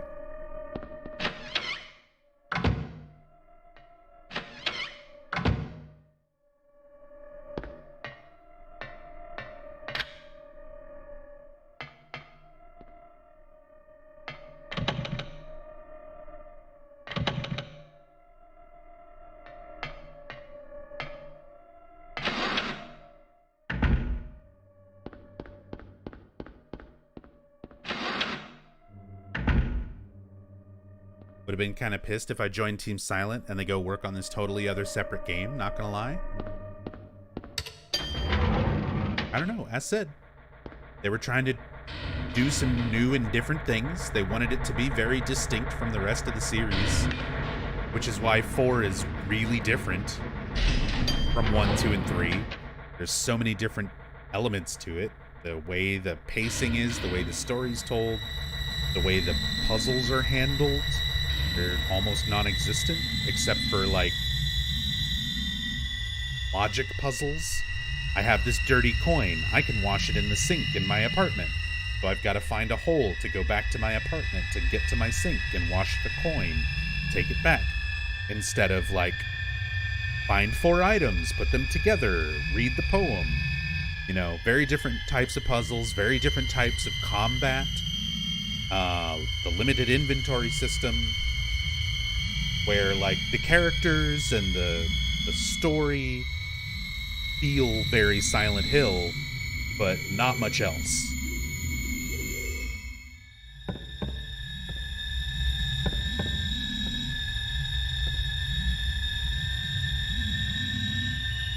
Light to the future.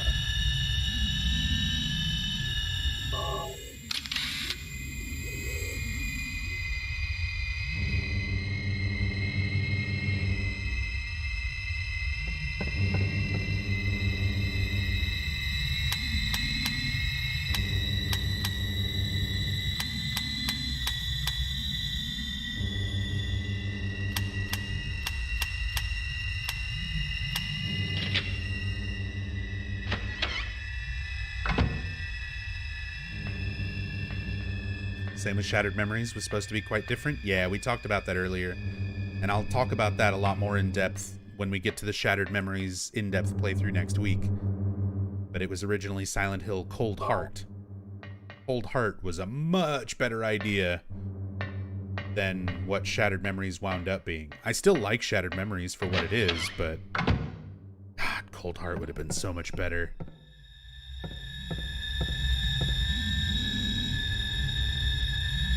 Light illuminating the darkness. Also, look at that side boob. Look at that pixel booty.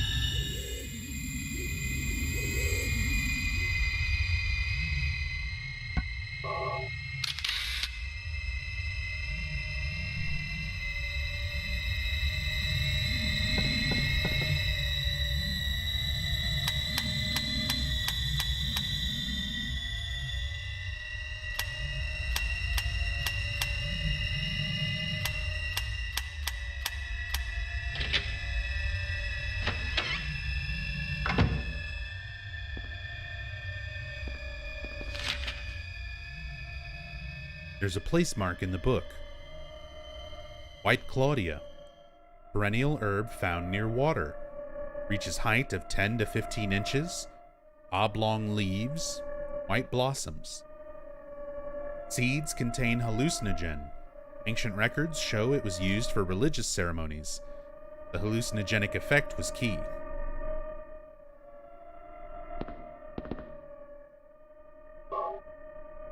Do I always do full playthroughs in one stream, or is this a special stream? I pretty much always do it this way. Exclamation point VOD in chat if you want a link to my Twitch collections. There's literally like I forget how long it is, 500 hours or something. There's a super long playlist of all of my Silent Hill playthroughs that I've been doing. I've been doing this since 2015.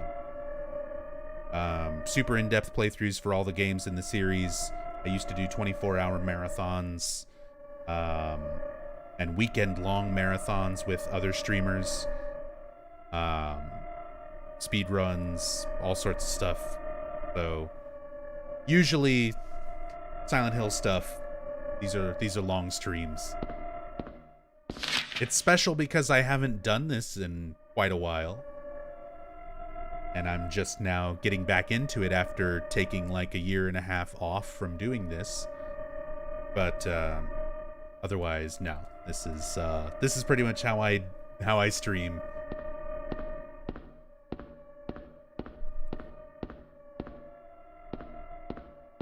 And this Silent Hill has always been my focus, or at least since, 2015. It's been my focus when streaming.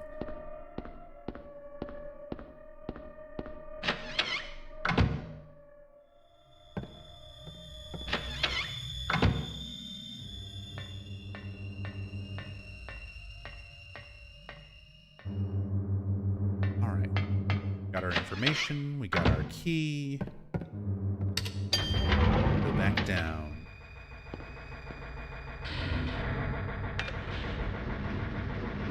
What happened to the Team Silent Twitch crew? Everyone is still on Twitch. They're all still here. We just kind of started doing our own thing, especially since I kind of quit streaming for like almost a year.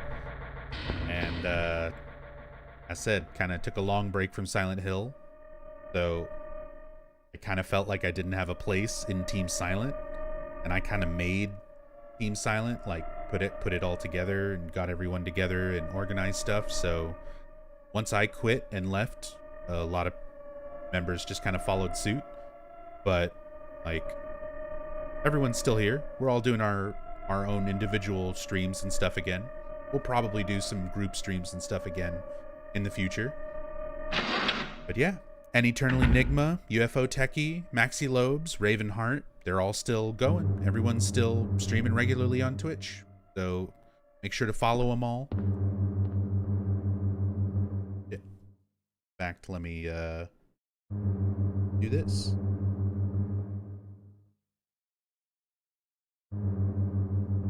Oraphene's a great guy, and a great Silent Hill streamer, but was not part of Twitch Team Silent.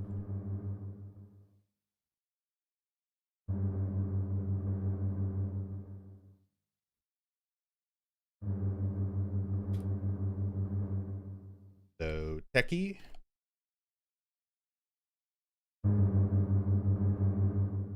Enigma. Maxi. Ravenheart.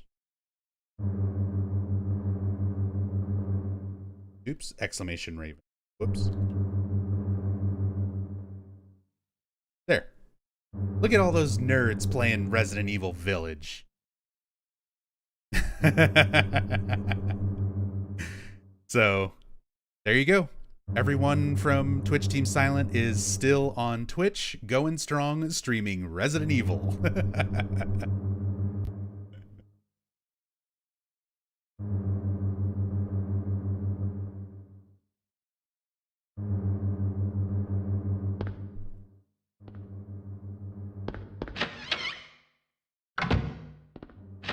They're on Team Village now.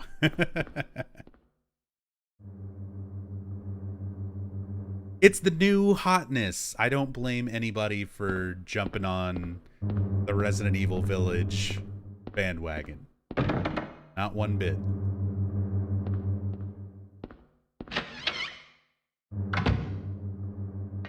I'm the weird one here. I'm the odd one out who's playing the 22-year-old Silent Hill games, and I'm gonna wait and play Village in like 2 or 3 months.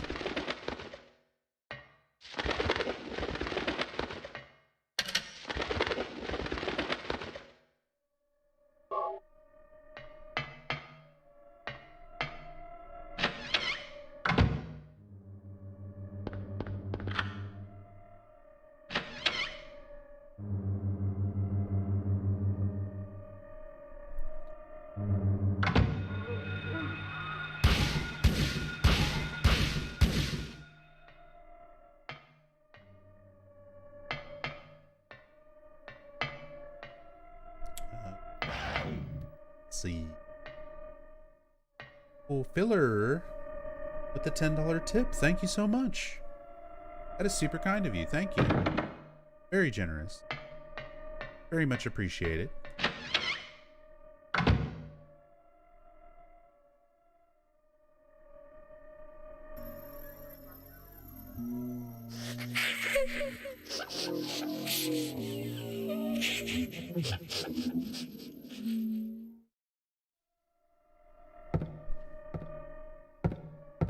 Alessa's room, or at least a room where Alessa was kept.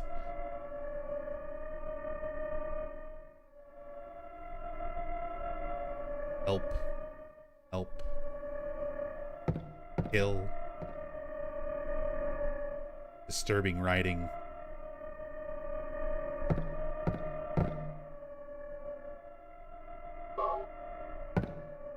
Onk.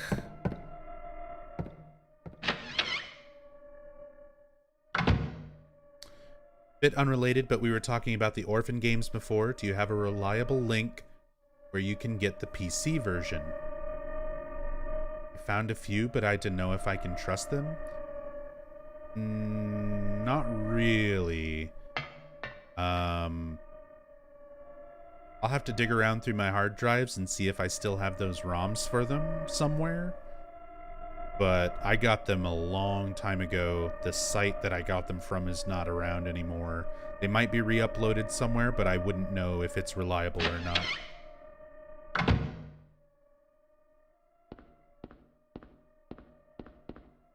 And I said I never even found a good workable emulator for them for the most part.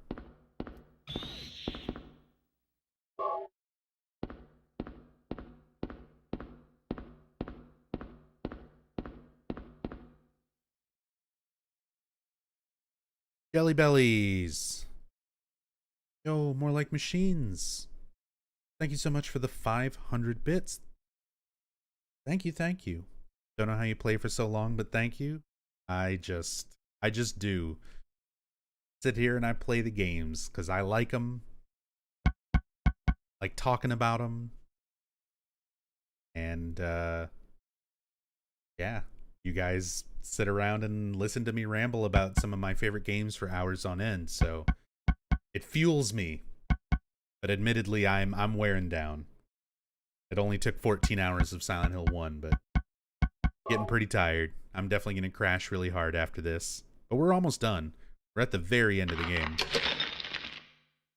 At this point, it's just kind of a lot of stuff wrapping up. So we still have a lot of stuff to discuss and talk about and show, but not nearly as much as, and a lot of it I kind of already talked about earlier.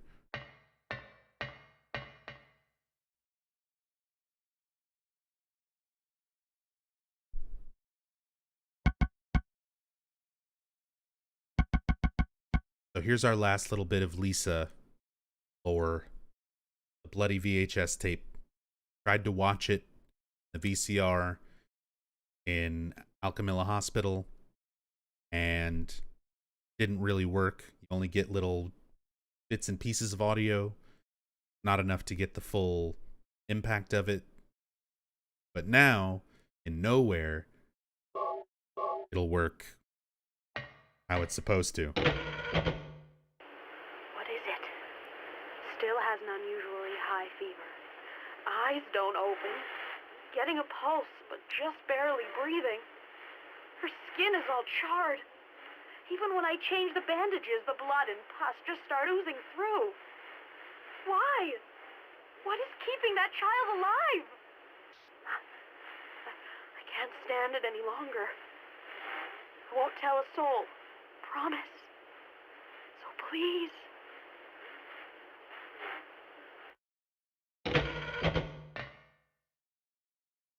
So there's Lisa begging Kaufman.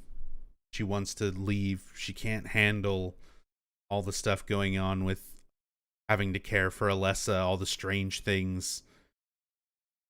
So she was pleading with Kaufman, promising she's not going to talk to anybody. She won't tell a soul. Did Lisa record this tape or did Kaufman? I don't think either of them really recorded it. I think this is more of a case of like, this is the town showing you something through a VHS tape. Similar to like Silent Hill 2, like who recorded James mothering Mary? Like nobody. It's the town showing you a memory, you know?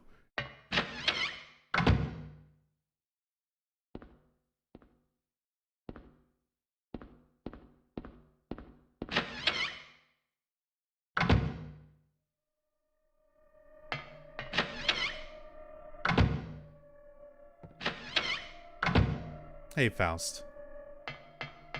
Glad you enjoy it.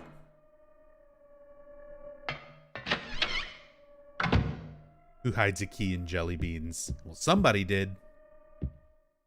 It was fucking one of yous. Disgusting.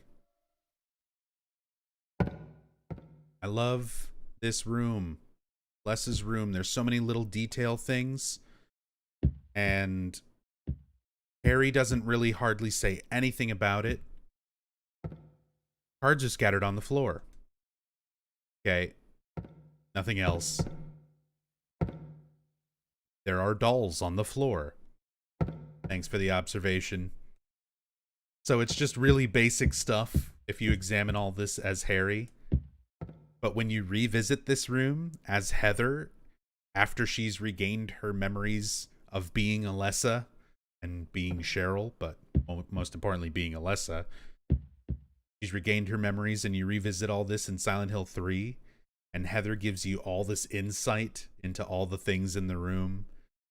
She remembers playing cards with Claudia when they were little, and she had names for the dolls. One of them is named Scarlet.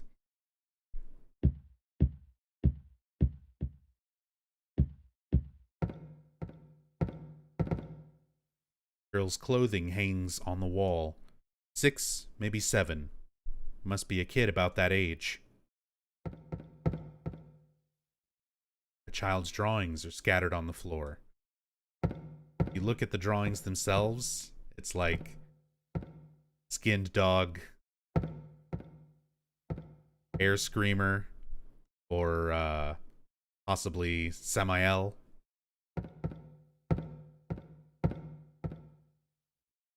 Giant green alien. Romper, perhaps.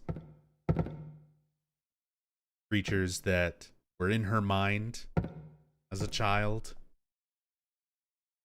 and manifested by the town. Zat. Yep. A drawing of Zat. Gonna fuck up a pharmacy.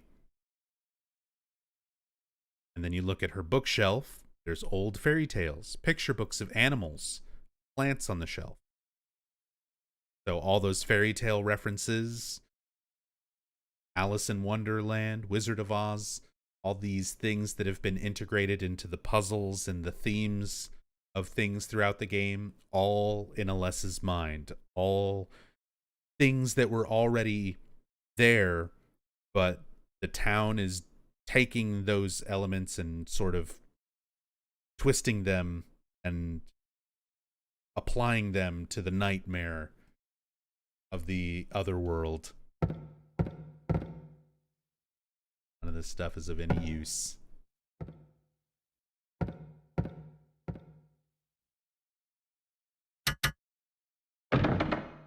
Locked. Thou possess them to guard thy spirit. Evoke 5 rights. Veil thy fate. Last puzzle of the game, pretty much. Still need to get our other items for it. But got a few of them we can go ahead and throw in now. Amulet of Solomon.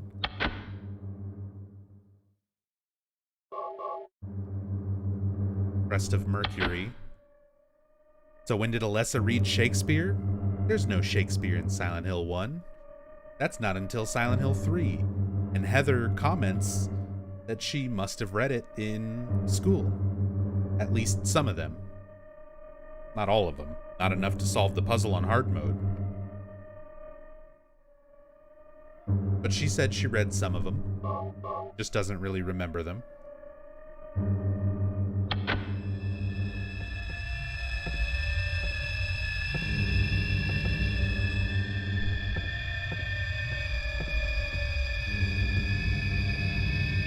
This notepad. So again, we're going to save our game. And Harry's writing down his experiences and his thoughts up to this point. But we don't get to see what he writes down until Silent Hill 3, when we visit this room as Heather and she reads this old notepad that's still here.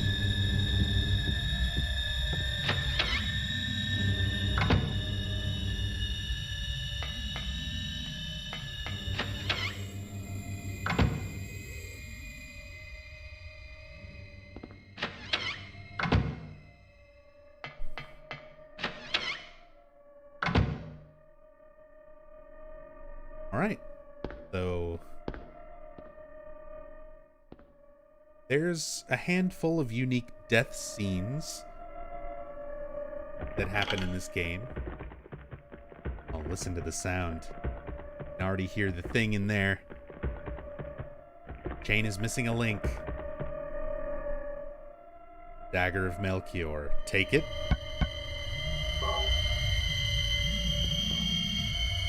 So this is one of our unique death scenes.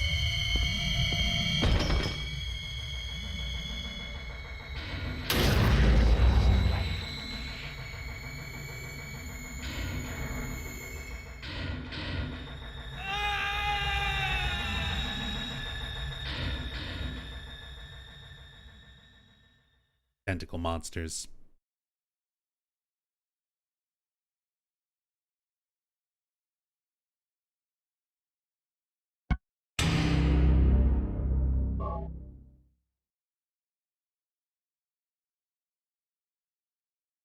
Apparently, Harry's notes in Silent Hill 3 were going to only be there if the player opted to do a data transfer from the PS1 save.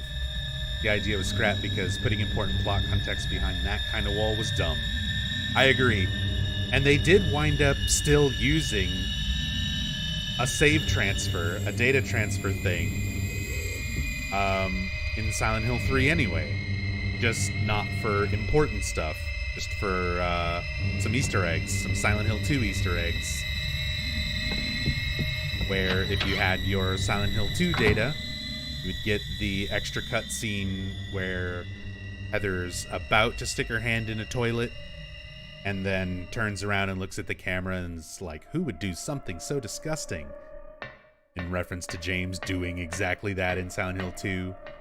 There was like a little bit of text dialogue outside of her apartment. If you examine the mailboxes, she'll say, I don't have any mail, not even a letter from a dead wife. You know, little references to Silent Hill 2. If you have that Silent Hill 2 save data on your memory card, we'll point those out, actually, when we do the Silent Hill 3 playthrough on Thursday night. So I'm going to be installing a bunch of mods for the PC version of Silent Hill 3 to make it run in widescreen and stuff like that. And one of the mods enables those Easter eggs, the Silent Hill 2 Easter eggs, to work on the PC version. Because by default, they don't. Because there's no way for the PC version to, like, look at your save files for Silent Hill 2. So the cutscenes are still there, but they're just disabled in the regular default PC version. But they can be enabled with mods. So I'm going to make sure that all of that stuff is enabled and working when we go through Silent Hill 3 on Thursday.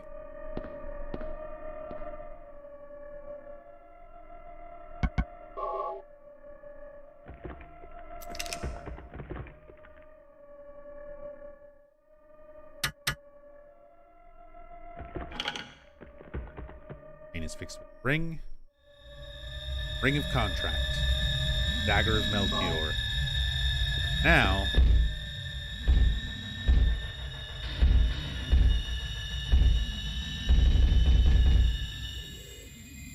the tentacle is very angry, but not strong enough to break that tiny chain.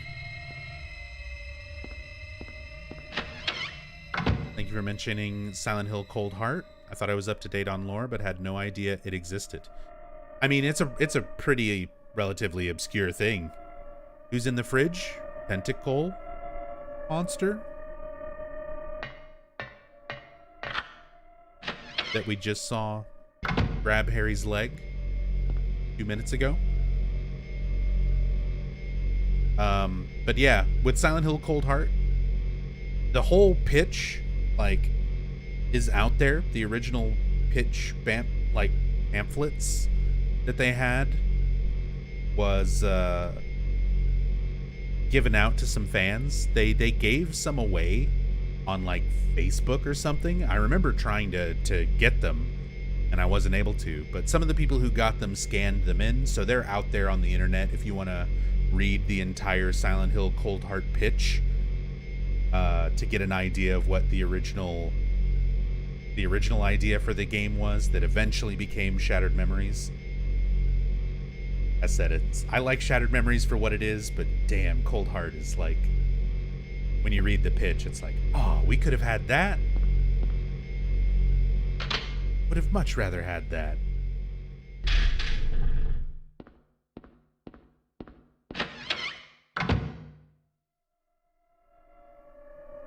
Cross between The Long Dark and Silent Hill?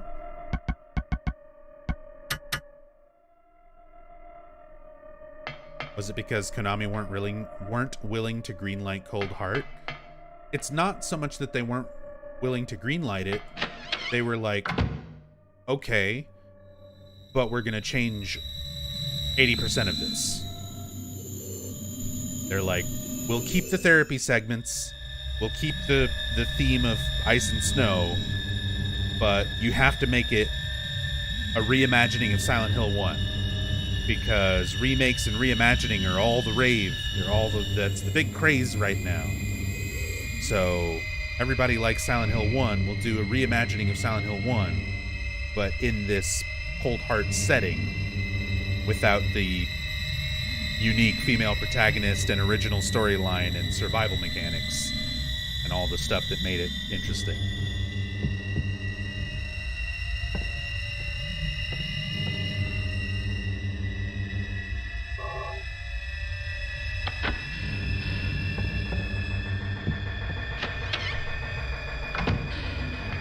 Quick question for Silent Hill 2. We doing Enhanced Edition or Vanilla? Enhanced Edition. We're gonna do Enhanced Edition PC Silent Hill 2.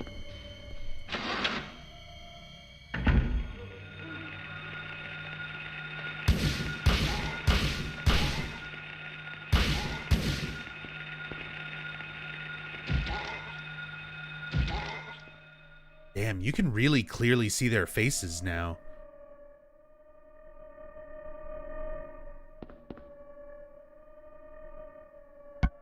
Stuff that's a lot harder to see when you don't have these like graphic enhancements.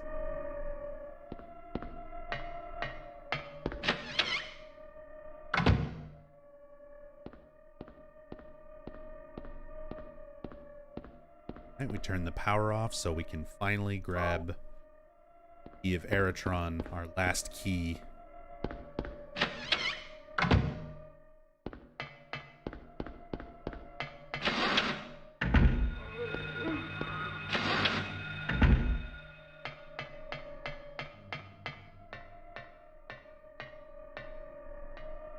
All right, time for some exposition cutscenes.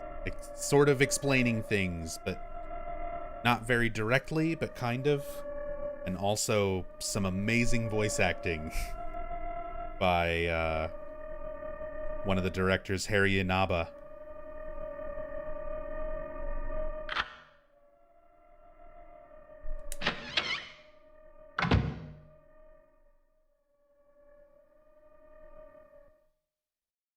Everything is going according to plan, sheltered in the womb. But it's not done yet. Half the soul is lost.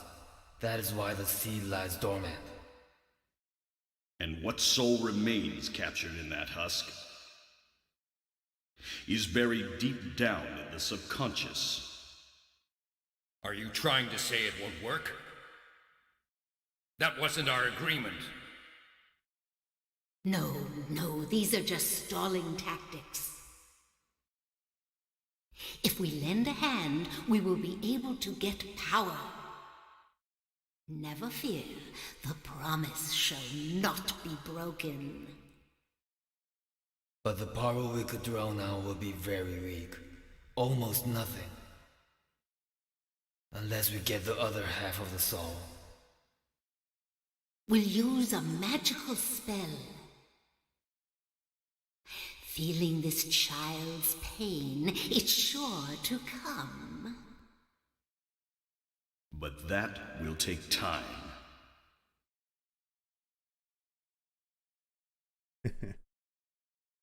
He tried, man. They needed somebody for one more little doctor bit part, and they didn't have any of the other voice actors around, so they grabbed their director, Harry Inaba. And they're like, Harry, you can speak English pretty good. Do these lines for the doctor. Out the soul's lost.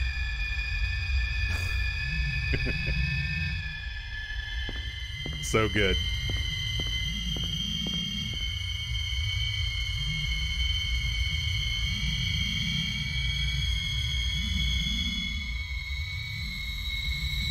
Our last item for unlocking the door, the Disc of Ouroboros. Complete global saturation.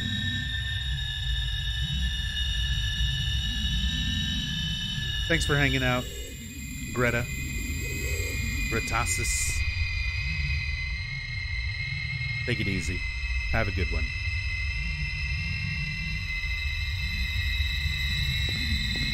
So, we get to see a little bit more of an idea of, like, Kaufman.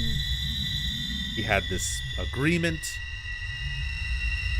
What was supposed to happen. He's been helping them with their drugs, risking his own, self in order to manufacture and distribute PTV for the sake of the cult. He's making some money on it, but ultimately, he's got other things in mind. And Alessa, she's using a stalling tactic to prevent them from completing the ritual, splitting her soul. Half the soul is us. So half the soul was split away from Alessa, which became a baby just outside of Silent Hill that Harry and his wife Jody just happened to find and adopt, claim for their own. Finders keepers. They named her Cheryl and raised her for 7 years until Dahlia's magical spell suddenly influences Cheryl, and Cheryl asks her father Harry to take her to this town of Silent Hill for a vacation, and sets all the events of this game in motion. What happened to Jody? She got sick and died. That's kind of all we know. They barely talk about Jody.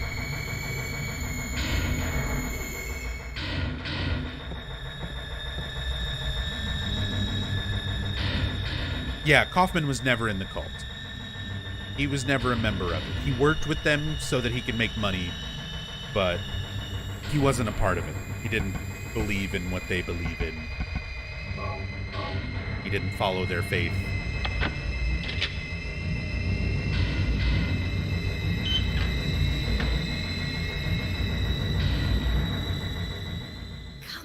Come along. No. No. I don't want to. Do what Mommy tells you now. I just want you to lend me a teeny bit of your power. That's all. No. I don't want to do it. It will make everyone happy, and it's for your own good, too. Oh, but Mommy, I just want to be with you. Just two of us. Please understand. Oh, yes, I see. Maybe Mommy has been wrong. Mommy! Why didn't I see this before? There's no reason to wait. Herein lies the mother's womb, containing the power to create life. I could have done it all myself. Mommy?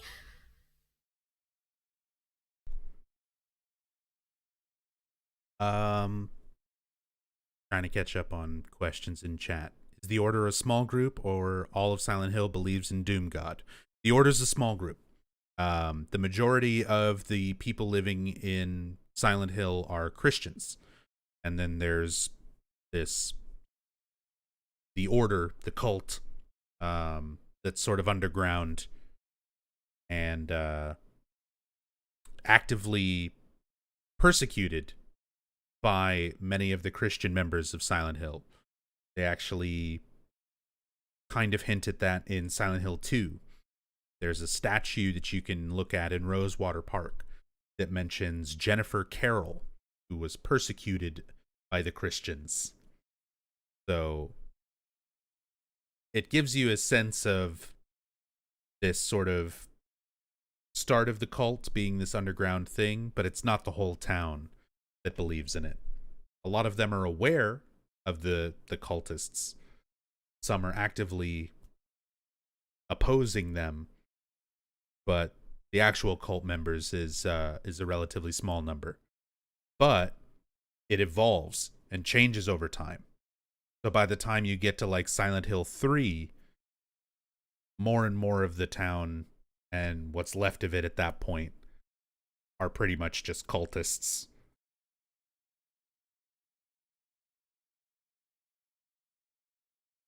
When did Jodie die? With trauma amplifying the effects of the magic, especially in young girls, could we infer it was recently? Was it her death that caused Cheryl to want to return to Silent Hill? Harry mentions that to Sybil in the scene after the Sybil fight on the carousel. Jodie died 4 years ago. So 4 years before the events of this game, when Cheryl would have been 3. So, not very recently.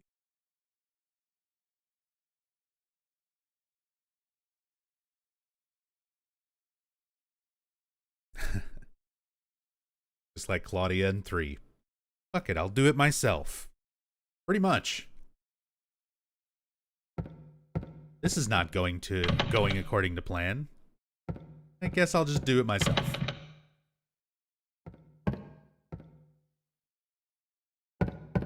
Alright.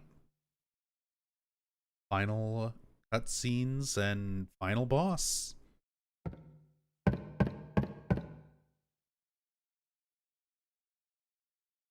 And a dentist drill used as a musical instrument.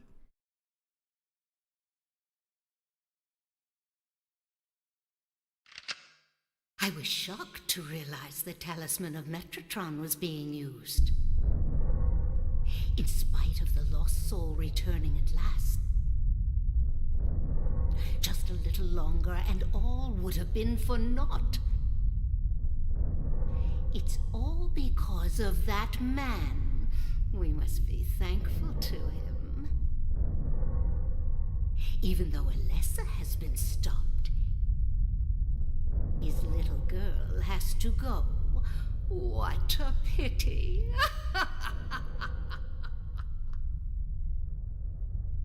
Freeze! What in the devil's name?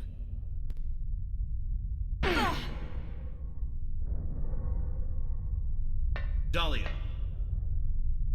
Well, well, well. To think you'd make it this far. Where's Cheryl? What have you done to her? What are you talking about? You've seen her many times, restored to her former self. I'm in no mood for jokes. Don't you see? She's right there. That's absurd. You are the only one who thinks so. Why? Why are you doing this?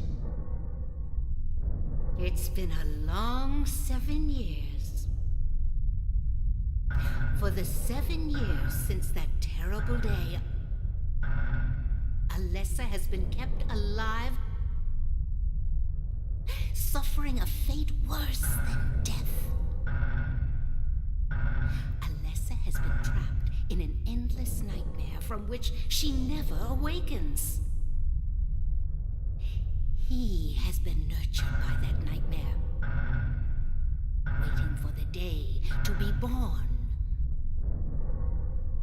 That day has finally come. The time is nigh. Everyone will be released from pain and suffering. Our salvation is at hand. This is the day of reckoning, when all our sorrows will be washed away,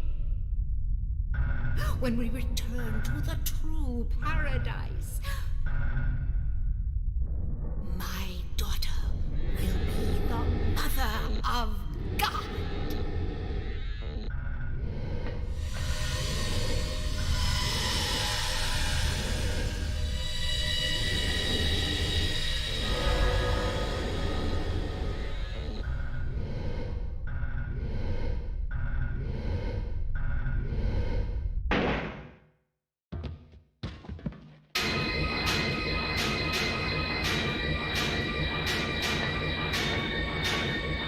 Quit screwing around. Return things to how they were before. Kaufman! Did I ask for this? Nobody uses me. You won't get away with this. Your role is over. We don't need you anymore. What do you think you can accomplish by coming here? My, aren't we getting cocky? Bet you can't see this and keep your cool. A gloviness! I thought I got rid of that! All I had to do was plant it somewhere for you to find. You all, well, kept me busy. Ha! You're easy. And there's more where this came from. Stop it!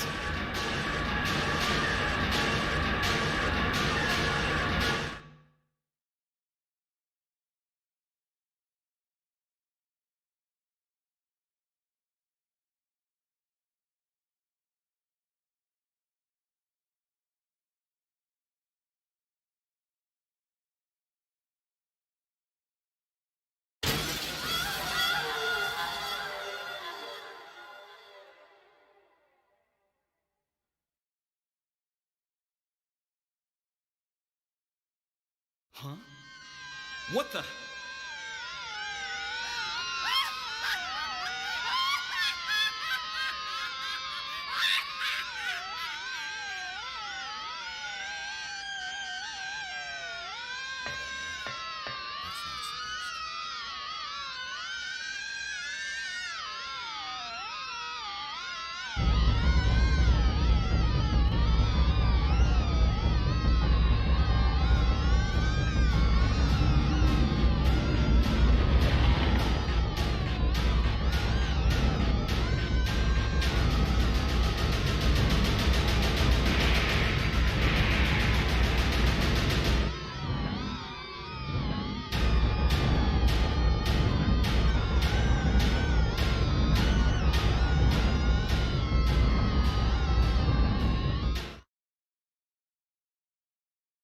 So there's that dentist drill being used as a musical instrument that I talked about. That's that horrible sound. Pitch shifted dentist drill. Good old Akira Yamaoka. Akila Jamaoka. I wanted to catch up on some of the stuff in chat. The corpse in the wheelchair is the other half of Alessa. The corpse in the wheelchair is Alessa. It's not really a corpse. It's just kind of... Well, yes, she's not dead, but she's got half a soul. She's been living in a nightmare in the basement of a hospital, not really being cared for. So there's not a whole lot of her there, but she's technically alive. That's Alessa in the wheelchair. Then there's the projection of Alessa that you see sitting next to her. That's the other half of her soul. That is Cheryl, just like Dahlia says, standing right there. And Harry's like, that's absurd. It's the first time Dahlia's really telling the truth. That is Cheryl. But when Cheryl came back into the town and basically became under the influence of Alessa again, Alessa was using that half of her soul to project her image around the town. Sometimes as Cheryl when she needed Harry to try to follow her, to get Harry to go somewhere. Sometimes, sometimes as herself, as Alessa, to place seals of Metatron around the town, interact different ways. So we're seeing the two halves of Alessa's soul that are then united into true form Alessa, which is more like, what do they call her? She's the boss. The incubator. She's the vessel. Holy vessel. Saint Alessa. The mother of God. But before the god can properly get born, Kaufman shows up, throws that spare bottle of Aglofatus that Dahlia didn't realize he had another one. He destroyed the one. That's that whole exchange there. She's like, I thought I got rid of that. That was the trashed office that we see, and why his office is all destroyed, and why the bottle of Aglofatus is deliberately smashed on the floor. That was Dahlia thinking she got rid of the Aglofatus that Kaufman had. Kaufman's like, ha, you're easy. He's too predictable. He kept another jar stashed away in a motorcycle that was a pain in the ass to get to, so Dahlia never knew about it. So he throws it at Saint Alessa and forces the god out prematurely. Normally, once this god is out, there's no killing it, there's no stopping it. Basically, everyone is, it's the day of reckoning. Everyone's pain and sorrow is washed away because basically human life ends. But luckily, Kaufman was there with his jar of chili jam and throws it at Saint Alessa, forces the god out prematurely, so God is not at full power and can be stopped by a humble father and his humble shotgun.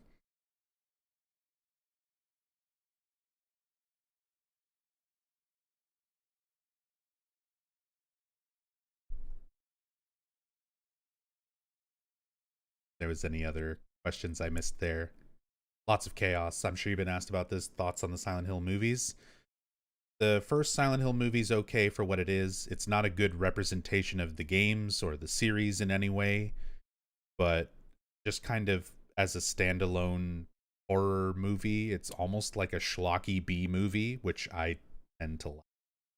A lot of schlocky B movies, so it does a couple things. It uses some Akira Yamaoka soundtrack stuff. They replicate the alleyway scene with nice, pretty looking camera angles. There's a couple, like, decent little moments of it, but it's not very good overall. It's not a very well written script, not a good representation of Silent Hill 1.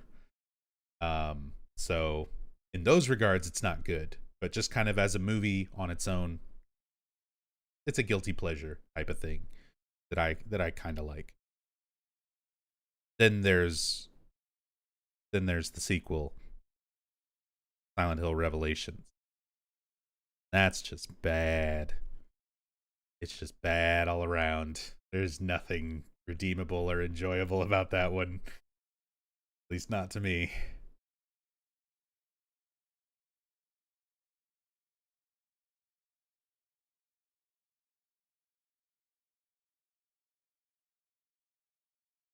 Is Silent Hill an actual place, or our deepest internal conflict is a Silent Hill?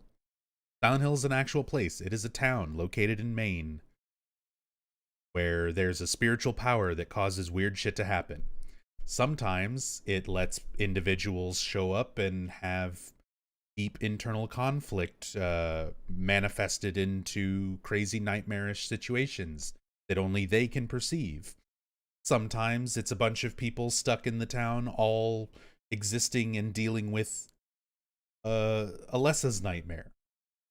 But yeah, the whole internal conflict, your issues made real type of thing really was just Silent Hill 2.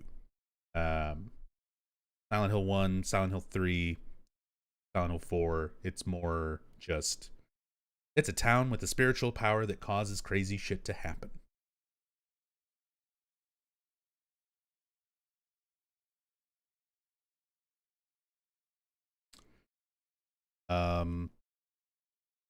What else? Explained the interaction there with Dahlia and Kaufman, the reaction to the Aglophatus, reuniting of the souls.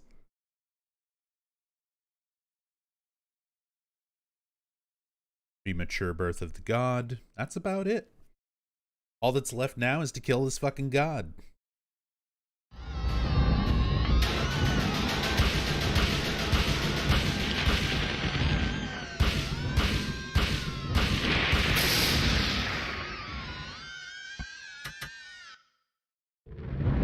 Got him. Enjoy the ending. I'll be back after the credits.